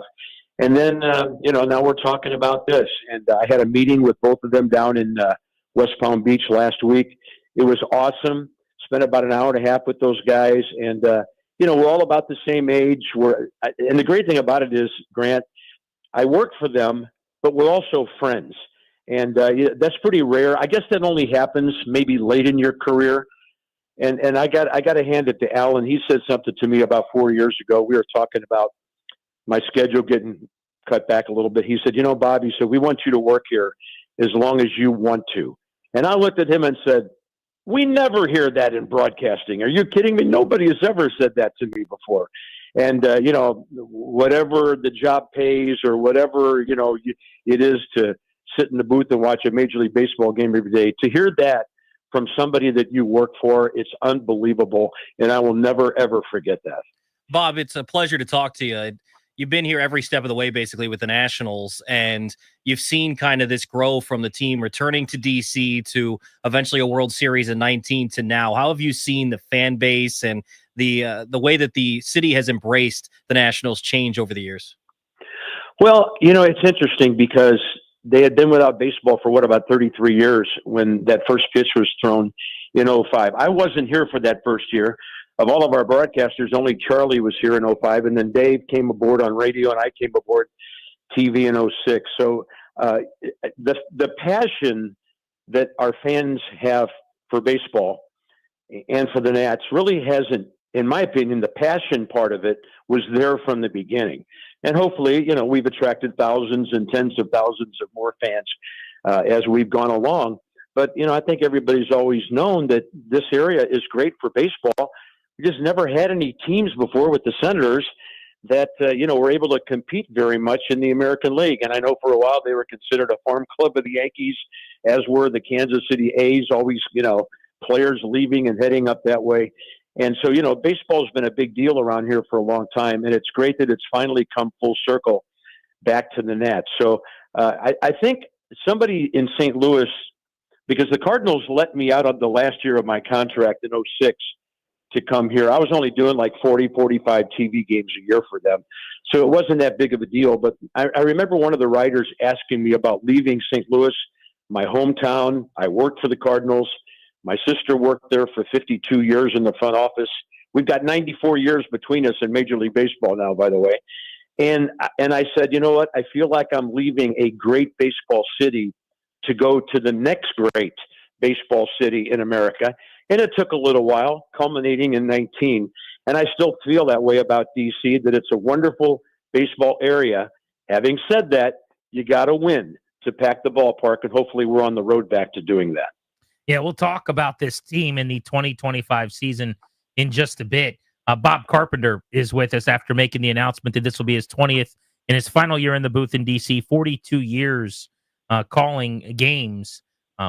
In this final season, it's so hard. I always think about the comp I have, I guess, would be my wedding, where like everyone was like, hey, make sure you just soak it up. You stop and you look around and you try to really make it last. There's no way to do that. You know this like I do. It's going to fly by, but you got to make the attempt. Like, what are some of your goals in that way?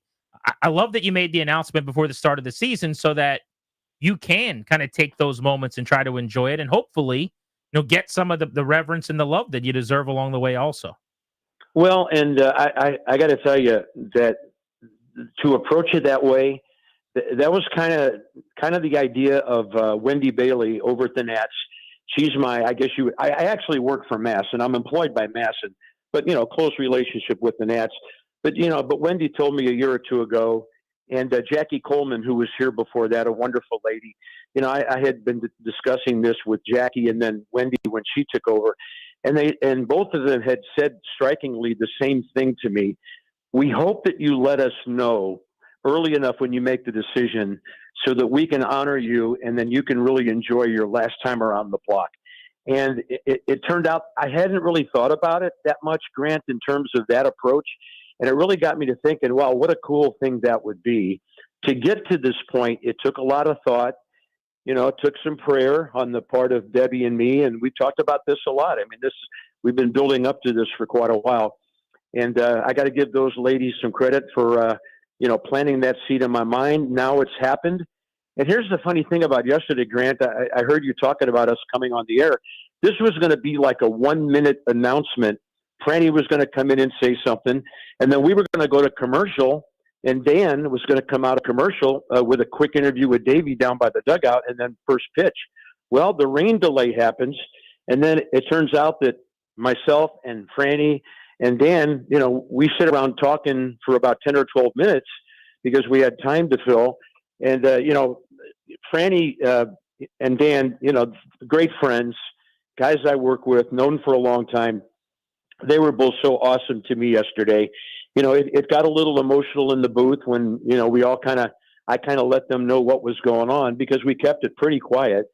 But it was really cool the way it kind of turned out that, the tarp went on the field and then the lid came off the telecast as we talked amongst ourselves about me for a while. But then we got around to talking about the ball club and all that.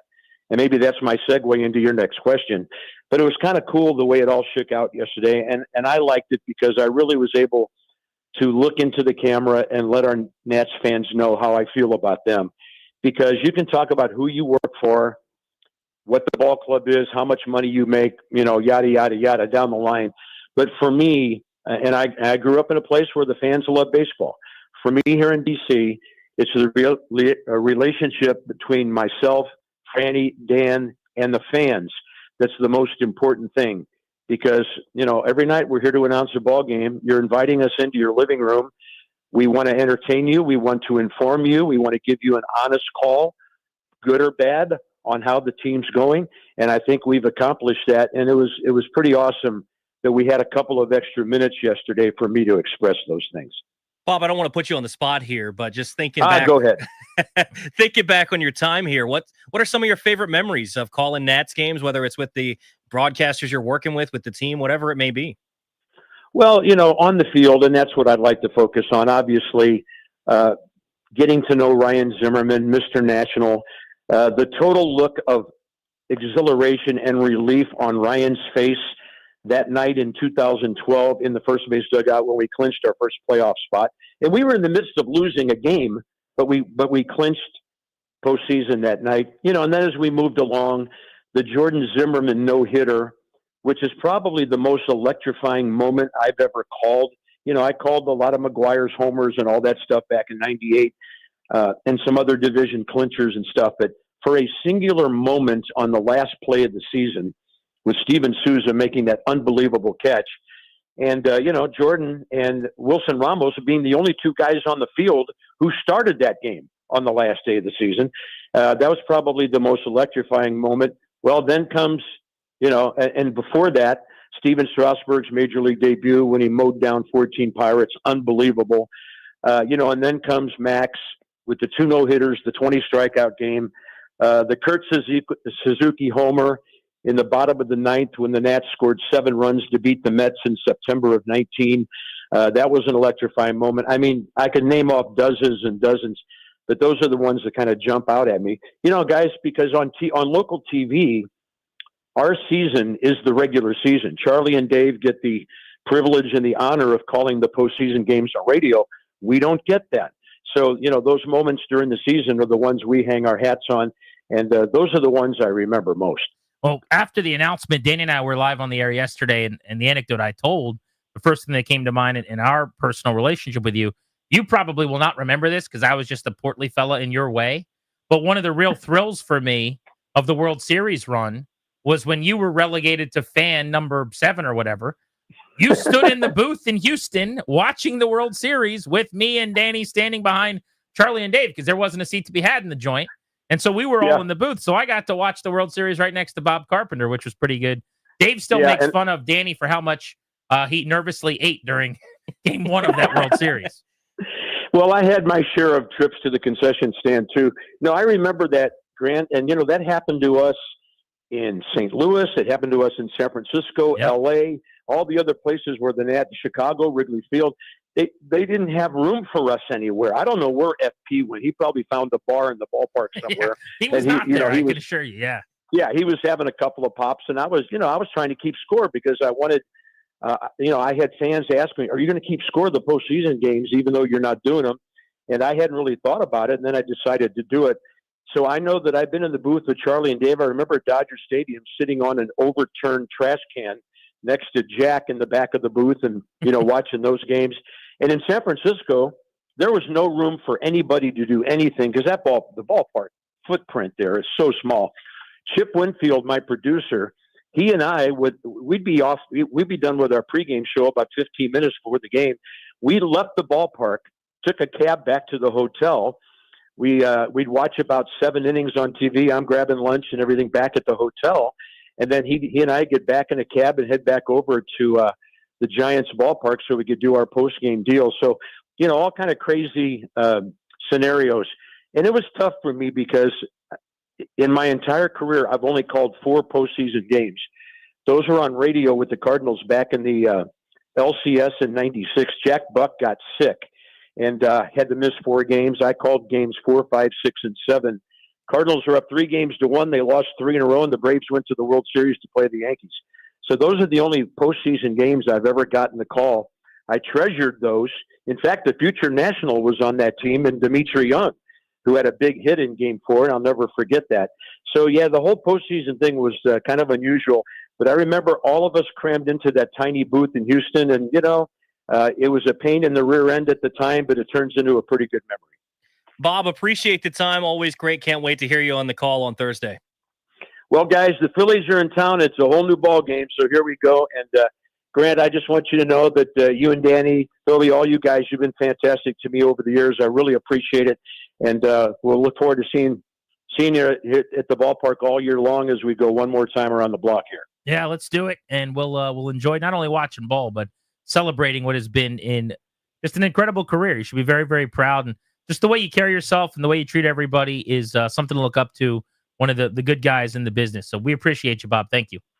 Gentlemen, thank you so much. You got it. Bob Carpenter, the 20th season on the call of the Nats on Masson will be his 42nd and final in a booth, joining us on Grant and Danny.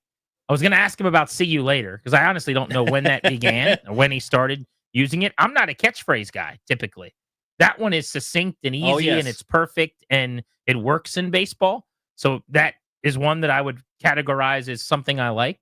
But I wonder when that started and how that all came about for Bob, because now a Nats home run on TV without that doesn't really feel like it's like, do you even lift, bro? I mean, if a tree falls in the woods. Is it real or is it not? Right? But Nat homers and you don't hear Bob Carpenter "see you later."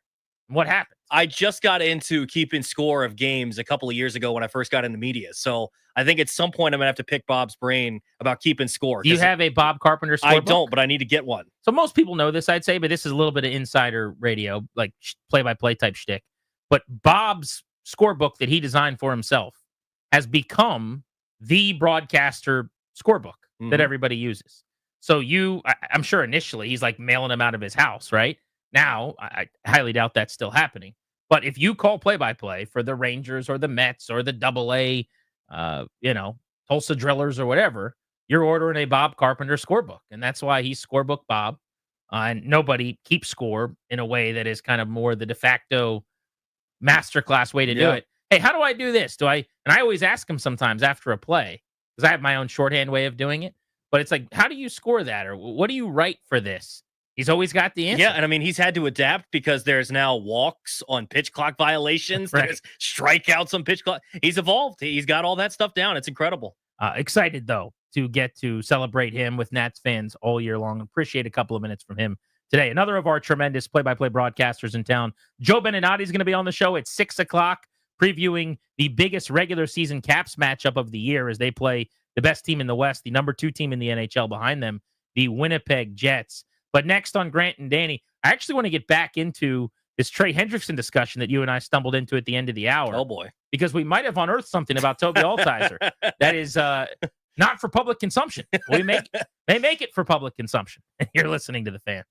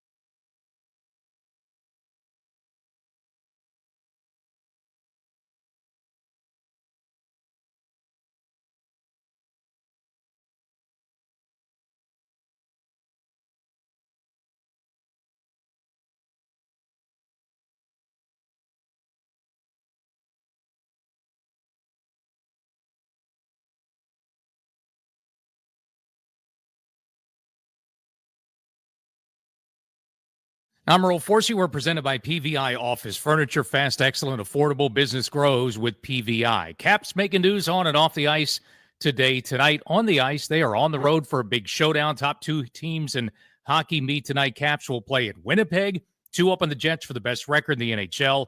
Caps have won 4 in a row, 9 of their last 10. That's an 8 p.m. face-off tonight here on The Fan. Capitals also secured a piece of their future today. They have re-signed defenseman Jacob Chikrin, long-term contract extension, 8 years, $72 million, $9 million per season, makes him now the Caps' highest-paid defenseman. Look at upgrade your office game. Swing by PVI Office Furniture, where we've got everything you need to take your workspace from the bench to the big leagues. Mention The Fan to score 15% off your in-store purchase. PVI Office Furniture, where productivity gets a hat trick. Visit PVI.com. Business grows with PVI. From the Crop Medcalf 5-Star Sports Desk, I'm Earl Forsey on The Fan.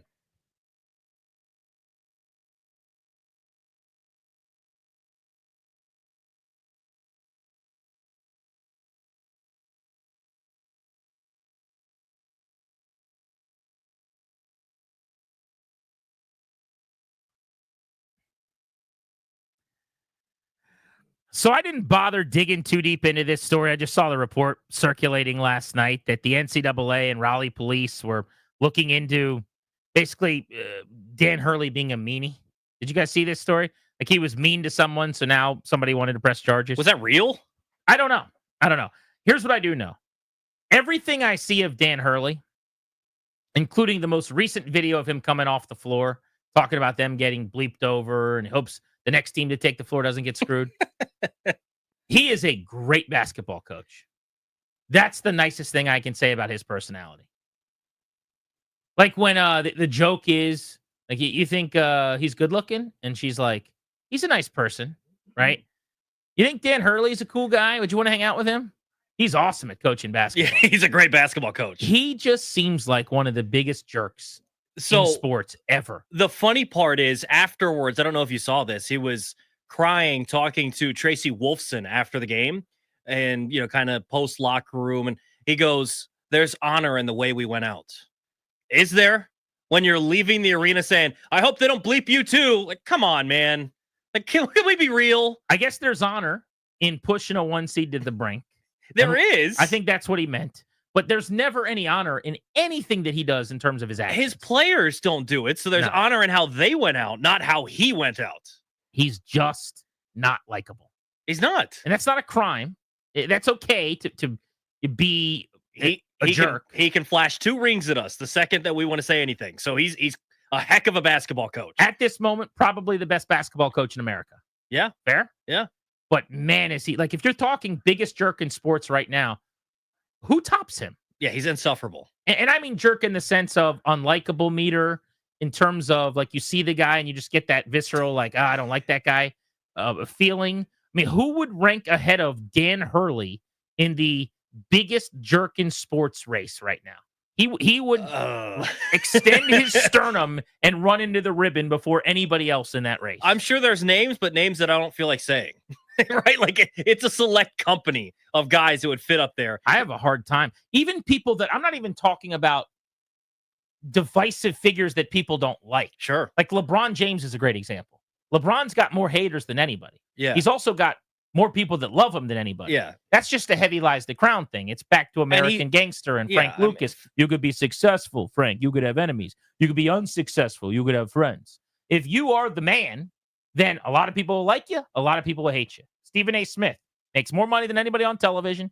$20 million a year. It ain't for me. I'll tell you that. But it's clearly for somebody. It's for a lot of people. He's got a lot of people that don't like him. He's got a lot of people that like him. Colin Cowherd, top of his game in our industry, right? More haters than you do, Toby. More haters than I do. Yeah. I'll take him because he's also got way more people putting him over and paying him money than we do. But I'm telling you, there is nobody, and I mean nobody in sports right now that's a bigger jerk than that guy. I was laughing. There was a bit you couldn't hear what he was saying, but he was coaching up his players at some point. I think it was about right before a foul shot, and he was like pointing around saying something, and his assistant comes over and whispers something in his ear, and like in middle of instructing his players, he's like, "Hey, make sure box out, shut up." Dude, I saw that. So funny. Just throws in a shut up to his assistant in the middle. Video? So it's slowed down, and obviously we can't hear the audio. but it's a video of telecast, I think, of just in game. And he's doing the coaches thing. We've all seen it. Left hand on the hip, kind of pulling the jacket back behind him, right? And he's got his pointer finger extended, and he's going like, hey, run 2. We got to make sure you pick him up. And his assistant is just trying to tell him something. Whatever his job is. Hey, we only have 1 timeout left, or make sure that Stewie knows that, he can't burn the timeout, whatever the hell it is. And he straight up just looks at him and says, shut up, and goes right back to what he's doing. Must be fun to work with that guy. Yeah. Insufferable, to say the least. And by the way, this guy would have never worked as the Lakers head coach. Never would have worked. Why do you say that? That personality melding with LeBron, who runs through coaches every 2 years, no chance. Okay. I agree with. I think his philosophy works at any level of basketball. Yeah, I was going to say, I think LeBron's just not on the Lakers anymore. And you bring him in and you run a real organization. I think he could work as an NBA head coach potentially. I think there'd be a little more friction because those guys are making more than you are. And so there's going to be some friction there, but he definitely wouldn't have worked with the Lakers this year. I always wonder about the transition from the stupendous college coach to the pros, the guy that was so good, because the way that you treat people has to change immensely. Oh, big time. There's some babysitting that goes on in college that allows you to dictate a lot more. Like, you guys were hosting this day. I have no idea if you mentioned this or not, but I saw the story while I was in West Palm, and I thought, man, I wish I was on the air because I'd love to talk about this for a half hour. Did you see the story about the Angels and Ron Washington? Yeah, we talked about this. You did. Not allowing cell phones in the clubhouse anymore. They're basically telling players you can't be. I'm going to let you guess which side Danny was on this. I think it's the dumbest, most ridiculous thing I've ever heard. So I'm going to assume Danny loved it. Yeah, Danny loved it. I think Danny's insane. Now, grown-ass men, professional adults, that would be, is CK going to do that for us? Now, I know the sports and non-sports comps can get hairy and are normally not worthwhile. Yes. But it's really no different. We're professional, grown-up human beings. You're not going to tell me when I can and cannot be on a cell phone. So I'm somewhere in the middle. I think it's dumb, but at the same point, I understand it. You have to understand your ball club. Like, if you're going to say that you can still listen to music and you can still, scroll occasionally, whatever, I don't care. If you're, eating lunch and you're able to do it, but just not when you're hanging out in the clubhouse, I don't mind trying to create more of a family. But at the same point, they are grown adults. So I'm okay with trying to create a family atmosphere. If you want to do something fun where, hey, when we are in the cafeteria or the lunch area, let's put our phones in the basket so that we can all sit around and share some fellowship and get to know each other. Something like that, maybe. Sure. The idea that you cannot have a cell phone in the clubhouse or you're not allowed to be on your phone for periods of time while you're at work, it's a joke. I mean, I am like, this is black and white to me. This is the dumbest thing that I've ever heard. And to come from the Angels makes perfect sense. Oh, yeah. Because pretty much everything they've done for about 8 years has been stupid. That's why I also don't mind it. You might as well try something. Nothing else has worked. Try something extreme. You're bad at making trades. You're bad at getting players to the big leagues who are ready. You draft and rush guys. I mean, they don't do anything particularly well. So add your cell phone policy to that, as far as I'm concerned. And keep not competing in the American League West. And just ruining Mike Trout's career, although his health has done some of that too. Bruce in Silver Spring, you're on Grant and Danny. What's up? Gentlemen, how can you leave Rick Pitino or Bob Huggins off of that list to compete with Bobby Hurley? Please. Okay, so this is a different class, Bruce, of jerk, I think. This is like a different, to me, and you'll have to explain what you mean, but you're getting at like the sleaziness and the, you know, the same feeling you get when like a politician who's been in trouble is on TV and you're like, to me, that's not, and I don't know his background, but I don't think Hurley's got a ton of that. I just see the guy and how he treats people and yells at officials and every foul isn't a personal affront to him. I think that's different than like Pitino in the diner or Huggins getting his whatever number DUI. I'm really happy that you know those stats and background on those two. I can concede your point that, it's how Hurley conducts himself on the sidelines. Yeah. But, there's that one dynamic, if you want to call it that, on the sidelines. There's another where you're living that lifestyle that the other two that I brought up. And I really think that they hide that behind the scenes. We may not see that on camera, but man, if that's how you live your life off scene, I have to imagine that pollutes the boys that are under their tutelage. So thank you for the phone call. I think there's something to that. I'm going like non-criminal, non-trouble division. I guess I should provide the caveat. To his point there, you're making an assumption that something's happening. There's no assumption being made with the other guys you mentioned, right? Like there's no assumption. There's facts, and you have to work off of that. I'm going likability at the workplace. Yeah, I mean, that's kind of what I'm talking about. Are you a decent individual who treats people with respect? Dan Hurley can check the box no. He just doesn't. I just got word, by the way, Caps fans, this is pretty cool. At 4:40 today, in 1 hour, the GM of the team, Chris Patrick, will join us to talk about the Jacob Chychrun extension. Love it. So I'm fired up to discuss what has been a masterclass from him and Brian McClellan since the start of the offseason for the best team in hockey, as they play the second best team in hockey tonight. That game's at 8 o'clock in Winnipeg. You'll hear it right here on 106.7 The Fan. We'll get you a double play next. What's going on in our lives? Nothing to do with sports. We're blitzing at 4. And remember, in 20 minutes at 4 ahead of the blitz, we're giving away a 4-pack of tickets to Defenders Opening Day this Sunday as the UFL season kicks off over at Audi Field. You're listening to Grant and Danny.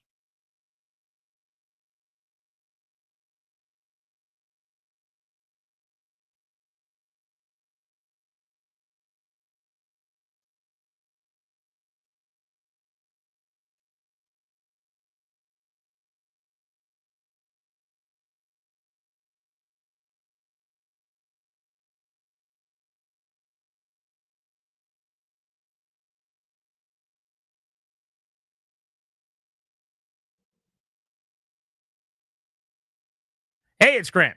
FanDuel, I'm a FanDuel guy, you know, is giving all customers the chance to take a swing at $500,000 in bonus bets. It'll be divvied up every day from the 27th to the 30th of March, end of the month, Thursday through Sunday coming up this week. All part of $500,000 daily home run jackpot to kick off the big league season stateside. All you've got to do is use your jackpot profit boost on a player to homer. If they go yard, not only will you get bigger winnings on your home run bet, but also you're going to get a share of that day's $500,000 jackpot. This season on FanDuel, big wins are on deck. FanDuel.com/GP is where you're going. Head on over. FanDuel.com/GP, promo code GP. Look for the daily home run jackpot. Got to be 21 in Virginia. Opt-in required. Must apply profit boost token on select market. Prize pool to be split equally among all eligible participants who made the correct pick. Bonus issued. Non-withdrawable bonus bet expires in a week. Restrictions apply. Terms, sportsbook.fanduel.com. Gambling problem, 1-800-GAMBLER.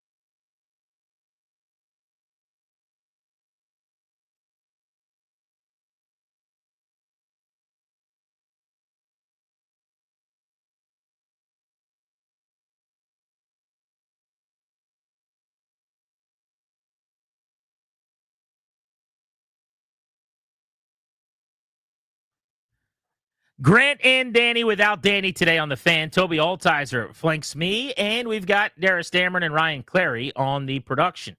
So a cast of 4 sans Rouillet in studio on Half Street, a couple blocks from Nats Park, where we kick off the Major League Baseball season with an opening day special show from the field on Thursday at 2. Remember, tomorrow at 5 o'clock right here on Grant and Danny, Charlie and Dave will be joining us out at Lost Rhino Brew Pub in Ashburn.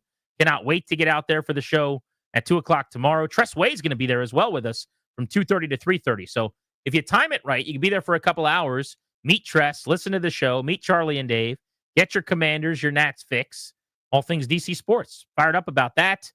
Rest of the show is going to be good. We've got Chris Patrick, the GM of the Capitals. We got a deal done with Jacob Chikrin on an 8-year extension today that was announced by the team. He'll be joining us to talk about the deal they struck with their defenseman in less than an hour, right at 4:40 on the fan. But let's get you your double play, driven to you by your local Washington area Honda dealers. Stop in for a great deal on the rugged and capable Honda Pilot. Contact your local Washington area Honda dealers today. What's going on in our lives? Nothing to do with sports. So, Toby, if you've got one of these, I would love to hear it. But I was thinking yesterday, apropos of nothing, about things that I've accidentally sent people that I didn't mean to send them, that came back to bite your boy in the butt a little bit. There are a few of these, a couple of which I will not be sharing on this radio program. But there was one that's particularly uncomfortable that I am willing to share. And if you guys have one of these and you want to hop in, we'd love to take your call at 800-636-1067. So Obama style, let me be clear. This is something that was meant for someone that you sent to a person that wasn't the someone you meant to. So my best one involves the show, as a matter of fact. Longtime friend of the program, Major League pitcher, former Nats reliever, Brandon Kintzler, was the recipient of this text message from me. He opened up his phone. He received a text that said, just this and nothing else. He sees it. It says, Grant Paulson. Let's see what Grant texted me. Daddy can't wait to get home to play with his little girl. I texted that to Brandon Kintzler. Now, before you say that's really weird, Grant. Yeah, it is. Correct. It doesn't sound better if I tell you it was meant for my wife. However, get your heads out of the gutter, okay? This is not what you think it is. So we had just gotten married. I know, still doesn't sound better. We had just gotten back from our honeymoon. I know! It still doesn't sound better. I'm getting there, you creeps, okay? So I texted my wife that I couldn't wait to get home, fresh off our honeymoon, to play with my little girl. Leave me alone about it, you jerks. Anyway, any hoodles. What I was talking about was the puppy that we had just gotten. Oh, sure. Okay. Fiona the French Bulldog. Okay, yeah. We got Fiona the French Bulldog. She was born the day after our wedding. We were born, I'm sure. We got married on February 10th. She was born on February 11th. We got her 8 weeks after that or whatever. So this was 2 days after we got the French Bulldog. We were doing this, and newly married couples that get a dog, they do this, Toby. You're going to do it at some point. You pretend like you're a parent now. It's like the cute little thing. You're playing house, and you got a dog. Ryan and his girlfriend will get a dog in like a week, and they're going to be texting each other about their baby and the stroller. Sure, of course. Yeah. It's nonsense, but it's just what you do, okay? You do it. You've all done it. You won't admit to it, but you've done it. So I got sucked into doing it. So I texted her, and I said, Daddy can't wait to get home to play with his little girl, talking about my dog. And Brandon Kintzler got the text, and I didn't realize that until I got a text from Brandon Kintzler. That's tough. And he said, excuse me? And I'm like, what is, oh my God. Meant for my wife. That's tough. Went to a Nats reliever. That's tough. You got one, Toby? Anything stand out for you? I don't want to sound better than anyone. I just can't recall any right now that are egregious. I'm sure I've sent a wrong text. I can't think of anything too bad. Now, I've caught myself a couple of times. Our boss's name is very similar to one of my buddies' names. Gotta be careful. Sometimes sending different things, different text messages, different jokes and different things. I have to make sure they're not going to the boss. Got to be careful. Make sure they're going to the friend. But I can't think of anything egregious Also, right now. if you're texting a couple of girls at the same time, be careful that the right text goes to the Well, I've never right. had that problem, Grant. No? No, never had that problem. My favorite thing is self-deprecation shtick with Toby when it comes to his dating life. Yeah, I've never had problems with that. With what? Multiple. Oh, right. The issue might be just finding one. I get so sized. All right, Clary, you got one. Yeah, this is one that like still stings to this day. Is it one that when you think about it, you just like cringe a little bit? Oh, I cringe so hard. It's not like it's a different kind of cringe. Did you want to play with a puppy too? Or I did not want to play with the puppy in this one. This was back in high school, actually. And I remember like it was yesterday because this person actually was my neighbor who I kind of grew up with and known very well. And we were paired up in a science project with another buddy of mine. And this neighbor of mine just did not do any work, did not do any of the work, was not ready for the presentation. And I was going to text my buddy just trashing my neighbor, just being like, this person is not prepared. It's so obvious they have not done their part, just going in on this person.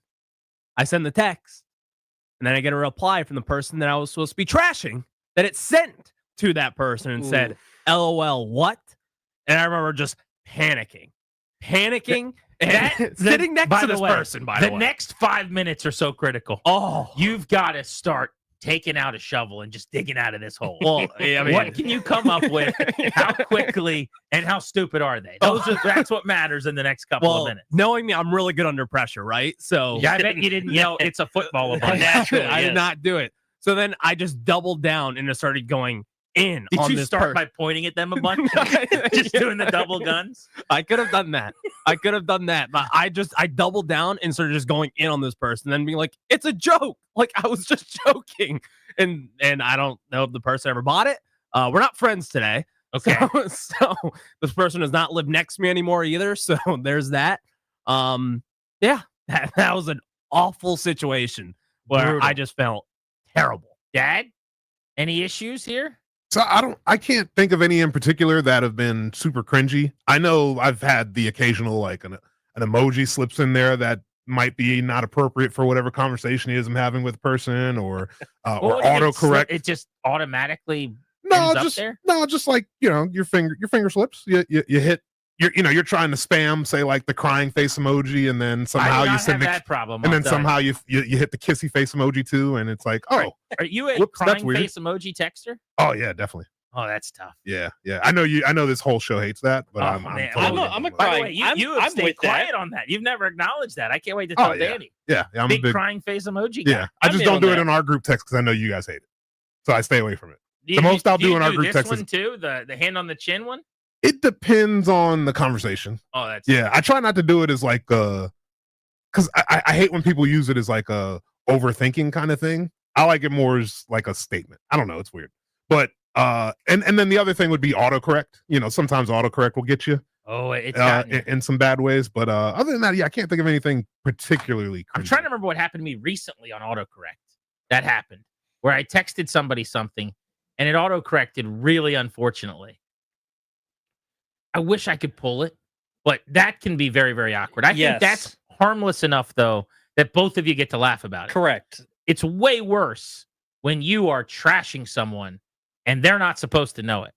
When you're just trying to do some harmless, behind the back. Yeah, we're just answering, just talking behind someone's back. You're just trying to trash someone verbally. But we're airing it out accidentally. Yeah, as we all do, right? We're just trying to do a little gossiping, right? The way Dad did it. Oh, yeah.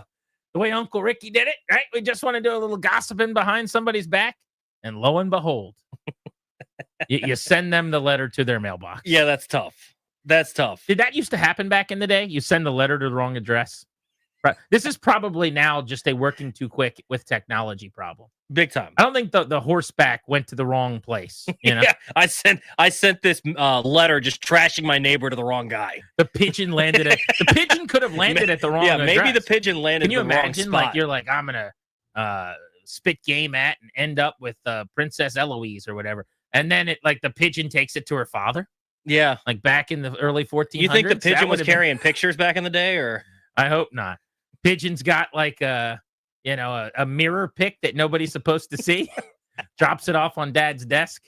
That one's tough. I've seen some of those online where you're texting your person of interest and it goes to their parents. Oh, it's tough. Not fun, man. I haven't done that. I'm assuming it's not. I'm not speaking from experience, but I'd imagine that one's not great. All right, Grant and Danny without Danny today on the Fan. Toby is hanging out. Got a busy hour coming up, kicking off the Beltway Blitz at 4 o'clock by giving away tickets, a 4-pack to see the DC Defenders in the good seats. That's Sunday afternoon. Great atmosphere over at Audi for spring football and the season opener. We've got those tickets for you next. And at 4:40, Chris Patrick, the GM of the Caps, who got a deal done today with Jacob Chikrin, an 8-year extension. He'll join us to talk about how the new deal came together on Grant and Danny.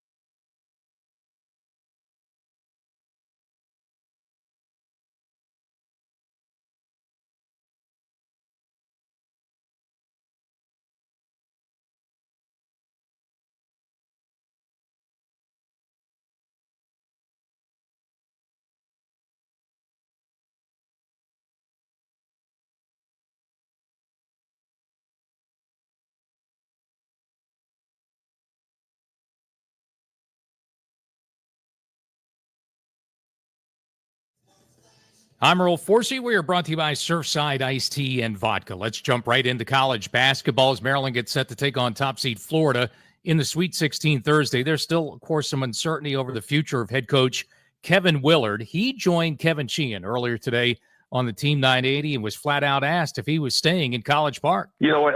I've had over the last week, I know I've said some things that have raised people's eyes. You know, maybe my jersey came out of me, not in the greatest way, but, you know, Maryland's been great. We're in perfect shape. You know, I want to make this program the best. The direct quote from Willard to Kevin Sheehan, as of right now, I'm staying, yes, was the quote. Also a report now this afternoon that New Mexico's Richard Pitino has emerged as a strong candidate for the head coaching vacancy at Villanova.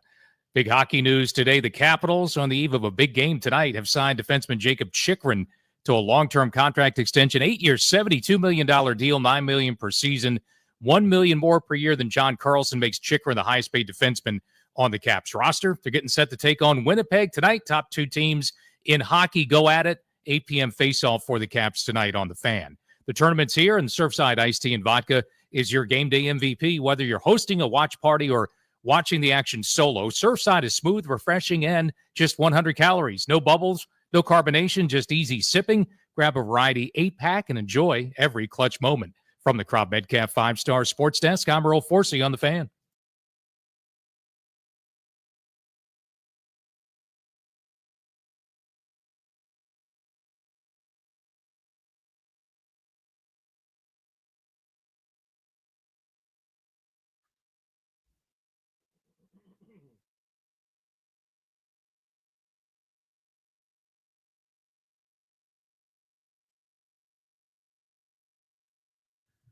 As promised, to kick off this 4 o'clock hour, let's go caller 10 at 800-636-1067. Congratulations. You're going to win a 4-pack of tickets to DC Defenders football, the home opener, this Sunday, March 30th over at Audi Field. Be there for the Red Zone home opener celebration. Defenders battling reigning UFL champion, the Birmingham Stallions. If you haven't been, go. It's fun. You will enjoy it. Great family atmosphere. Spring football is here. Weather should be nice this weekend. First game, Sunday at Audi Field. 4-pack of tickets to caller 10 right now on Grant and Danny. As Washington prepares this offseason to protect its star quarterback, what are you doing to protect your family's assets? As the exclusive sponsor of our show, the law firm of Kandori and Murad can help you draft your last will and testament, set up a living trust, or put together a medical power of attorney. Schedule a free consultation with their attorneys today by visiting kmlawyers.com, and be sure to let them know that we sent you. That's kmlawyers.com. 4:40 today, the GM of the Capitals, Chris Patrick, on the new extension with Jacob Chikrin. Make sure you're listening at that time. Let's kick off the Beltway Blitz with the Nats on deck and the Commanders in the hole. We'll get to Chikrin in a moment with Sammy Silber of Hockey News, but I want to start the game tonight is just a banger. With Sammy, this one's going to be awesome. Caps, Jets, top two teams in the league with 100-plus points. Top two teams in hockey playing this late into the season when both of them are number one in their conference and top three in scoring and goals allowed. It's only happened 7 times. Just how good could tonight be? Yeah, no, it's going to be a great matchup. I mean, like you said, these two teams don't see each other a lot. And not only do you have, both teams stopping their conference, but you got a lot of storylines. You got Alex Ovechkin continuing his chase. Kyle Connors having a great season in Winnipeg. And then goal, you got Hellebuck versus Thompson. So a lot of good storylines, a lot of great, things to look out for in this matchup, and potentially a Stanley Cup final preview too, if you're thinking that. So lots to watch, and should be an exciting one. Chikrin extension, obviously a big news today for the Capitals. What's your thoughts on the deal? Yeah, I think it's a good deal. I think Chikrin's done, quite a bit for the blue line and helped kind of, Washington establish the identity that they have this season. He's a big reason for their success too. I mean, you see his goal scoring, totals as point totals. And, if you look at defensemen since, 2021, he's like the third highest scoring, goal scoring defenseman. So really good deal. I think it's, just about what he would get if he hit the market. So I don't think it's an overpay. I think with the cap going up and, Carlson coming off the books in a couple of years, it sets Washington up for a good future, shores up their future core, and just, gives them a really good look on the blue line for years to come. So good deal. He's a well-liked guy in the room too. And honestly, it's good to see him get rewarded. That's Sammy Silber with an I. You can follow her on social. Real quick before we let you go, if people go check you out at the Hockey News, what recent stories can they find? I really like the Stromer piece on how the rinks are made. Yeah. No, I mean, you can find a lot of different pieces coming. Obviously today is all a lot of Chikrin stuff, and him reflecting on the deal and that kind of stuff. But, a lot of content. I really try to highlight the stories on, that you don't see and kind of, have some fun and, let loose a little bit. It's not all just news all the time. Yeah, you can talk to Strom about, how the rinks are made, or, Charlie Lindgren and I were talking about how it's not really fair that, goalies have to go up and down and everybody else gets to stay on their feet the whole time. So a lot of funny stuff coming, a lot of really good stuff coming that I'm working on. And I just appreciate everybody who takes time to read it. Absolutely. Sammy, appreciate the time joining us today. Thanks, guys. I'll see you soon. Darius, let's talk some Nationals. Joining us to talk about the Nats, the guy that we saw over at the ballpark yesterday, Bobby Blanco from MASNsports.com. Bobby, DJ Hurst today, we find out a UCL sprain. Does this mean Tommy John down the line, or what does this mean for him? Yeah, it was good seeing you guys yesterday, and hopefully see you guys on Thursday for opening day. After yesterday's rain out and then now the news this morning, kind of a bummer last 2 days for the Nationals.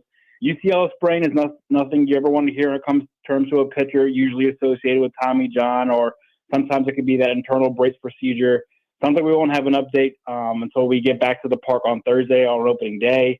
DJ dealt with some fatigue and velocity loss in spring training. He told reporters that this is something he always goes through during every spring, so he kind of brushed it off. The team themselves even kind of said it was fine. His last appearance this spring before they came back up to D.C. was actually on the backfields in West Palm Beach, not an actual game. So no one actually saw him pitch other than, Nationals coaches and front office people. And the reports was he was good and he was back up to his normal velocity, and he threw, I think it was something between like 80, 90 pitches in a sim game. So that was good news. And then all of a sudden we see that he's on the IL this morning.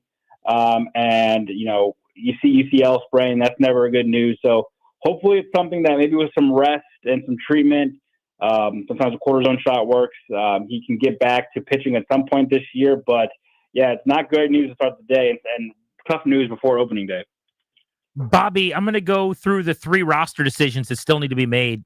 We'll get definitive answers on these tomorrow ahead of opening day, I'm sure. But here's the 3 spots. Let's go rapid fire.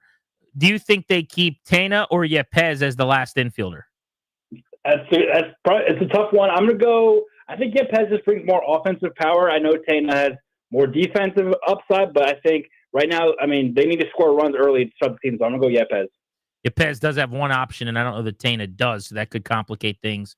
How about Adams or Kisner behind the plate? This is Riley Adams, who's been the mainstay backing up Keibert Ruiz, and then Kisner, who's 30-plus, who they just brought in to compete, and is, I'm surprised, but still hanging around on the roster. Yeah, Riley Adams does not have an option. So if they decided to part ways with him, they would have to DFA him and expose him to waivers and then hope he passes through and then hope he accepts the minor league outright. I'm going to say they keep Riley, give him another shot back there. I know he's had a tough spring, but Kisner hasn't had that much of an impressive spring either. I agree with you. It is odd that he's still around when they had Drew Millis available, but they sound like they want Drew to play every day, so they send him down AAA to start the year. I'm going to get to give Riley one more shot out here. Otherwise, they're going to have to DFA him. All right, then 2 bullpen spots for 3 arms. 2 of them are kind of the homegrown kids. Jackson Rutledge, who's been moved to the pen. Brad Lord, who's a starter who would be moonlighting as a reliever just to be on the big league team. And then Orlando Rebalta. You tell me if you disagree with any of this. I think Rebalta is the first guy of the 3 that are in. So then it's Rutt versus Lord. And even though I like Lord more, Lord, because he's still a starter with hers hurt and maybe hurt for a while, it would seem to me like you send him down, keep him stretched out, and have him be a first responder starter at AAA, and maybe Rutledge by default becomes the reliever since they've already made him a full-time reliever moving forward. But tell me if you disagree with any of that. No, I agree with you. I think Rebalta is in. He had a really good spring. He's another big reliever that can throw hard. So I think the Nationals really liked him. He had a really strong camp. And then the last 2 spots, I agree. I think before today, I could have made a strong argument for Brad Lord to make it, even though he hasn't made his Major League debut yet. But after the news from DJ Harris this morning, I think it makes more sense for him to be stretched back out to a starter just to add some more depth down there. Because, we saw Shinosuke Ogasawara over the spring. He didn't look all that impressive. When they need a sixth starter, who's going to be the first man up? I wouldn't trust Shin. So maybe stretch back Brad Lord out to be a starter and give Jackson that last spot in the bullpen. In small spurts, Jackson has been pretty good as a reliever so far. If he can keep it up, that might be his path to being a major leaguer. But I think that's the way it shakes out on Thursday. Bobby, always good to talk. We'll see you on Thursday. Yeah, can't wait, guys. Thanks. 2 more days, baby. Opening day right around the corner. Remember, G&D tomorrow, we are live out in Ashburn at Lost Rhino at the Brew Pub. And Charlie and Dave are joining us from 5 to 6:30 for a season preview special 90 minutes. Tress Way is actually going to be out there with us from 2:30 to 3:30. So if you're in the Ashburn area, you want to check any of that out, come stop by. Let's talk about the Commanders. Joining us to talk about those Commanders is the one and only Earl Forsey. Earl, I want to get your thoughts. You were listening to us earlier kind of argue about this, about whether you would trade pick number 29, trade back. We also kind of stumbled into, would you trade pick number 29 for Trey Hendrickson? What are your thoughts on that? First of all, the second part, yes, absolutely. Trade the draft for Trey Hendricks. I don't care. Look, I'm just about getting good players. People get too wrapped up in two things: how much money they spend and the draft picks. Guys, I grew up in a time where, I'm a child of the 70s. They didn't have a first-round draft pick at all in the 70s, not 71, 70, in the entire decade. They didn't.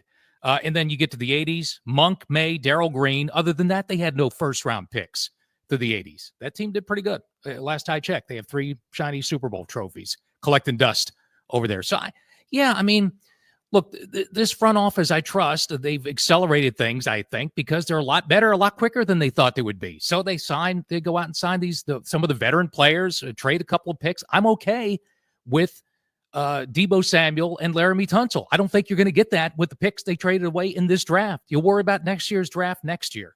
If they can trade down and maybe get some, because here's the thing with this draft, it may not be great. There may be tiers of guys that are kind of, 29. Maybe you can get the same kind of player 5-10 picks later and pick up another pick. So I'm not of the always trade down group of people that exist when it comes to the NFL draft.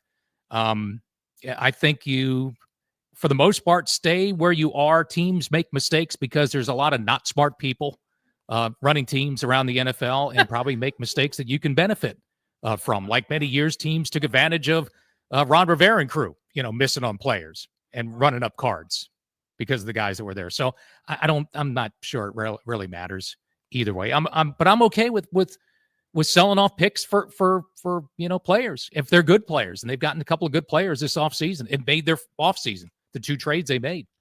Earl, it sounds like we're pretty much in lockstep on the idea of 29 for Hendrickson, maybe even trading back. Do you view their corner room right now as okay to start the season with Lattimore and Jonathan Jones maybe starting with Mikey Sanders still, or do you think it's still a necessity that they've got to go do something else? It's okay, and the big key is Lattimore, because all we heard, and Albert Breer was first on this, the SI guy. We know Albert Breer. You've had him on a bunch of times. When that trade was made that week, he said this was not a deal to make a push for the playoffs. This was the first. Basically his words, this was their first big move of the offseason, is what he said.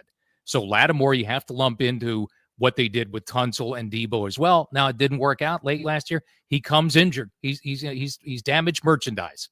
Okay, let's see the hamstring get health. He's got to be the guy at least that's close to a number 1 corner, which he was his entire career in New Orleans. All of a sudden he becomes Josh Norman when he gets there. I don't know what happens with players, but that's a big key for them, because if Lattimore is right and back to being a number 1, put him on A.J. Brown and lock him up and let him stop him type of guy, which he wasn't this year, then that's a whole different story. But I think, look, there's 2 easy questions for this offseason, guys, and the draft coming up to me. With Jaden Daniels at QB, is this a yes or no answers? Is this a good enough offense to compete with anybody in the NFL?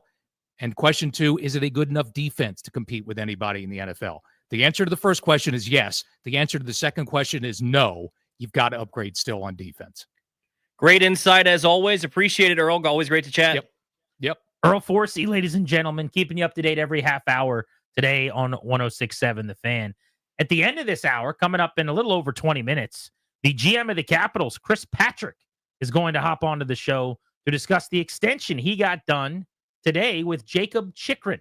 Make sure you're listening to that at 4:40 right here on The Fan. Next, I got a little bit of heat for how I tiered the Washington Commanders wide receiver room on social today. I want to run my synopsis by Toby, see what he agrees and disagrees with, and I'll explain one of the points that I made that a lot of people didn't like and see if I'm off base here. We'll do that next, talking Commanders receivers ahead of the GM of the Caps on The Fan.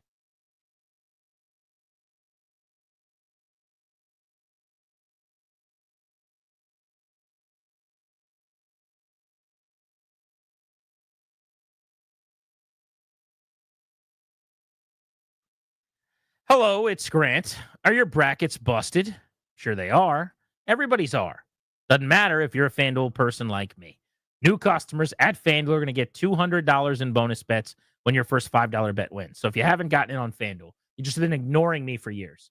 Now's the time to stop doing that. You bet $5, you win the bet, you get $200 to use on the site. If you've been waiting to join, this is the time to do it. Tournament action continuing, 16 teams remaining. FanDuel.com/GP. That's FanDuel.com/GP. You can bet on spreads and totals and game props and a whole lot more. FanDuel.com/GP. Got to be 21 present in Virginia. First online real money wager only. $5 deposit required. Bonus issued non-withdrawable bonus bet expires 7 days after receipt. Restrictions apply. See terms at sportsbook.fanduel.com. Gambling problem? 1-800-GAMBLER.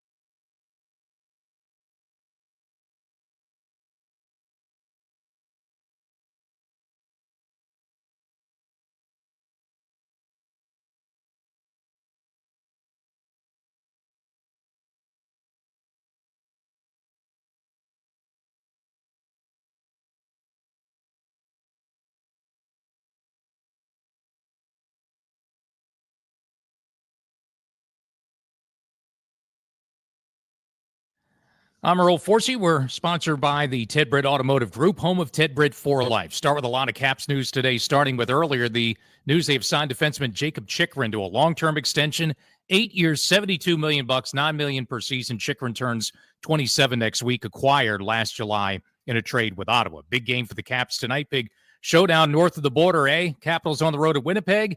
They have won 4 in a row, 9 of 10. Top 2 teams in hockey square off tonight. 8 p.m. face-off on the Fan. College hoops news, head coach Kevin Willard talked to our Kevin Sheehan today on the Team 980, asked flat out if he was staying. Willard gave this answer, quote, "As of right now, I am staying, yes." For over 65 years now, Ted Britt has set the bar for the best car buying experience in the D.C. area, hands down. Ted Britt Ford Fairfax, Ted Britt Ford Lincoln Chantilly, and Ted Britt Chevrolet Sterling, all home of Ted Britt for life. Lifetime vehicle coverage, all just a click away at tedbritt.com. From the Crop Metcalf 5-Star Sports Desk, I'm Earl Forsey on the Fan.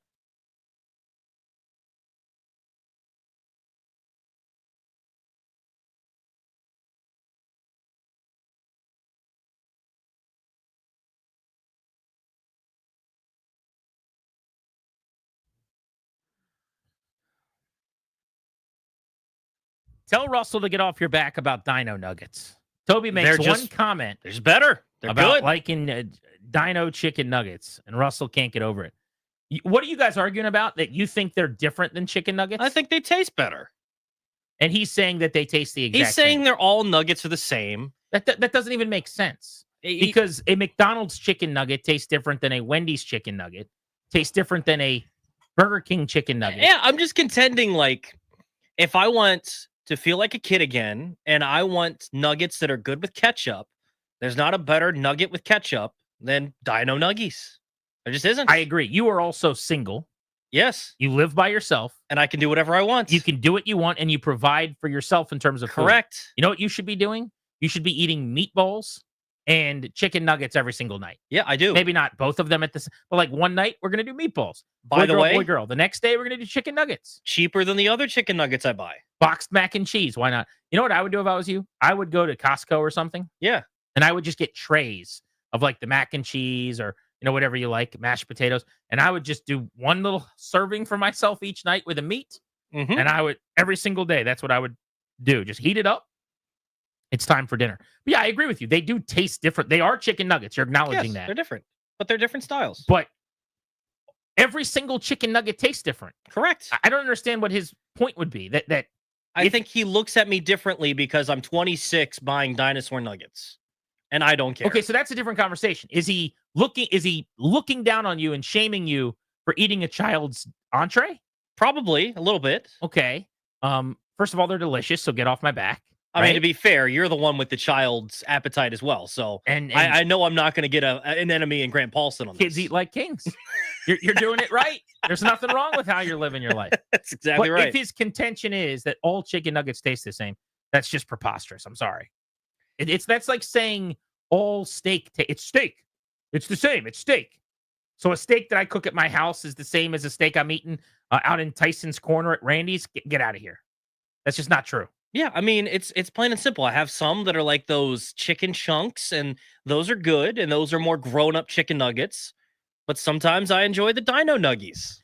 The voice of Toby Altizer. I'm Grant Paulson. Danny is out ill today. G&D here on the Fan. Go vote on our Twitter poll. ESPN had a piece suggesting that the Commanders need to trade down from pick number 29. Do you agree that that is what they should do? That is the Metropolitan Moving and Storage Grant and Danny poll of the day on social media. Local, long distance, residential, or commercial. 3 decades of best-in-class service and experience for Metropolitan Moving and Storage. So I tweeted this today, Toby. I want to know if you agree with the people that were upset about this. Sure. So I was looking at the Commanders' depth chart. I was not on air when they signed Michael Gallup. To me, that is a near nothing burger of a signing. Yeah, Jag. If he makes the roster, great. I hope that he helps them. That is where I'm at on Michael Gallup. I haven't talked to JP. I actually meant to do that yesterday when we were all at the Nats Gala. But our buddy JP Finley hosts in middays. Him and B. Mitch do their show from 10 to 2 every day. He tweeted something to the effect of Washington added a deep threat or something in Michael Gallup. I do not see it that way. Number one, I don't know that he's a deep threat. But number two, I think they added a guy that if they get something out of him, it's a plus. Like, he is in a category to me where If he is making catches in games and helping them win football games this year, I'll be thrilled because that is not my expectation. It's a wake me up when he does something kind of move. That's how little I feel about it. Having said that, I was thinking about how maybe they're done at receiver and they've got enough veterans now that they could not add anybody else and feel okay starting the year. I still really hope they draft a guy, but if we're saying they need a corner and we're saying they need an edge and we're saying they need a speedy running back and they only have 5 picks and only 3 of them are before the 5th round, at some point they're not going to be able to get everything, right? There's just not enough quantity in terms of the selections. So maybe this is it. So I started tiering the Commanders' wide receiver room. Here's what I came up with. I labeled my tiers thusly. No concerns, absolute stud. The only receiver I have in that tier is Terry McLaurin. And that's correct. Okay? The next tier correct. I've got is ceiling of being a really legit weapon. Now, I say this because there's some baggage and there's some concern, and who knows if he stays healthy. But at his best, this guy could be a really legit weapon. I have Deebo Samuel and none of their other wide receivers. Correct. You're okay with that? Yeah, and by the way, correct on weapon, because I don't think he's a legit wide receiver. Yeah, exactly. But, he could be a good weapon offensively. Now, a couple of people took issue with me not putting Noah Brown in that category. And I don't think Noah Brown, at his best, is like an outstanding player. I think we saw it last year. I think he's a serviceable piece, but we'll get to him. The next category I have, this is not ranked in the order of quality. This is just kind of the tiers. Sure. I've got the potential to be really good, but hasn't shown it yet. Luke McCaffrey. Yep. You drafted him in the 3rd round. He's got a nice skill set. I think he could be great in the red zone. Could make athletic plays with people jumping up in the air around him and bring the ball down in traffic. But we just haven't seen it because they haven't really used him. He hasn't developed yet. I don't think they've got another guy in that tier. Then I go to non-impact depth players. I've got Noah Brown and KJ Osborne. Osborne last year showed nothing, and so you could put him in my worst category, which is anything I get is a bonus, and I think that would make perfect sense too. But people sleep. KJ Osborne with the Vikings was actually a baller. Like there was a time where he did more with Minnesota than, say, Noah Brown at the peak of his powers in Houston. But this is where I caught the most shrapnel. A lot of Commanders fans, I don't know if it's the Hail Mary, I don't know, that cologne still on Noah Brown, or just that they like the size or what. But basically, the idea that I put him in the category of non-impact depth wide receiver did not sit well with Commanders fans. Yeah, I think it's a bit harsh. I think he can be a little bit more than that. I mean, last year he had 453 receiving yards in 11 games. So you figure if he plays the full 17, you get what, maybe 6. But was he an impact player? I think he can be. How often last year? I don't mean the individual play where the ball landed in his lap. Of course. But I mean, how often in a game was he impactful? There were a couple times, big spots down at the end of games, he was making catches. I mean, I don't think he's ever going to be. You don't want him as your legit number 2 receiver, which he might have to fill in because of the fact that Deebo is more weapon than receiver, like we talked about. But I think that Noah Brown is a little bit better than you're giving him credit for, but he's not some stud number 2 if people are trying to make that argument either. So maybe it's a semantics thing. Yeah, I think it is. Because when I'm saying impactful, like what I mean by that is, well, what do you think? Someone who could scare a coordinator. He goes for 7. He plays 17 games this year. How many yards do you think he goes for? Is Deebo healthy? Yeah, like assuming I would health. say 425. That's it? Probably. Oh, I think he'd go for 600-700, maybe a little bit more. I don't know. I mean, they're not going to be a throw first team. Jaden Daniels is going to run 8,000 times. And Terry McLaurin's going to catch 90 balls, and Deebo Samuel, if he plays 15 plus games, is going to catch the second most balls. Sure. And then Noah Brown is third. So you think on a team that is run first and has a running quarterback that will lead the league in rushing attempts at the position, that a number 3 receiver will have 600 yards? Yeah, why not?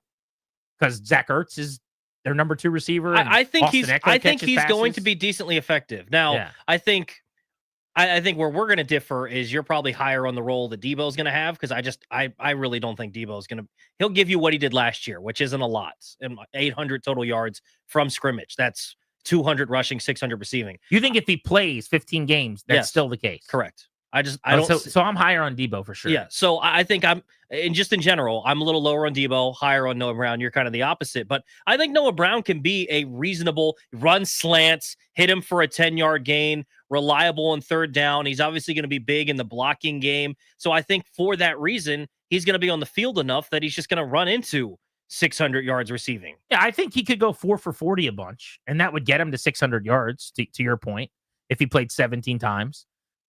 again, it is probably semantics, and I think I'll just tip my cap to the people saying maybe I'm not giving him enough credit and say, okay. My point is just he was released by the Texans. Yeah. In a depth chart issue, comes to Washington, and yes, was helpful. And I like Noah Brown. It sounds like I'm running him down. It's not my intention. But I don't think there's ever a game where a defensive coordinator is like, oh, damn, they got Noah Brown on this guy. Sure. Like it is dig routes and in breakers and boxing guys out, and it's 3 for 39. It's 4 for 51. To your point, I think there's two of those guys on this team right now, Terry and Debo. But Zach Ertz was really effective last year, and I don't think Zach Ertz is that guy. So, again, semantics, I think, is what we're arguing over not here. That guy, meaning that can repeat last season? No, I think he can. I'm saying that he was never a guy that you're like, oh, we got a game plan around Zach Ertz. But he was really I think effective. It's different because at his position, right, what the role he played, sure-handed, route runner, zone beater, move the chains underneath. Like, I'm asking for, if he averages 9 yards a catch, I'm fine with that. If Noah Brown averages that as a wide receiver, it's, you're looking for more explosive stuff, and I just don't know that that's happening. He's not an explosive receiver, but I think he fits more into that security blanket style. So what with category Zach Ertz. would you label him as? If you don't like non-impact depth receiver, which to me is like in a Super Bowl caliber operation, he's at best the third receiver, probably more the fourth.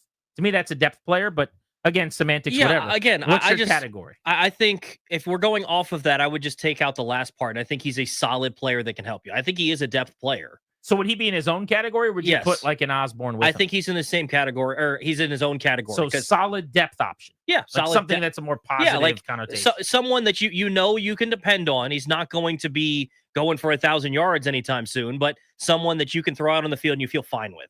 The non-impact, I think, is what people it feels negative. Correct. Yes. I'm just saying an impact receiver, you know what it looks like. Yes. It's like being pregnant. You are, again, we're arguing over semantics because I think too, KJ Osborne, I think fits in that category, but also wouldn't surprise me if a half year in the system now and he comes out this year and goes for 500, 600, 700 yards, right? You got a lot of yards for the receiver group. I think they're going to throw the ball. Jaden's about to throw for 5K. I hope so. Would love it. What about all those rushing attempts, though? If they don't get another running back, then sign me up to pass the football. I like throwing the football. It's what I like to do. So I am in on that. If they get a stud running back, then let's run the ball. If we're going to roll with B-Rob and Eckler again, throw the football. GM Chris Patrick of the Capitals signed Jacob Chikrin to an 8-year extension today. He joins us next on G&D.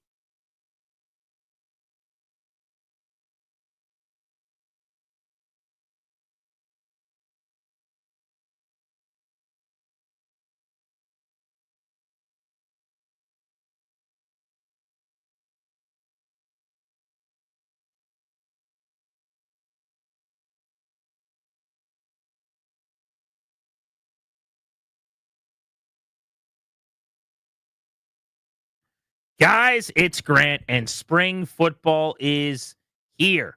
The DC Defenders get started on Sunday afternoon at Audi Field. I cannot wait for the kickoff of another campaign. I was saying this earlier on the show, but if you guys have not been to one of these games, they're an absolute blast. It's kind of low stakes, right? Not a long history for this team. You go out, you have fun. Everybody's loud. There's a ton of energy. Things are cheaper. It is a family atmosphere. You can bring the kids. I do. I bring my kids to a bunch of the games. They open this Sunday, March 30th. Tickets are available right now. 3 p.m. start time. Go pack Audi Field, wear your red. You can get your tickets at ufldefenders.com, ufldefenders.com. They're doing this thing to kick off the season on this home opener with their Red Zone home opener celebration where everybody's going to be rocking red, and they'll have a bunch of installations. They're playing the best team in the league from last year, the defending champions, the Birmingham Stallions. So should be a great time. I want to see it at Audi Field. If you're looking for some football, the time is now. DC Defenders.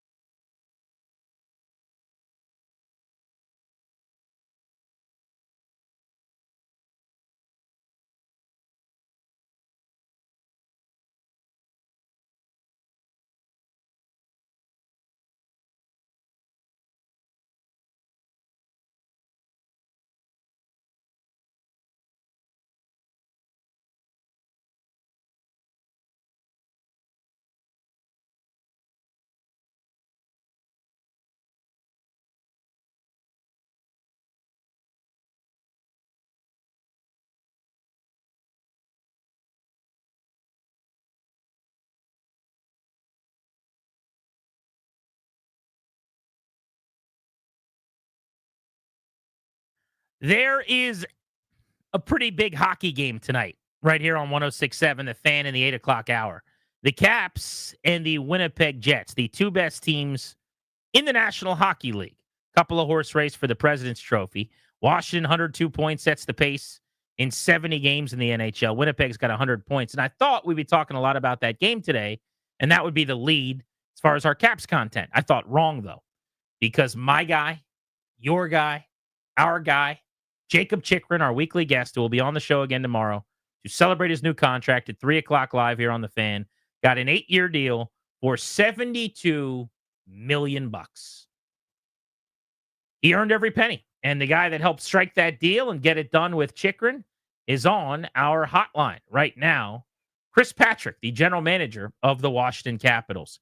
Chris, first of all, take a bow. Congratulations, not only for the Chikrin extension, but for everything that you and Brian McClellan have done since last year at this time, working beautifully. You guys are you don't miss. Can you come over and help me at the house? Well, I love doing stuff around the house. You can just ask my wife, so I'll be happy to do that anytime. Need a little drywall work or something. But yeah, I mean, it's been a fun season, a lot of hard work, across the board. Not just Brian and myself, but our hockey ops group, our analytics team, the coaching staff, the players. It's been a great year. I think, as I've said in the past, a lot of new faces coming in. I think the biggest reason it's gone as well as it has is because our leadership group, Alex, Tom, John, Nick Dow, Dylan Strome, they right away brought these guys in and made them feel comfortable and helped them get, acclimated to both the area and the system and the kind of hockey we play. And from early in training camp, you could tell that, there's a good vibe around the team. So huge credit to the players and obviously, really happy it's worked out this way so far. I mean, Chris, as a longtime radio listener and now having done radio for a while, you get an executive on, and you just kind of, pump their tires a bunch. You're like, oh, come on, GP, enough already.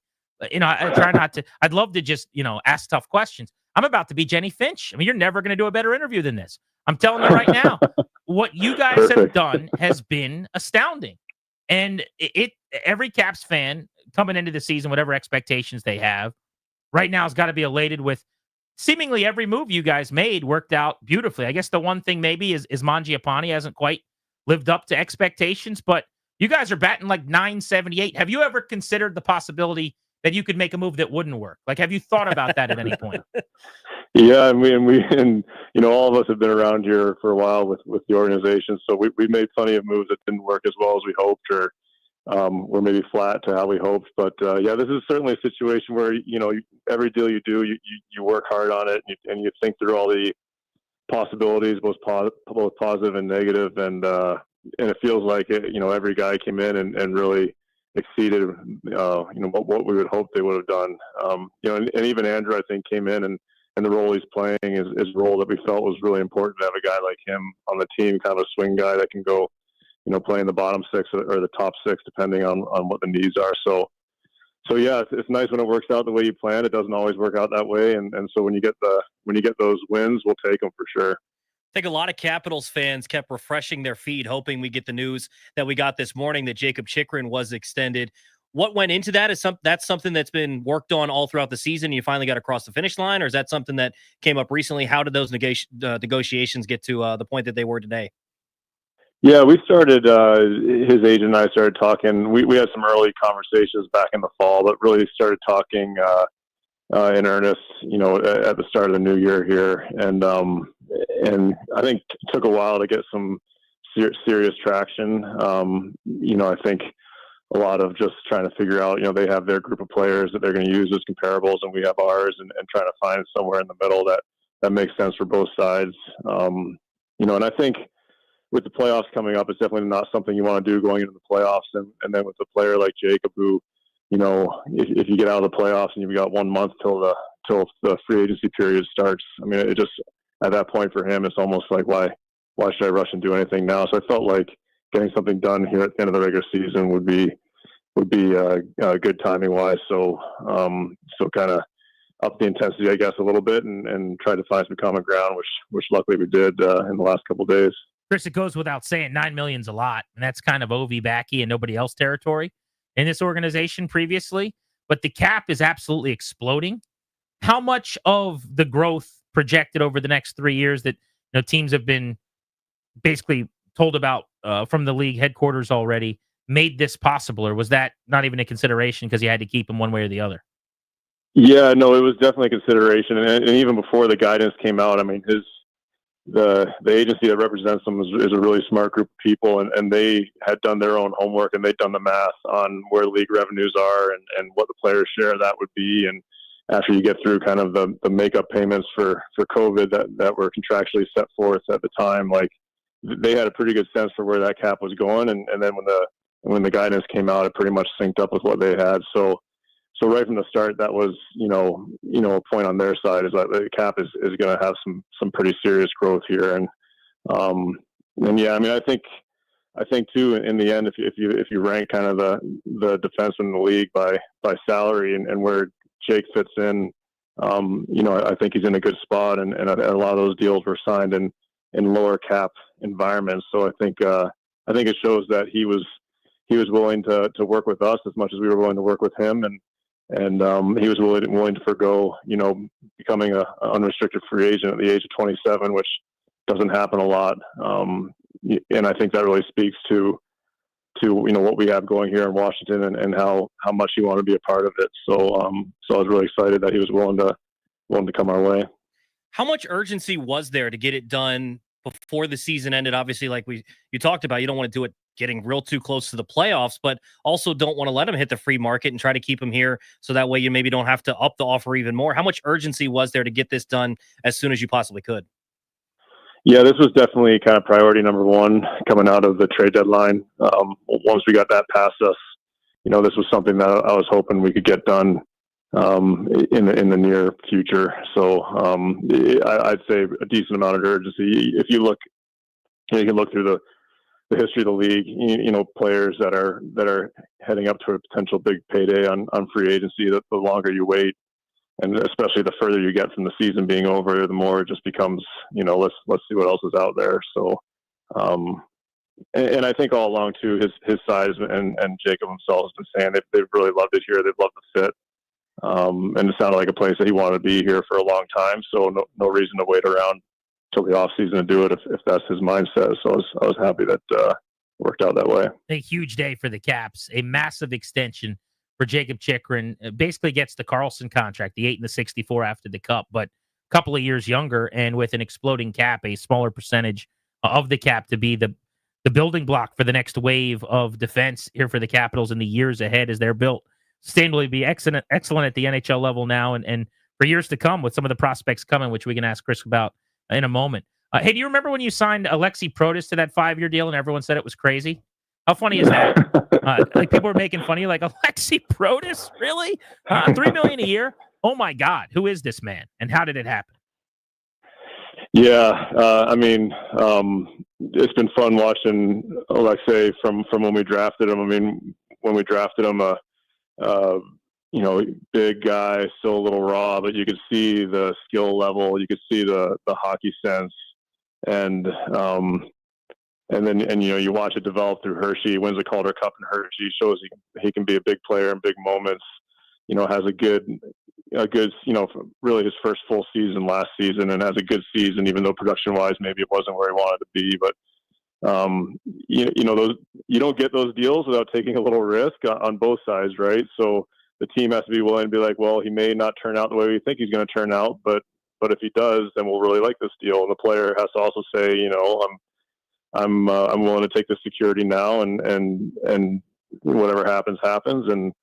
And so, yeah, it turned out well. And yeah, he's been quite a force for us this year. It's been awesome to see. Chris Patrick, GM of the Capitals, he and Brian McClellan working in unison in that front office. Just thinking about the Chychrun deal again, I'm kind of curious. With a deal of that magnitude, that much money, that many years, does ownership have to be involved where Ted is in the mix too, or is it still just hockey guys doing hockey stuff? Yeah, we try to keep a pretty open line of communication to ownership, and that kind of runs through Mac and Dick Patrick, my father. That's and hilarious. So like, yeah, that's funny. You're like, that guy, my dad. Yeah.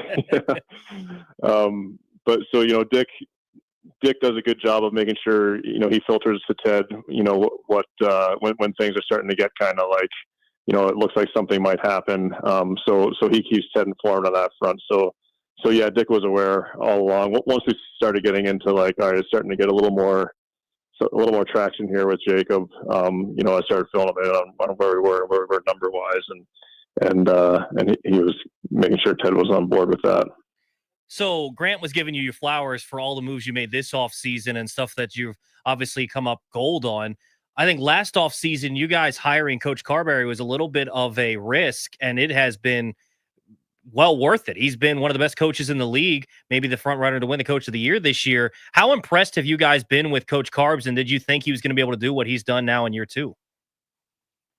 Really impressed, I guess, but I don't want to like minimize anything. Not surprised at all. Just having known Spencer going back even to his South Carolina days, but having worked really closely with him when he was in Hershey. This is what Carbs is. Like, he's a excellent communicator. He's great in front of the group. He can be hard on the players, but he talks to the players. They know where they stand with him, and all the things that he did as an up and coming coach in the AHL has come to fruition here in the NHL too. So I guess one of the concerns you have with hiring a first year younger coach is how he handles the veteran type guys, and if they buy into what he's selling, and he's come in and done that flawlessly. So I guess that was maybe one thing that you would have a concern about. But yes, it's been an impressive 2 years of work for him, and we're definitely lucky to have him. You're listening to GM Chris Patrick of the Capitals on Grant and Danny. We're really putting them on the coals here, really getting to the bottom of some things. It's been just a tough year for he and his decision makers. Best team in the NHL, Ovi about to break Gretzky's record, and a system that is flourishing in front of our eyes. The Caps set up to be really good for a long, long time. Andrew Crystal, Ryan Leonard, Ilya Protas, Cole Hudson, all on the way among the elite prospects. Ryan Leonard, are we going to see him play in playoff games this year? I certainly hope so.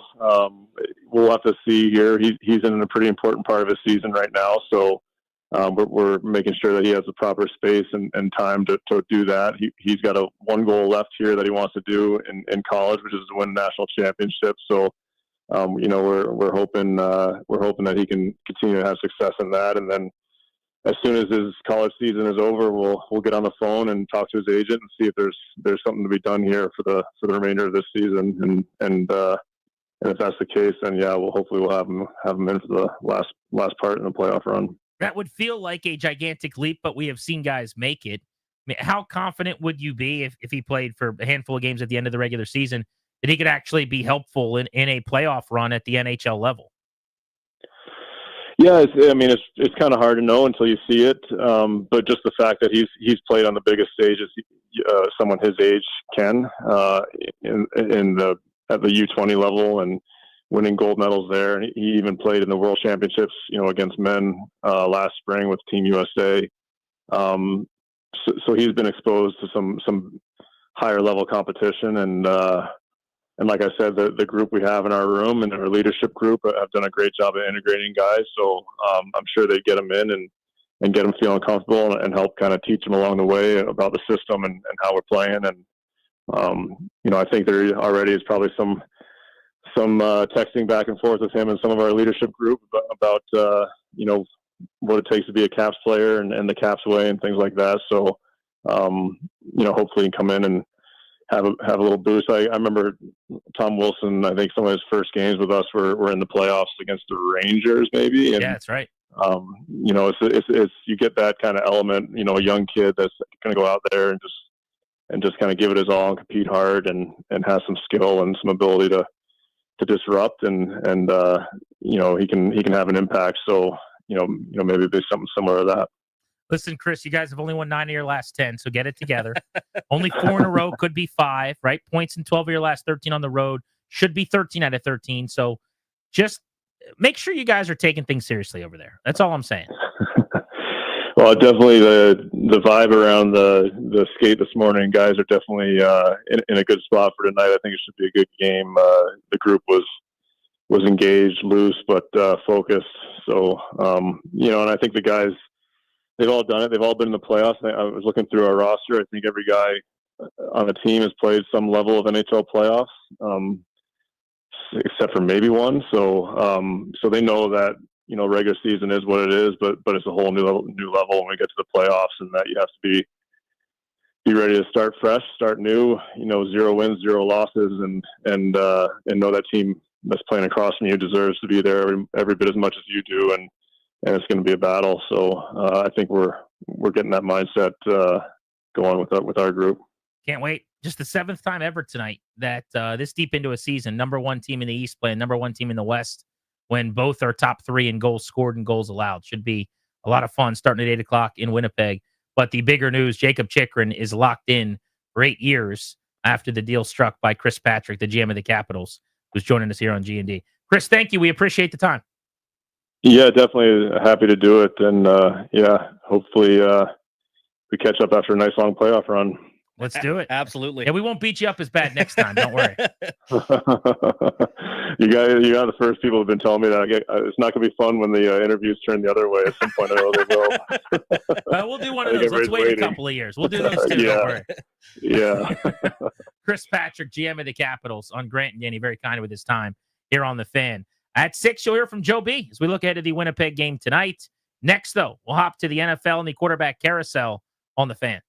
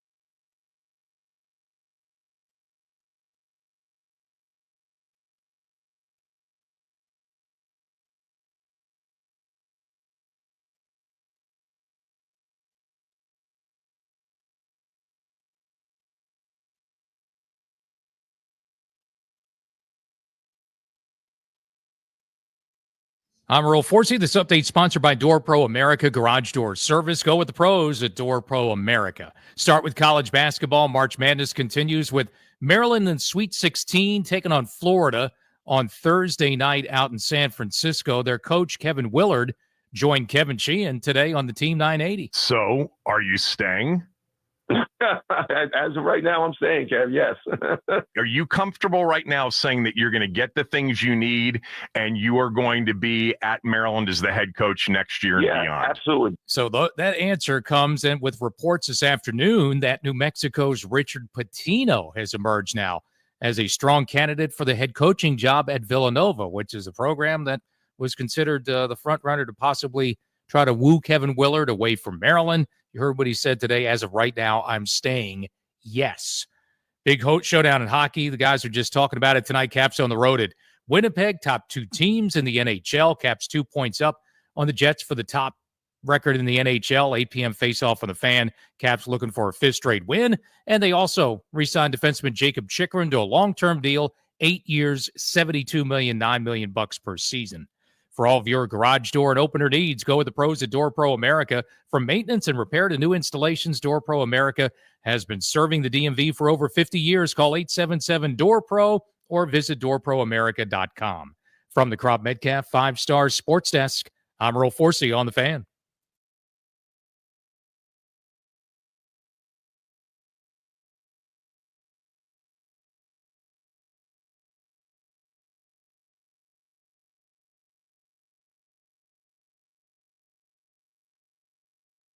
Oh, what a day. What a wonderful day. It's Jacob Chychrun stays with the Capitals forever day on Grant and Danny.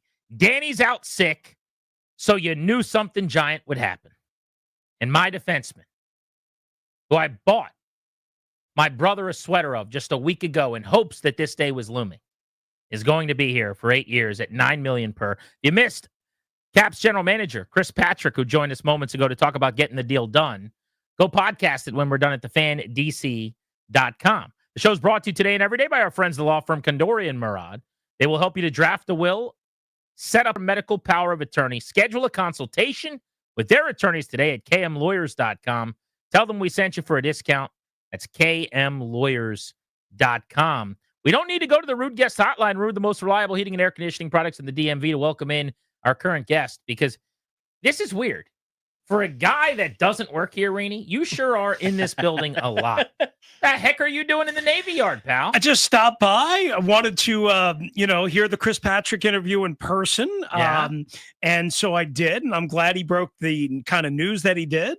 Ryan Leonard, playoff captain. Yeah, absolutely. It's happening. And I wanted to bring you guys lunch, which I did. Very kind of you. And on top of that, I just wanted to get a lay of the land for Thursday, opening day, when I come and see the opening day Nationals against the Philadelphia Phillies, a team that the New York Mets disposed of in the playoffs last year. Well, you actually didn't provide us lunch, but our good friends today, Caddies on Cordell in Bethesda, did. No, I bought it. They brought delicious sandwiches for lunch. Mm-hmm. Huge news on the show. We're going to be at Caddies in Bethesda for live broadcasts and hangouts with you guys watching Ovi as he gets within 2 goals of the record. So next week, when he gets within a couple goals, we'll be broadcasting over at Caddies. Cannot wait to eat some of the things that they brought to the studio today. If you were at our party there ahead of the NFC Championship game, you know that we're going to pack the joint. It's going to be a lot of fun in Bethesda. By the way, we pummeled everything except for there's still some Caesar salad left, which isn't to say that nobody touched it. I think there was a little bit of salad eaten. But it's mostly just a gigantic party tray of salad. Correct. I could feed 19 people. And Rini comes in here twiddling his thumbs and goes, "You guys care if I take the Caesar salad home?" Well, because it's a football field. Because you two are sitting here having a stupid argument about Dino nuggets being better with ketchup than regular chicken nuggets when they're the exact same thing. And I also know that nobody at this radio station, outside of Craig Hoffman, who works on a radio station that doesn't apparently exist, and follows me on a show that apparently doesn't exist, eats healthy. I don't understand. Yeah. What doesn't exist, Rini? Well, apparently the radio program. Oh, I wasn't aware. What are you back in radio? This happened 4 years ago. Are you breaking news for us? Yeah. I'm not on the back of a milk carton anymore. Where can I find you, Slashy? Actually, I'm well aware. On the Ocho. I'm well aware of where I can find you. Yeah. Because every day my good friends B. Mitch and Finley have you on right before my show and tell everyone to go listen to you. So I know exactly where to find It's you. not every day. It's only once 3 a week. days a week. I'm listening and I hear. If you know, starting at 2:00, make sure you listen to Chris Russell. Cool, I guess. I mean, I'll if you just be can't over find here. him, he'll be in the bullpen chatting Right. loudly about something. Listen, it's okay if people want to listen to me. I'm happy from that 2 to 4. I and want then you to thrive. And then you No, and I'm on from 2 to 4. Daniel's son from 4 to 6:30. Greeny, enough of your nonsense. We've got very important things to tend Okay, to. let's talk. Way more important than what we're discussing. Yeah, let's talk. So earlier in the show, Toby and I are getting into a little bit of, I'd say, a heated argument. Yeah, heated. Toby jumped across the table and swung on me. Mm-hmm. HR was called. We've had 2 meetings about it in breaks. 29th pick. We have an HR? I think it's in New York or Philly or something. Okay. 29th pick. I'm trading it for Trey Hendrickson. Toby wants to keep it so he can draft an edge. Right. He's already made the decision he's taking an edge because he needs a defensive end. Right. So God forbid he trades the pick for one of the best in the league who's going to get him 15 sacks. He wants a guy who goes to like a directional Michigan, who almost certainly won't produce in his first couple of seasons. He's hoping for an edge to fall into his lap from a directional Florida at 29 so that he can, at 6'4", 271, dream on 3 years from now when he has his career year of 9.5 sacks, right? I'm just busy wanting Trey Hendrickson. So anyway, so we start drilling down on this a little bit. And I'm like, Toby, he's like, I'm just not a Trey Hendrickson guy. I'm like, you're not who's not a Trey Hendrickson guy? Other than the girl that he broke up with, in college or something, when she was in love and head over heels. That should be the list of who's not a Trey Hendrickson guy. He's had 17.5 sacks back-to-back years. Yeah. He's pretty had good. 70 quarterback hits over the last 3 seasons. Yes. He leads the league in everything all the time. So Toby's like, he's just not for me. I wouldn't trade for him. I'm like, I'm not sold, or whatever he said. And I'm like, what is it about Trey Hendrickson, Toby, that you don't love? The production is unbelievable. I love Myles Garrett. 4 seasons of 13 plus sacks in the last 5 years. The Commanders haven't had a guy do that, but like Ryan Kerrigan once since Dexter Manley was here. Okay.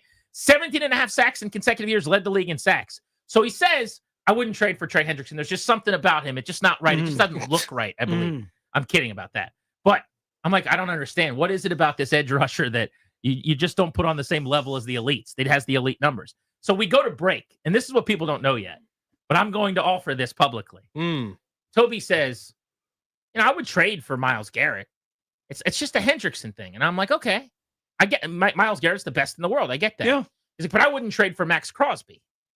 And I was like, wait a second. You wouldn't trade the 29th pick for Max Crosby? And Toby's like, no.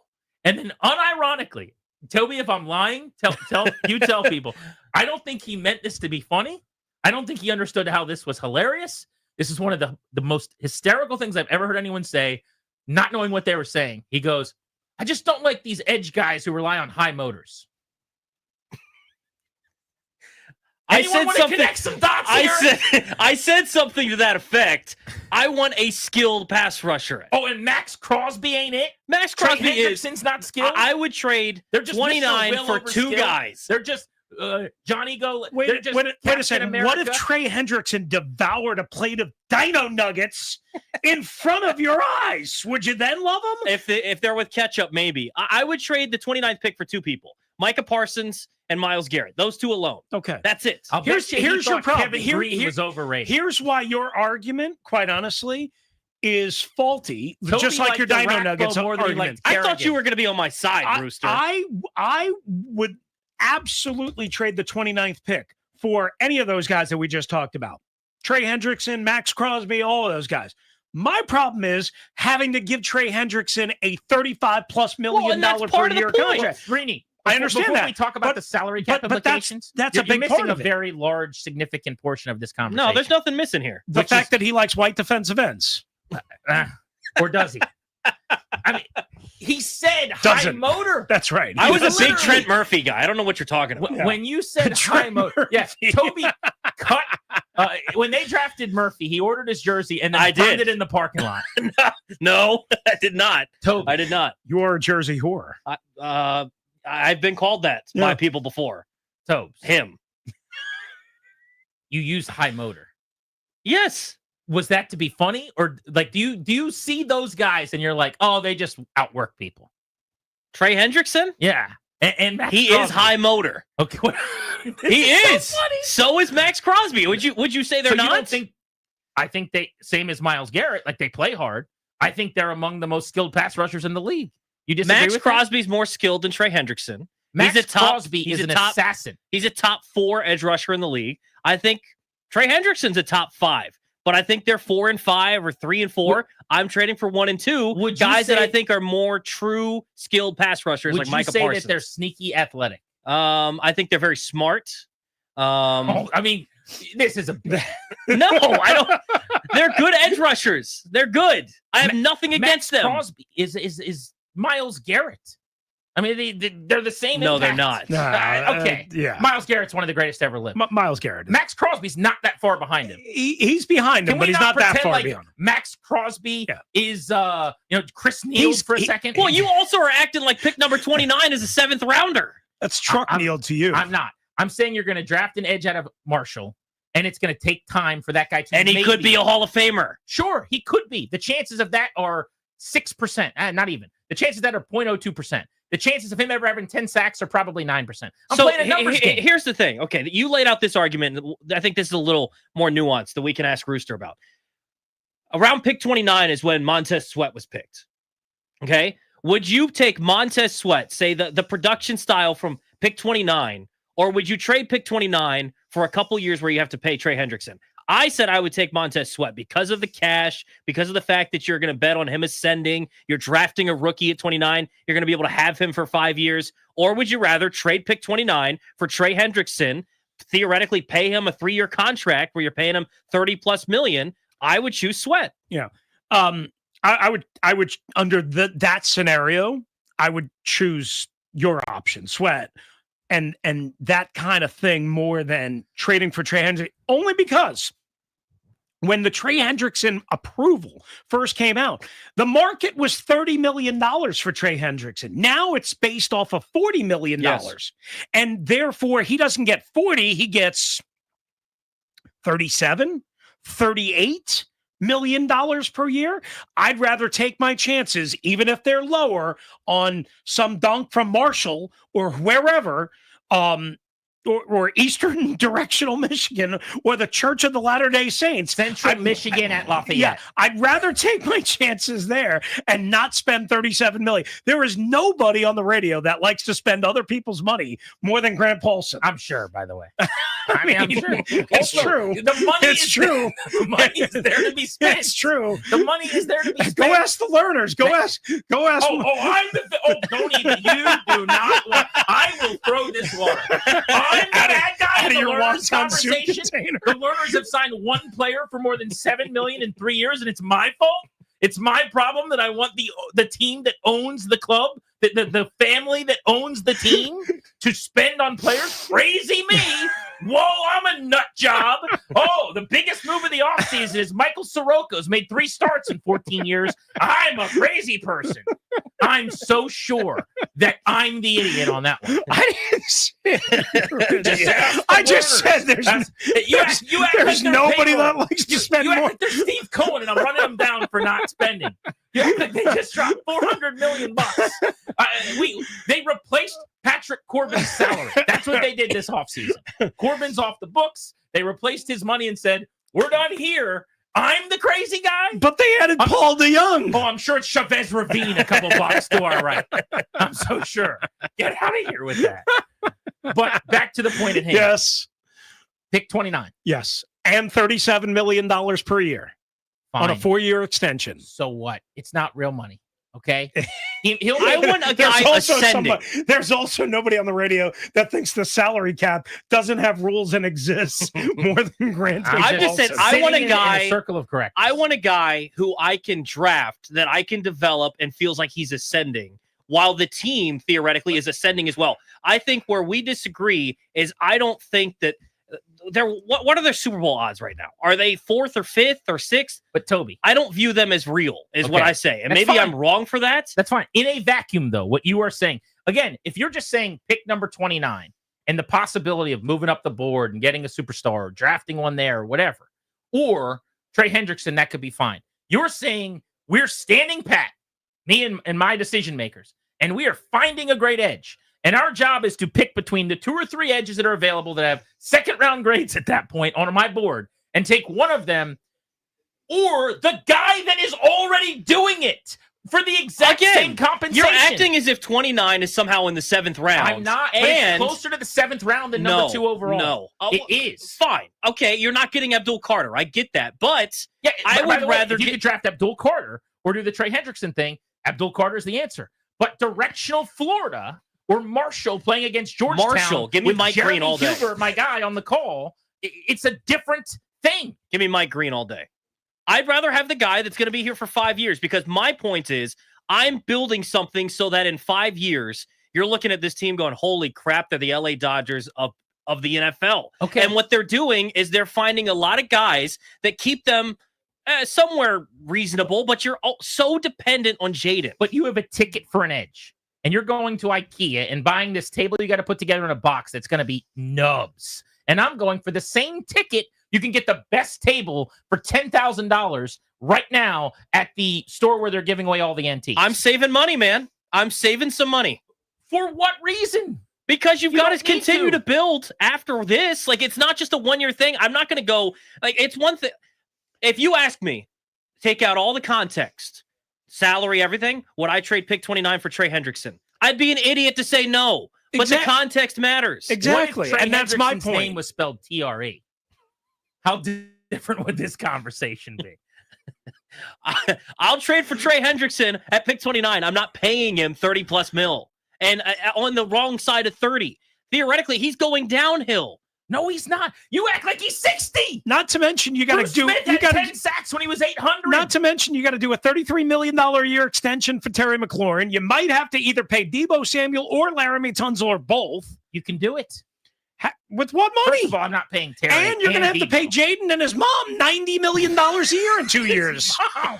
You keep his mom out of this. She's a big part of it. I mean, she is everywhere. She's attached to his hip. She is everywhere, but she's raised a wonderful young man. Yes, she has. And I give her a lot of credit, Yes. and I will not accept you running his mom down on this program. You guys want to do that across the hall? I didn't run her Russell? down. I said you got to pay Jaden his You mom. want to make jokes He's about her- Jaden's mom? You keep it on your He's her agent. She's his agent. You got to pay Jaden and his mom. You would take Montez Sweat at the exact career of Montez Sweat at 29 over Trey Hendrickson right now. At $37 million a year on a 4-year extension? Yes, I'd take Thank you. Montez Sweat. That's insane. For that price tag, absolutely. At his best, he was really good. I love Trey Hendrickson at 17 and a half sacks a year. Not a great run stopper, but he's At fine. his He's best, adequate. He was very, I would say, very good. Like Kerrigan level good at his best, probably. Speaking of Montez Sweat, never that kind of impact in sacks, but he did that against the run and his length and some of the things he presented problems with. At his worst, he's a middling edge at times. He's a pass rusher you don't notice. Trey Hendrickson is a guy, the impact of which they have not had here in decades. I don't dispute They have that. not had a player who is legitimately in the running for the Defensive Player of the Year award as a pass rusher since I don't dispute that. was 2 years The old. Mets haven't had an outfielder like Juan Soto since Darryl Strawberry was 19 years old. It doesn't mean that you should go out and spend $750 million. Mets shouldn't have signed Juan Soto. No. Can you admit you're a maniac? Can you just acknowledge that, please? I can acknowledge that I don't want to spend rich people's money. It's not even your money. Because you know who pays for it? Who? Me. No, you don't. The people. No, they I'm don't. here to protect the people. The TV money pays. No, guy. Can we get this guy a sports economy class, please? How many years you been on the radio spewing Guy, these lies? the TV contract covers like A lot. All of it. But it yeah, doesn't exactly. cover everything. How many years you've been spewing these lies to Washington, D.C.? It covers like 315. It covers the salary cap. It doesn't cover benefits. It doesn't cover all the cash you got to outlay. I am surrounded by crazy people. And then I got to pay $195 for a ticket up in the 400s. Russell, you can stand pat at 29 and you could take directional Marshall. Or you could get Trey Hendrickson at $35 million Give me a Mike year. Green. At $35 million a year. The Caps defenseman. Mike Green, James Pierce. Doesn't matter. And give me those guys. You're immediately going to get, I'm going to even just hedge my bets and say he has a down year. 15 sacks and 22 hits on the quarterback. And he's 7th in DPOY voting this coming year. And you, over the next 3 years, Hendrickson, which is the only 3 years you're going to have to worry about paying him, because after that, it's all over with. You're taking some guy. Not if I give him a 4-year extension. You've never watched play. I mean, you guys have watched 6 combined plays from this guy and a couple of highlights at the Senior Bowl, and you're ready to just take Trey Hendrickson. If I got to give him a 4-year extension at $38 million a year, yes, I can find somebody that can meet me halfway. You know what would be hilarious? Your scouts have to earn their paycheck. No got wonder to do why it. you love the learners off season, because you wouldn't do it either. I mean, you're like, I like the off season, but did we have to go $9 million on Soroka? I thought you guys did a good job, but did we need Paul DeYoung? Couldn't we have just met 10 of the third baseman? No wonder, Rainey. I mean, this guy wants nothing to do with adding talent. I'm all about trying to keep the prices for tickets down. The least money they spend. I'm not even doing a bit now because this has been fun. That logic is not only incorrect. I don't know if you're doing a bit or not, or joking. That's one of the dumbest things I've ever heard. It's not. And I was at a restaurant where a girl asked us if DC was in Philadelphia. Okay? A waitress asked us that last night. And Ryan laughed in her face for 5 minutes and made her cry. True story. That is a tough one that you just said. Ticket prices are not affected by how much payroll is? Ticket prices are going up one way or the other. The Nats have raised ticket prices every single year. Yeah, I know, but Josh Harris is raising ticket prices. They also offer tickets for $5, and there's plenty of games where you can get tickets for $10, $12, $13. Yeah, and the ticket prices on average at the ballpark on are still going average, up. they might go up. It's up based on premium seating and all that. All right, Rainey, I'll see you over at the ballpark. Okay. We can watch the Nats. You can be angry that they have James Wood and Dylan Cruz. Maybe they could trade them and bring up some mid-level prospects. Maybe they could trade them for Trey Hendrickson. I want to know what people think about this. 800-636-1067. If they're going to take an edge at 29, pick your edge. Would you rather do that or just trade the pick for Hendrickson straight up? Grant and Danny on the Fan.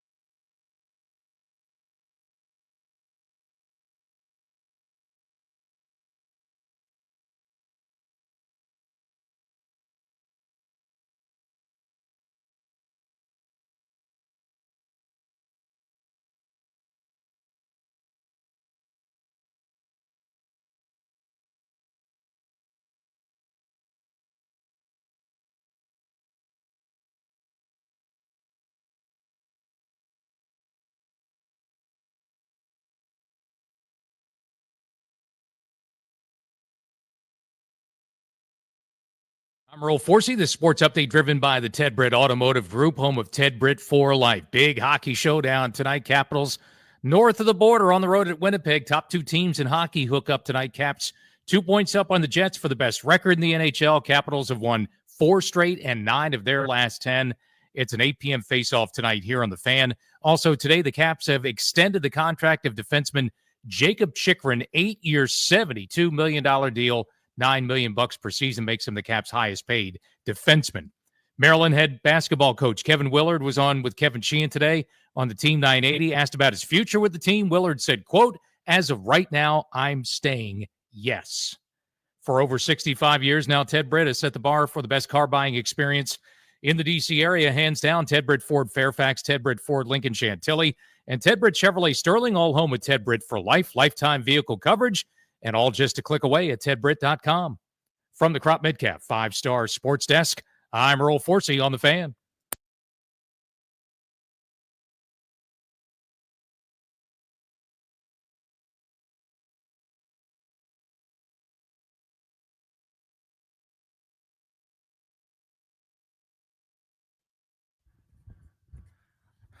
Two-on-one handicap match is over. Chris Russell and Toby Altizer against me, WWE style. Those used to be my favorite graphics coming out of the breaks on Raw or whatever. Did you watch wrestling or no? No. Still Do you remember the handicap matches? No. Okay, so it's basically anytime you had to go up against more people than you had. But it was the 2-on-1, 3-on-2, whatever. So yeah, I just got tag teamed by the Dudley boys over here, putting people through tables. But I want to go to the people. I want to see what they think. 800-636-1067. I guess to summarize our cases, I would just say if you're definitely taking an edge at 29, rather than picking the 5th or 6th edge off the board in this year's draft class and hoping that guy becomes a star after all the other teams in the first round that need an edge have picked through the pile and you get what's left, I would just use that pick to get one of the best edges in the league who led the league in sacks the last 2 years in Trey Hendrickson. Yeah, I mean, I think that's right. I mean, that's the way that you're laying it out. The problem is you have to pay this guy so much money, and you end up, I think, getting a guy that's going to be on the decline. Now, he hasn't declined the last 2 seasons, to your point. And again, if you're taking the context of paying and cap and all that stuff out, you'd be an idiot not to say you trade pick number 29 for Trey Hendrickson. And I'm not an idiot, so I'm not talking about it in that context. I'm saying that if you give me the option to draft a guy that I can develop into my scheme, that I can hope that he continues to get better. This is why scouts get paid. I understand it's a dart throw of sorts, but it's still a first-round pick. It's still pick 29. It's not like you're picking in the 4th round. So that's kind of what I would do. Let's go to Chris in Damascus on G&D. What's up, buddy? Hey, yeah, you got me, fellas. We got you. What's going on, Chris? Mike Rizzo and Bobby Beathard, both you guys are not, but it's hilarious. Grant, bless your heart, Paolo Espino, Paulson, I love you so much. I expect more from you. And what the hell, Chris Russell, are you doing talking about ticket prices over a base? That's the silliest thing. It is funny, but you guys are you're a little out of whack, but you're not Mike Rizzo. You're certainly not Adam Peters. You can do better, but it's funny. Thank you for the entertainment. All right, thank you. I don't know what any of that meant. No, but to his point, I don't know why Rooster was going to the ticket prices argument, because my thing is I want to win Super Bowls. I really don't care after that. Like ticket price, whatever. I want to win Super Bowls. I think we're both on the same point of that. So that yours just want to win a Super Bowl in the next 2 years. I don't know that I see that. I want to be dominant for the next decade, but maybe not right yet. There's only one way to try. And by the way, it's not like they lost in the first round of the playoffs last year. Correct. I mean, I think played in an NFC championship. They played with a crappy roster last year, and Jaden pulled them to the NFC championship. He could do it again this year. This year, which is not unrealistic. Incredible. Then they have a really good chance to be back in the NFC title game. I'm going to keep riding his coattails, but if I want to build the best roster around him, I don't think that's trading for Trey Hendrickson. Let's go to Antoine in Capitol Heights. What's up, buddy? What's up? How you guys doing? Chilling. That's good. I am partly with Toby on this one. I don't agree with him on his Max Crosby take, but I do agree with him on not trading Max with Trey Crosby, Hendrickson. he's just a high motor guy. Oh, gosh. Yeah, that's not true. He's very dominant in the pass and in the run game. It would be stupid not to trade. And Max Crosby's worth 2 first-round picks, let alone 1. But Trey Hendrickson, on another note, he's not as dominant as his sack numbers show, is what I believe when I watch him. he get, of course, they're high, they look pretty, but I don't feel like he make the second and third level better as a pass rusher. I don't think that's what reason one why I don't think he's worth trading that pick for. Plus, paying them top tier Miles Gerd and Max Crosby money, I think the Commanders would be stupid to get that. I say you draft somebody, develop him, and hope they pan out to be the edge rusher that you need, because this is a deep class for both the edges and interiors. That's what it looks like. Thank you, Anton. We appreciate you. How do you feel about Christian McCaffrey? Love Christian McCaffrey. You like him? Really versatile player, really good. And I remember you were a little skeptical of the Lad McConkey pick, right? I'm not a big fan of Cooper Kupp. Really? Yeah, I think he slowed down in his age, but yeah, I like Lad McConkey. But Cooper Kupp runs really good routes, right? Yeah, very good route runner. Technician. Let's go to Steve in Chesapeake Beach. What's up, Steve? Hey, Steve. Hey, fellas. Hey, just like last week, I think you were out, Danny Grant had a discussion about what would you make this team look like, and I called in and I said, hey, I will build in the trenches. Give me some big dogs on the line and a bunch of nubs around them. Like what we did with Lermy Thompson on the line.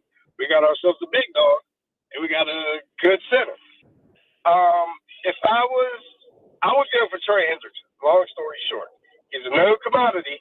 He's the best piece on that sorry defense that Cincinnati had. He had nothing around him to work with. We got a couple of big dogs to work around with him, and if we got Hendrickson coming after the quarterback, a lot of times I think we would be a hell of a defense, especially since we looked like last year with a bunch of nubs. Appreciate you, Steve. And it's not just that he was, a known commodity, to your point. He's a dominant player. I mean, we're talking about the runner-up in the All-Pro DPOY Defensive Player of the Year conversation. If they're taking an edge at 29, if they stick and pick, is it as simple as kind of comparing 1 versus 2? Is it apples to apples? What I want to do, which is to say, why would you take an edge and hope that someone becomes really good when you got a guy that's available and you could just trade that pick and get him and then pay him? 800-636-1067. You want to hop in on Grant and Danny.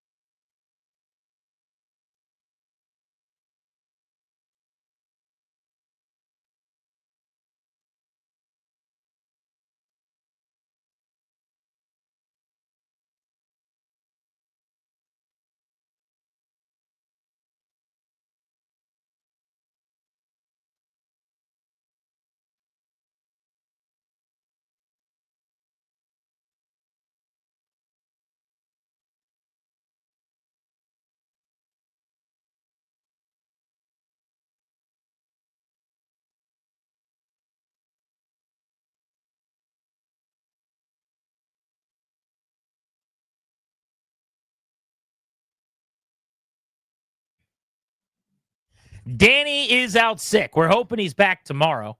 Tomorrow, we are going to be at Lost Rhino Brew Pub in Ashburn. Tress Way will be with us from 2:30 to 3:30 on site. And Charlie Slows and Dave Jagler will be with us at Lost Rhino Brew Pub for our Nats season preview special from 5 to 6:30 for the final 90 minutes of the show. So if you're in the area, or if you're not and you want to make the trip to meet Tress or hang out with Charlie and Dave a day before opening day, which is a great opportunity, come on out. Should be a bang-up Grant and Danny at the Lost Rhino Brew Pub. They've got the unveiling of a new release beer, the beer release party for their Hittin' Dingers Hazy IPA during the show tomorrow. You're going to enjoy ballpark menu specials. You can win Nats tickets, and you can meet Charlie, Dave, Tressway, among others. Again, G&D Live, Rhino Brewery in Ashburn. Big fan of Tressway. He is the guy. Love Tress. One of my favorite players on the team. Longest tenured member of the Commanders, by the way. The only guy you can say, well, there's a couple, I guess, Terry, you could say this about, but he was a longtime Redskin, then a footballer, whatever we call that, now a Commander. Yeah, there's only a few of those, right? Tress, Terry, Deron Payne, I think. Payne was a Redskin. Allen could have fit in there. Obviously, he's not here anymore. We're not down to 3, are we? I think that might be it. Really? Darius, can you double-check us on that? There's got to be other guys that played for the Redskins. That would be a show if that's the case. Jamison Crowder, on and off. Well, okay, but he's had 19. Like, we broke up with him and got back together, and then we met him again, and we were on vacation and rented him in Cabo, and so we got back together again. I'm thinking about consistent players with Washington. Those 3 are the only 3 that come to mind. That's all I can think of, yeah. That's crazy. But, I mean, it just kind of speaks to the roster just turning over all the time. And it's also been a little bit of time now. A complete indictment on the Rivera era, obviously, as most things are. But it's also sad in a reality about how quickly Redskins is just fading. Gone. Which is a fear of a lot of people. Was Cosme drafted by the Redskins? I would say no. I think he was the first year of the Washington football team. Oh, because that was Rivera was never the coach of the Redskins. He was drafted by Ron Rivera. Yeah, he was football team, 2021. Let's go to Chris in Hyattsville on G&D. What's up, Chris? What's up, guys? Hey, Grant, I have a quick show question before I answer your question. Sure. Is the Tobinator responsible for the preparation, handling, or transport of any Danny's beverages or food? You think Toby is poisoning Danny at this point? There's just a very clear emerging trend that Danny is absent, and the one very ambitious Tobias Altizer gets airtime. Well, let's be honest. Let's just call it what it is. This is coincidental. Toby is not a suspect. But Toby, you helped. Okay. You started helping on the show, I don't know, let's say 5 weeks ago. Since then, I've been sick like twice, and Danny's been sick 6 times. Yeah, and I have not really been sick. Right. But you've probably done either for me or for Danny, I don't know, 11 shows. And by the way, Danny and I pride ourselves. Like, we've got Cal Ripken streaks. I think I missed like 3 days last year. Danny missed, a couple more than that maybe. But I just took my first vacation in a couple years with the fam for 3 days in West Palm. Toby's been doing some heavy lifting here. I'm going to say he's not a suspect at this point, but I'm definitely keeping my eye on him. All right. He's a person of interest. He's a person of interest. Okay, as far as Hendrickson, if it's a straight-up trade, a first-round pick for an all-pro, I think you make that trade 6 times a weekend or 7 times a week and twice on Sunday, right? Because you're getting a known production for unknown quantity in a draft pick. So I would definitely do that. What I'm not willing to do is package multiple picks to get, probably the remaining 2 or 3 years of high level productivity for Hendrickson, considering the now dearth of picks and assets that this team has, as they've recently just traded many of them away. Well, one point I haven't made, and I probably should, because Toby's been joking about me thinking the 29th pick is so low. And yeah, I'm overstating to some extent the crapshoot of that selection, although I really do believe back into the first round, when you're narrowing it down to one specific position, it gets hard. But if you were to tell me that only one edge had gone, right, that the very obvious top 5 Penn State product is off the board and everyone else is there, I feel differently. I think at least 4 get taken before Washington picks, and probably more. So to me, it's just common sense that it's like picking up a piece of candy out of the bowl at Halloween. If I'm the 6th kid walking up to the porch and somebody takes the Twizzlers and somebody takes the Starburst and somebody grabs the Skittles and someone takes the king size M&Ms, I'm left with something. I'm just choosing the best of the things that nobody else wanted. So my thing is 2 things here. One, if they had not traded all of their picks for Tunsil, which again, didn't mind the Tunsil deal, didn't necessarily love Debo, but for a 5th round pick, whatever. If they hadn't traded so many picks over the next couple of years, I'd probably be down for this. But the fact that you're already down to a number of picks, the whole reason we got into this discussion was they lack picks. Do you want to trade back or not? And you said, well, I'd be willing to go for Trey Hendrickson. And I'm just still saying I would rather have some more picks. I would still prefer to trade down, but if you're giving me the choice, I'll take the edge rusher at 29. And the other point I have about this, I understand that it is not a sure thing like picking 2nd overall, but also picking 2nd overall gets you Chase Young, and Abdul Carter is supposed to be that guy. What if he turns into Chase Young? So I get that it's a dart throw in the NFL draft, but that's also what your scouting department gets paid to do. And if we're going to say we trust Adam Peters so much, well, he's also got to nail draft picks. And he nailed some draft picks last year. There were also some misses. But you're operating under the premise that, like, if Adam Peters is great, then he'll nail the pick. Not necessarily. You're debating between 2 edges there. They might both not be that good. And you might like one a lot more than the other. You're going, all right, well, this guy we think will turn into this. You're just picking what's available. Yeah, there's a lot of years where there's not a good edge there. Yeah, I understand that. I'm just saying that this is where they have to earn their pay, right? Like this is something. It's a lot easier. Like to me, when the Colts drafted Jonathan Taylor, or when you draft some stud, congratulations. Like when the Nationals, to me, don't get credit for developing Steven Strasburg and Bryce Harper. Congratulations, you drafted a finished product in a lot of ways. You got them by losing 100 games. That guy was going to be a stud. You get a lot more credit when Jake Irvin turns into a good player, and you got him later on, right? So my point is, now that you're turning into a good football team, all right, well, now's when you got to really earn your paycheck, because you got to hit that 29th pick. You don't get off the hook. I get that it's not as easy to find a guy outside of the top 5, but you don't suddenly, too good a football team now, sorry, we can't hit our 1st round picks. That's not how it works. Yeah, and I wouldn't argue that that's the case. I mean, the good teams do it every year. It's just a matter of if we're all acknowledging they need a defensive end, yeah, and we're saying that at that pick they're going to take one, then I'll just use that pick and go get one that's great. Dad said we're missing one former Redskin on the team. Can you give us a hint, by the way? Because we've got Deron Payne, Tressway, Terry McClalla. Yeah, Terry McClalla. As my son calls him. Sure. Dad, who are you? Jaden Daniels. I'll be Terry McClalla. So who's left? So there's one more player left. He actually debuted with the team in 2018. Are we going to be kicking ourselves? Yeah.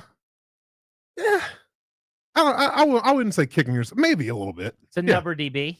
Yeah, kind of. No, I don't. I feel bad saying that. Oh, Revo. Is it Revo?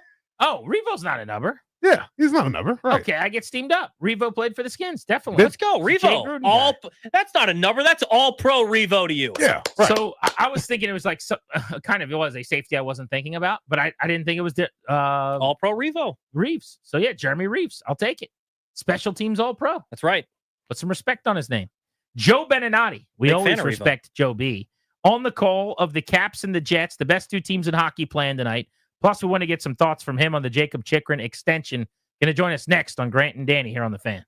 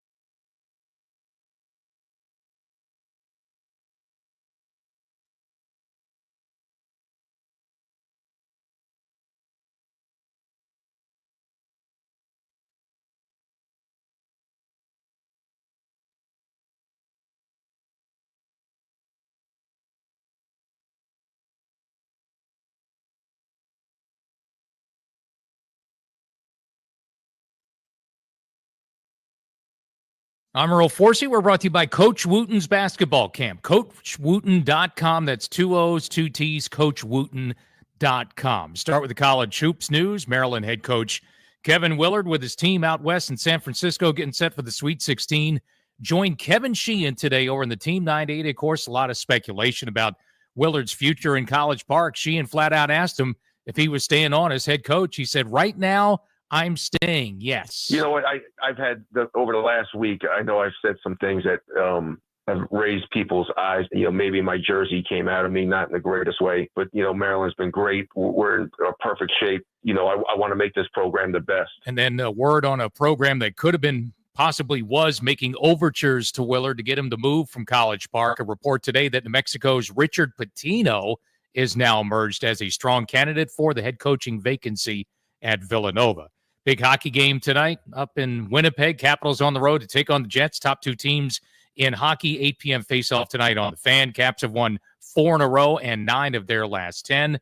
Also today, the Caps re-signed defenseman Jacob Chychrun to a long-term contract extension. 8 years, $72 million, $9 million per season. Makes him the highest-paid defenseman now for the Capitals. Baseball season starts Thursday afternoon for the Nats. Season opening series against Philly. 4:05 first pitch, opening day 2025. Thursday here on the Fan.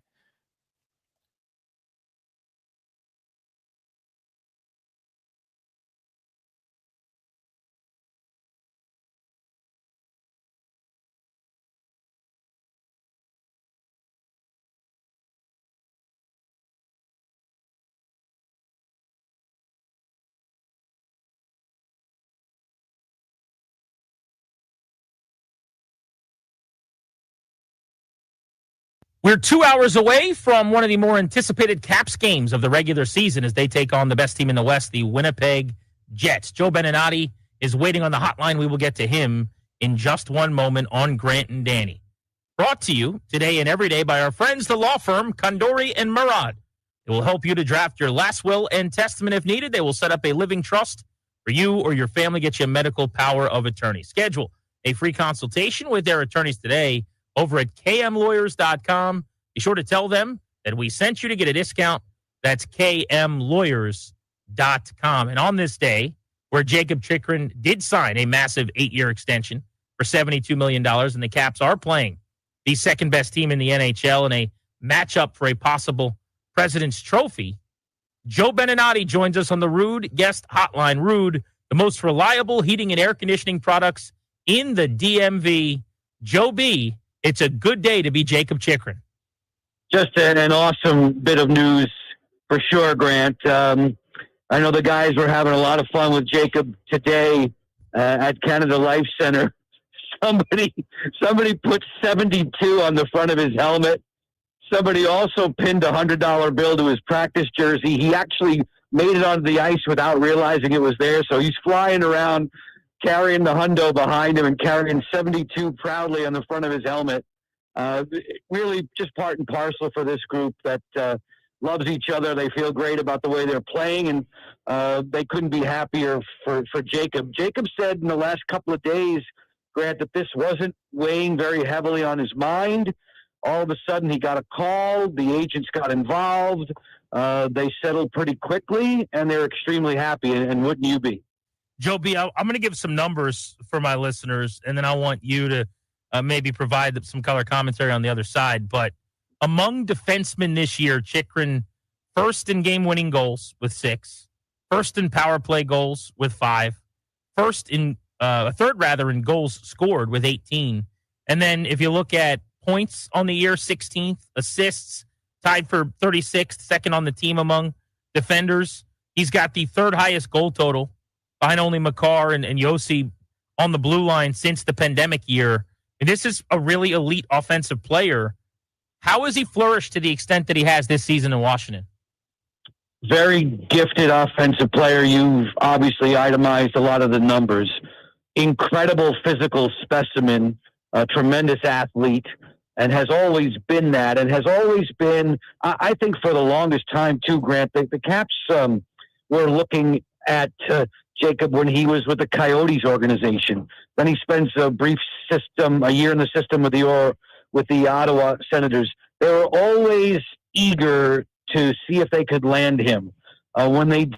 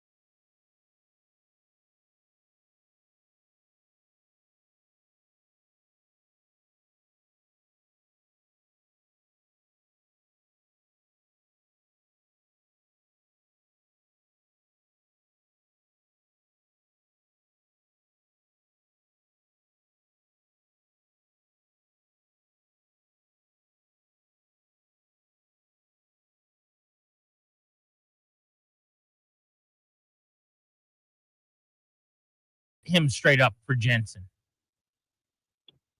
I think more than anything, the salary structure in Ottawa created room for some movement there. I look at Ottawa's left side when they had Shabbat, Sanderson, and Chikrin, and you that would be the envy of any defensive left side throughout the NHL in terms of ability level, age group. They realized that Jacob was going to ask for and demand a lot of money on the other side of his deal when he was coming out of it. And in advance, I think they made their decision, Ottawa that was, to move on from Jacob. Washington pounced. Nick Jensen's a solid player, and there were draft picks involved in that deal as well. But Chikrin is somebody that they've coveted. I know they've coveted him going back to the Coyotes days, and that's not all that far ago. This is a player at a terrific age group, in a terrific age group to absorb an 8-year deal like this. I think Ottawa knew contractually they weren't going to probably be able to meet his demands, and thank goodness Washington did. Joe Beninati on the call tonight of the Caps and the Jets, one of the most anticipated games in this regular season between the top two teams in the NHL. Before we talk about the matchup, one more on Chikrin. Specific to the salary cap explosion coming, did that make this easier? I've seen a lot of people saying, man, 8 years, $9 million, that's a lot of money. Can you educate us a little bit on just how much of a boom is coming in the cap and why that makes this a little more stomachable? I can't give you the specifics, Grant, but if you'll notice, there was an announcement made recently about year-to-year improvements in the salary cap. I believe it extended out 3 years. I know that there is a collective bargaining agreement to be made within the next year or two between the league and the Players Association, but the strong belief is that the salary cap is going to grow significantly for sure this year, and for as many as I think they've itemized as many as 3 years out, so that if you wanted to be able to spend to the cap, that cap was growing. And I think that definitely has an impact on the Logan Thompson deal recently in the Nets for Washington, definitely has an impact on today's deal with Chikrin. I know that those are immense dollars, and it's just incredible to see, but it makes it, I guess, more palatable to be able to spend to the cap, which is something that Ted Leonsis and the Monumental Sports Entertainment owners have done throughout. But now they are getting a little bit more room, and it gives them the ability to keep a team intact. If I'm not mistaken, all 6 of the defenders who are likely to play tonight are signed up through at least next year. So there's continuity there. They're extremely well paid. But the league has expanded from a salary cap standpoint and is going to continue to do so. That gives teams a little bit more wiggle room inside their negotiations.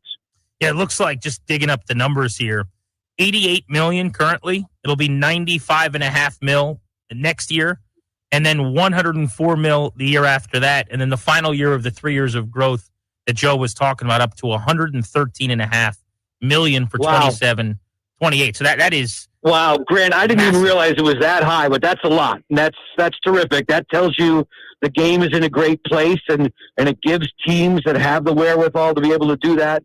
It gives them the ability to sign some great players and set them up for the rest of their lives. I couldn't, you can't be happier for Jacob. You see him today and you realize he tells you how happy it is, but think about that day. It should happen for all of us that you sign that kind of a deal that just creates such an amazing opportunity for Jacob and his family for the rest of their lives. Yeah, his entire life's work in hockey pays off, literally and figuratively, with this announcement today. Joby, I can't wait for 8 o'clock and puck drop tonight in Winnipeg, as you'll be on the call of what is going to be, I read today, the 7th ever game this deep into a season where the best team in the East will play the best team in the West when both teams are top 3 in goals scoring and goals allowed. I mean, this is the good stuff in the NHL regular season. Just how fun might this be tonight? Yeah, without a doubt, Grant. This is strength against strength. You come right out of the gate with those numbers, and Washington holds the most goals per game of any team in the league. I believe it's 3.66. And then you're bumping into the Winnipeg Jets, who have the league's best goals against average. So it's strength against strength in so many different categories. Special teams, power play against penalty killing. Winnipeg has the best home ice PK. Washington the best home ice power play. Washington the second best road PK. In so many ways, you're seeing the league's elite 2 teams, and they have been this way for quite a while. The Capitals have been doing extremely well in the Metro and in the Eastern Conference, just like Winnipeg has been in the Central and out West. And the game that we saw between them earlier this season, Grant, was right at the outset of February. It was in D.C., and I have no qualms saying Winnipeg was the best team I have seen on the ice against Washington with my own eyes. They were fantastic. The Caps rallied to squeeze a point there, got into overtime, eventually were beaten by the Jets, and tonight the Caps look to return the favor on enemy ice. Caps have won 4 in a row and 9 of 10, and they have points in all but one of their last 13 games on the road, I believe, as they are in Winnipeg this evening. I also think we're getting 2 guys who have arguably been the best goaltenders circuit to circuit, because Logan Thompson's expected to start in net against Connor Hellebuck tonight, yeah? Yeah, without question. And Hellebuck, I think, is the presumptive favorite for the Vezina. He is the ironclad number 1 for the Winnipeg Jets. He's already won that award twice.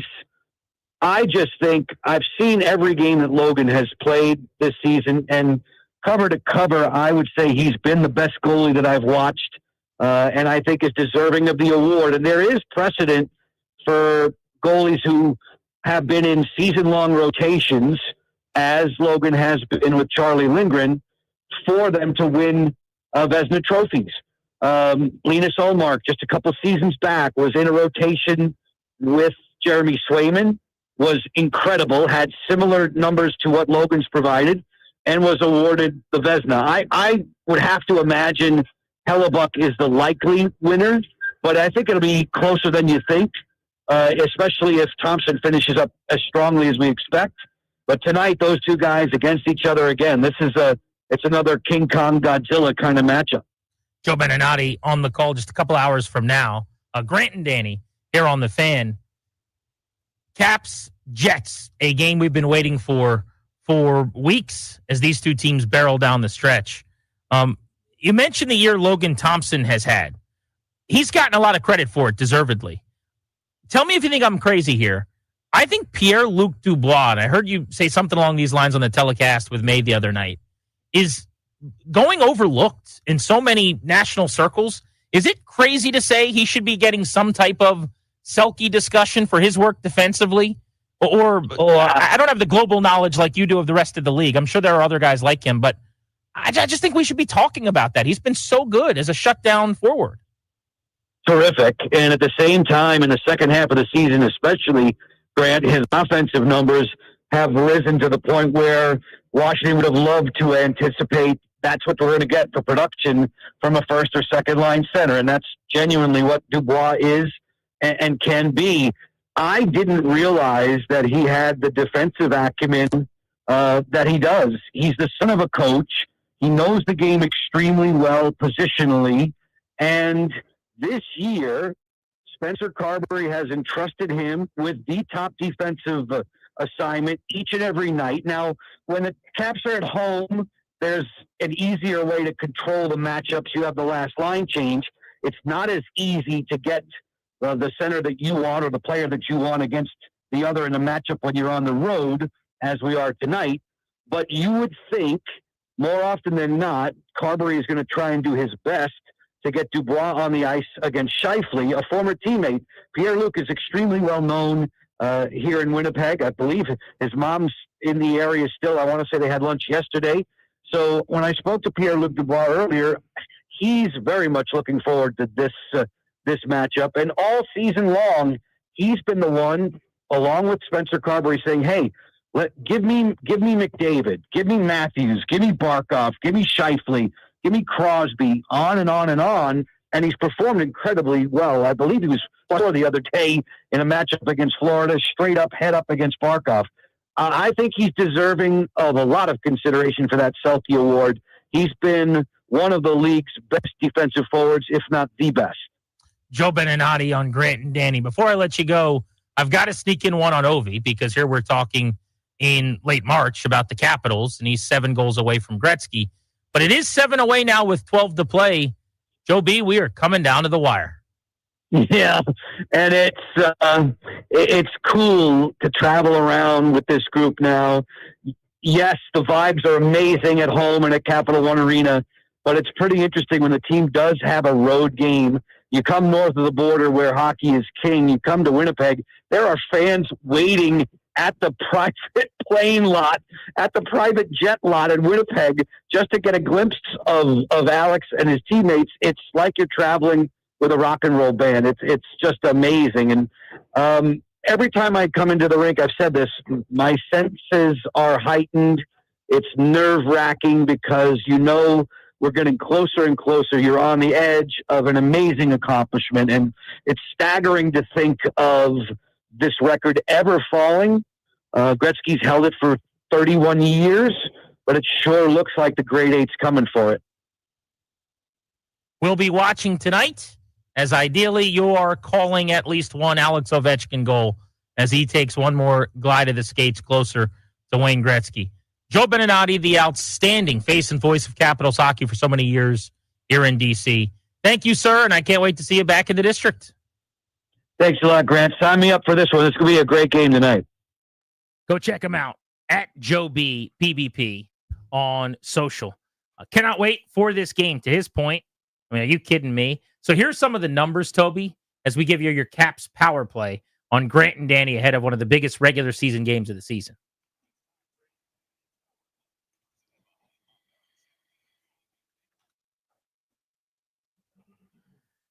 Number 1 against number 2 in the NHL. Nobody wants the President's Trophy. Everyone makes the joke about what that means. Yeah. But these are the two teams competing for it. Washington has 102 points, and Winnipeg has 100. Caps have played one fewer game. The Capitals have won 9 of 10 outscored opponents, 41-24 in that time. And they are on pace for 119 points. Toby, that'd be their third best season ever. Yeah, Think I about mean, that. This is awesome what they've been able to do, just the turnaround and guys stepping up. I mean, like we talked about earlier with Chris Patrick, everything they've done this season has turned into gold. So let's keep it up.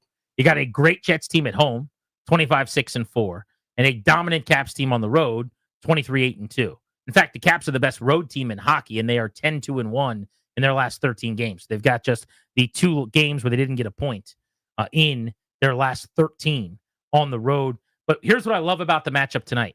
The Caps are the best goal-scoring team in the NHL, scoring 3.6 per, and Winnipeg is the number 1 team at not allowing goals, just 2.38 per. Hellebuck's going to win the Vezina, as Joe B was talking about. The Caps are number 3 at not allowing goals, and Winnipeg is number 3 at scoring them. And so they're top 3 in both directions in both categories, and Ovi's 7 away with 12 to play. If he scores a goal tonight, 6 and 11 is going to feel pretty doable. If he scores 2, we are back in business. Oh, big time. I mean, it's on like Donkey Kong at that point.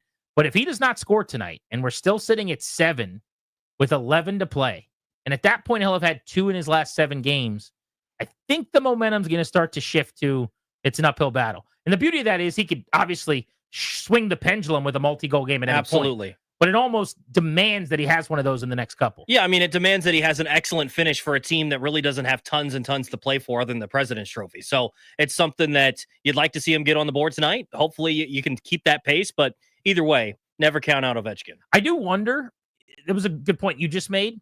Is there something to this? Normally you come down the stretch of a season like this where you've run away with the Metro and you frankly run away with the conference, it almost feels like, right? Barring some kind of big collapse.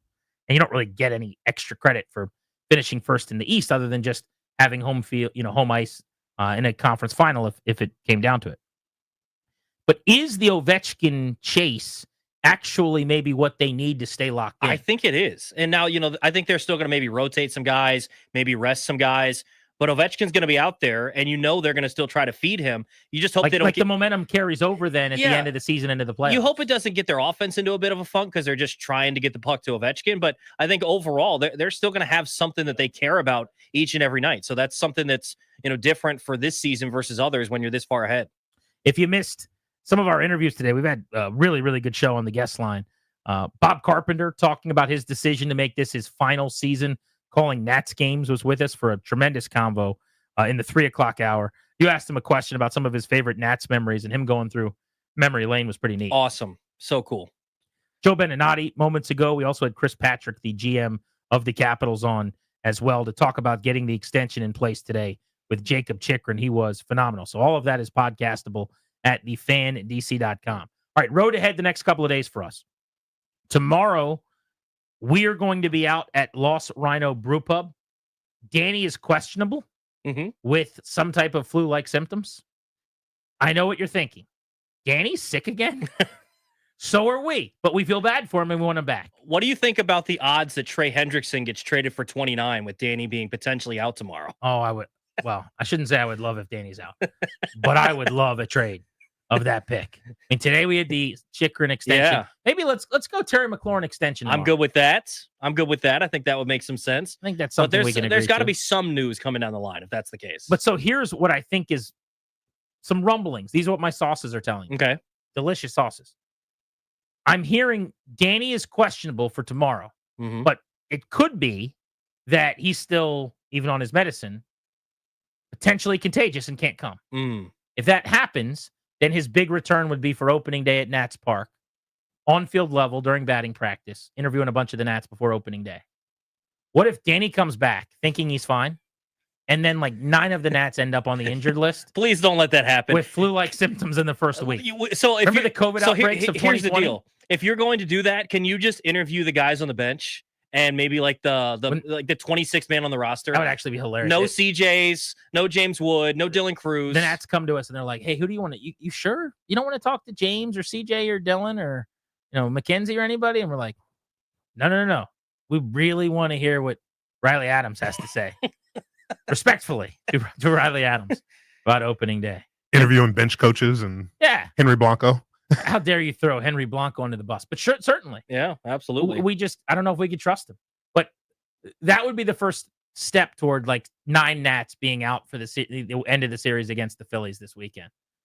And Danny's like on ESPN, radio host, tried to come back too soon. We don't want that. Tomorrow, Tressway from 2:30 to 3:30. Charlie and Dave from 5 to 6:30. We will see you in Ashburn, Lost Rhino Brew Pub. Grant and Danny saying so long for Toby, Darius, and Ryan. I'm GP. We'll be back at it at 2. Coming up on The Fan, 2 very handsome gentlemen. I mean, really an unbelievably knowledgeable tandem. A star in Toby Altizer, alongside myself. The most popular and renowned Nationals podcast in America, making its way onto the 106.7 The Fan airwaves. Best Nats podcast you can find. Let me tell you.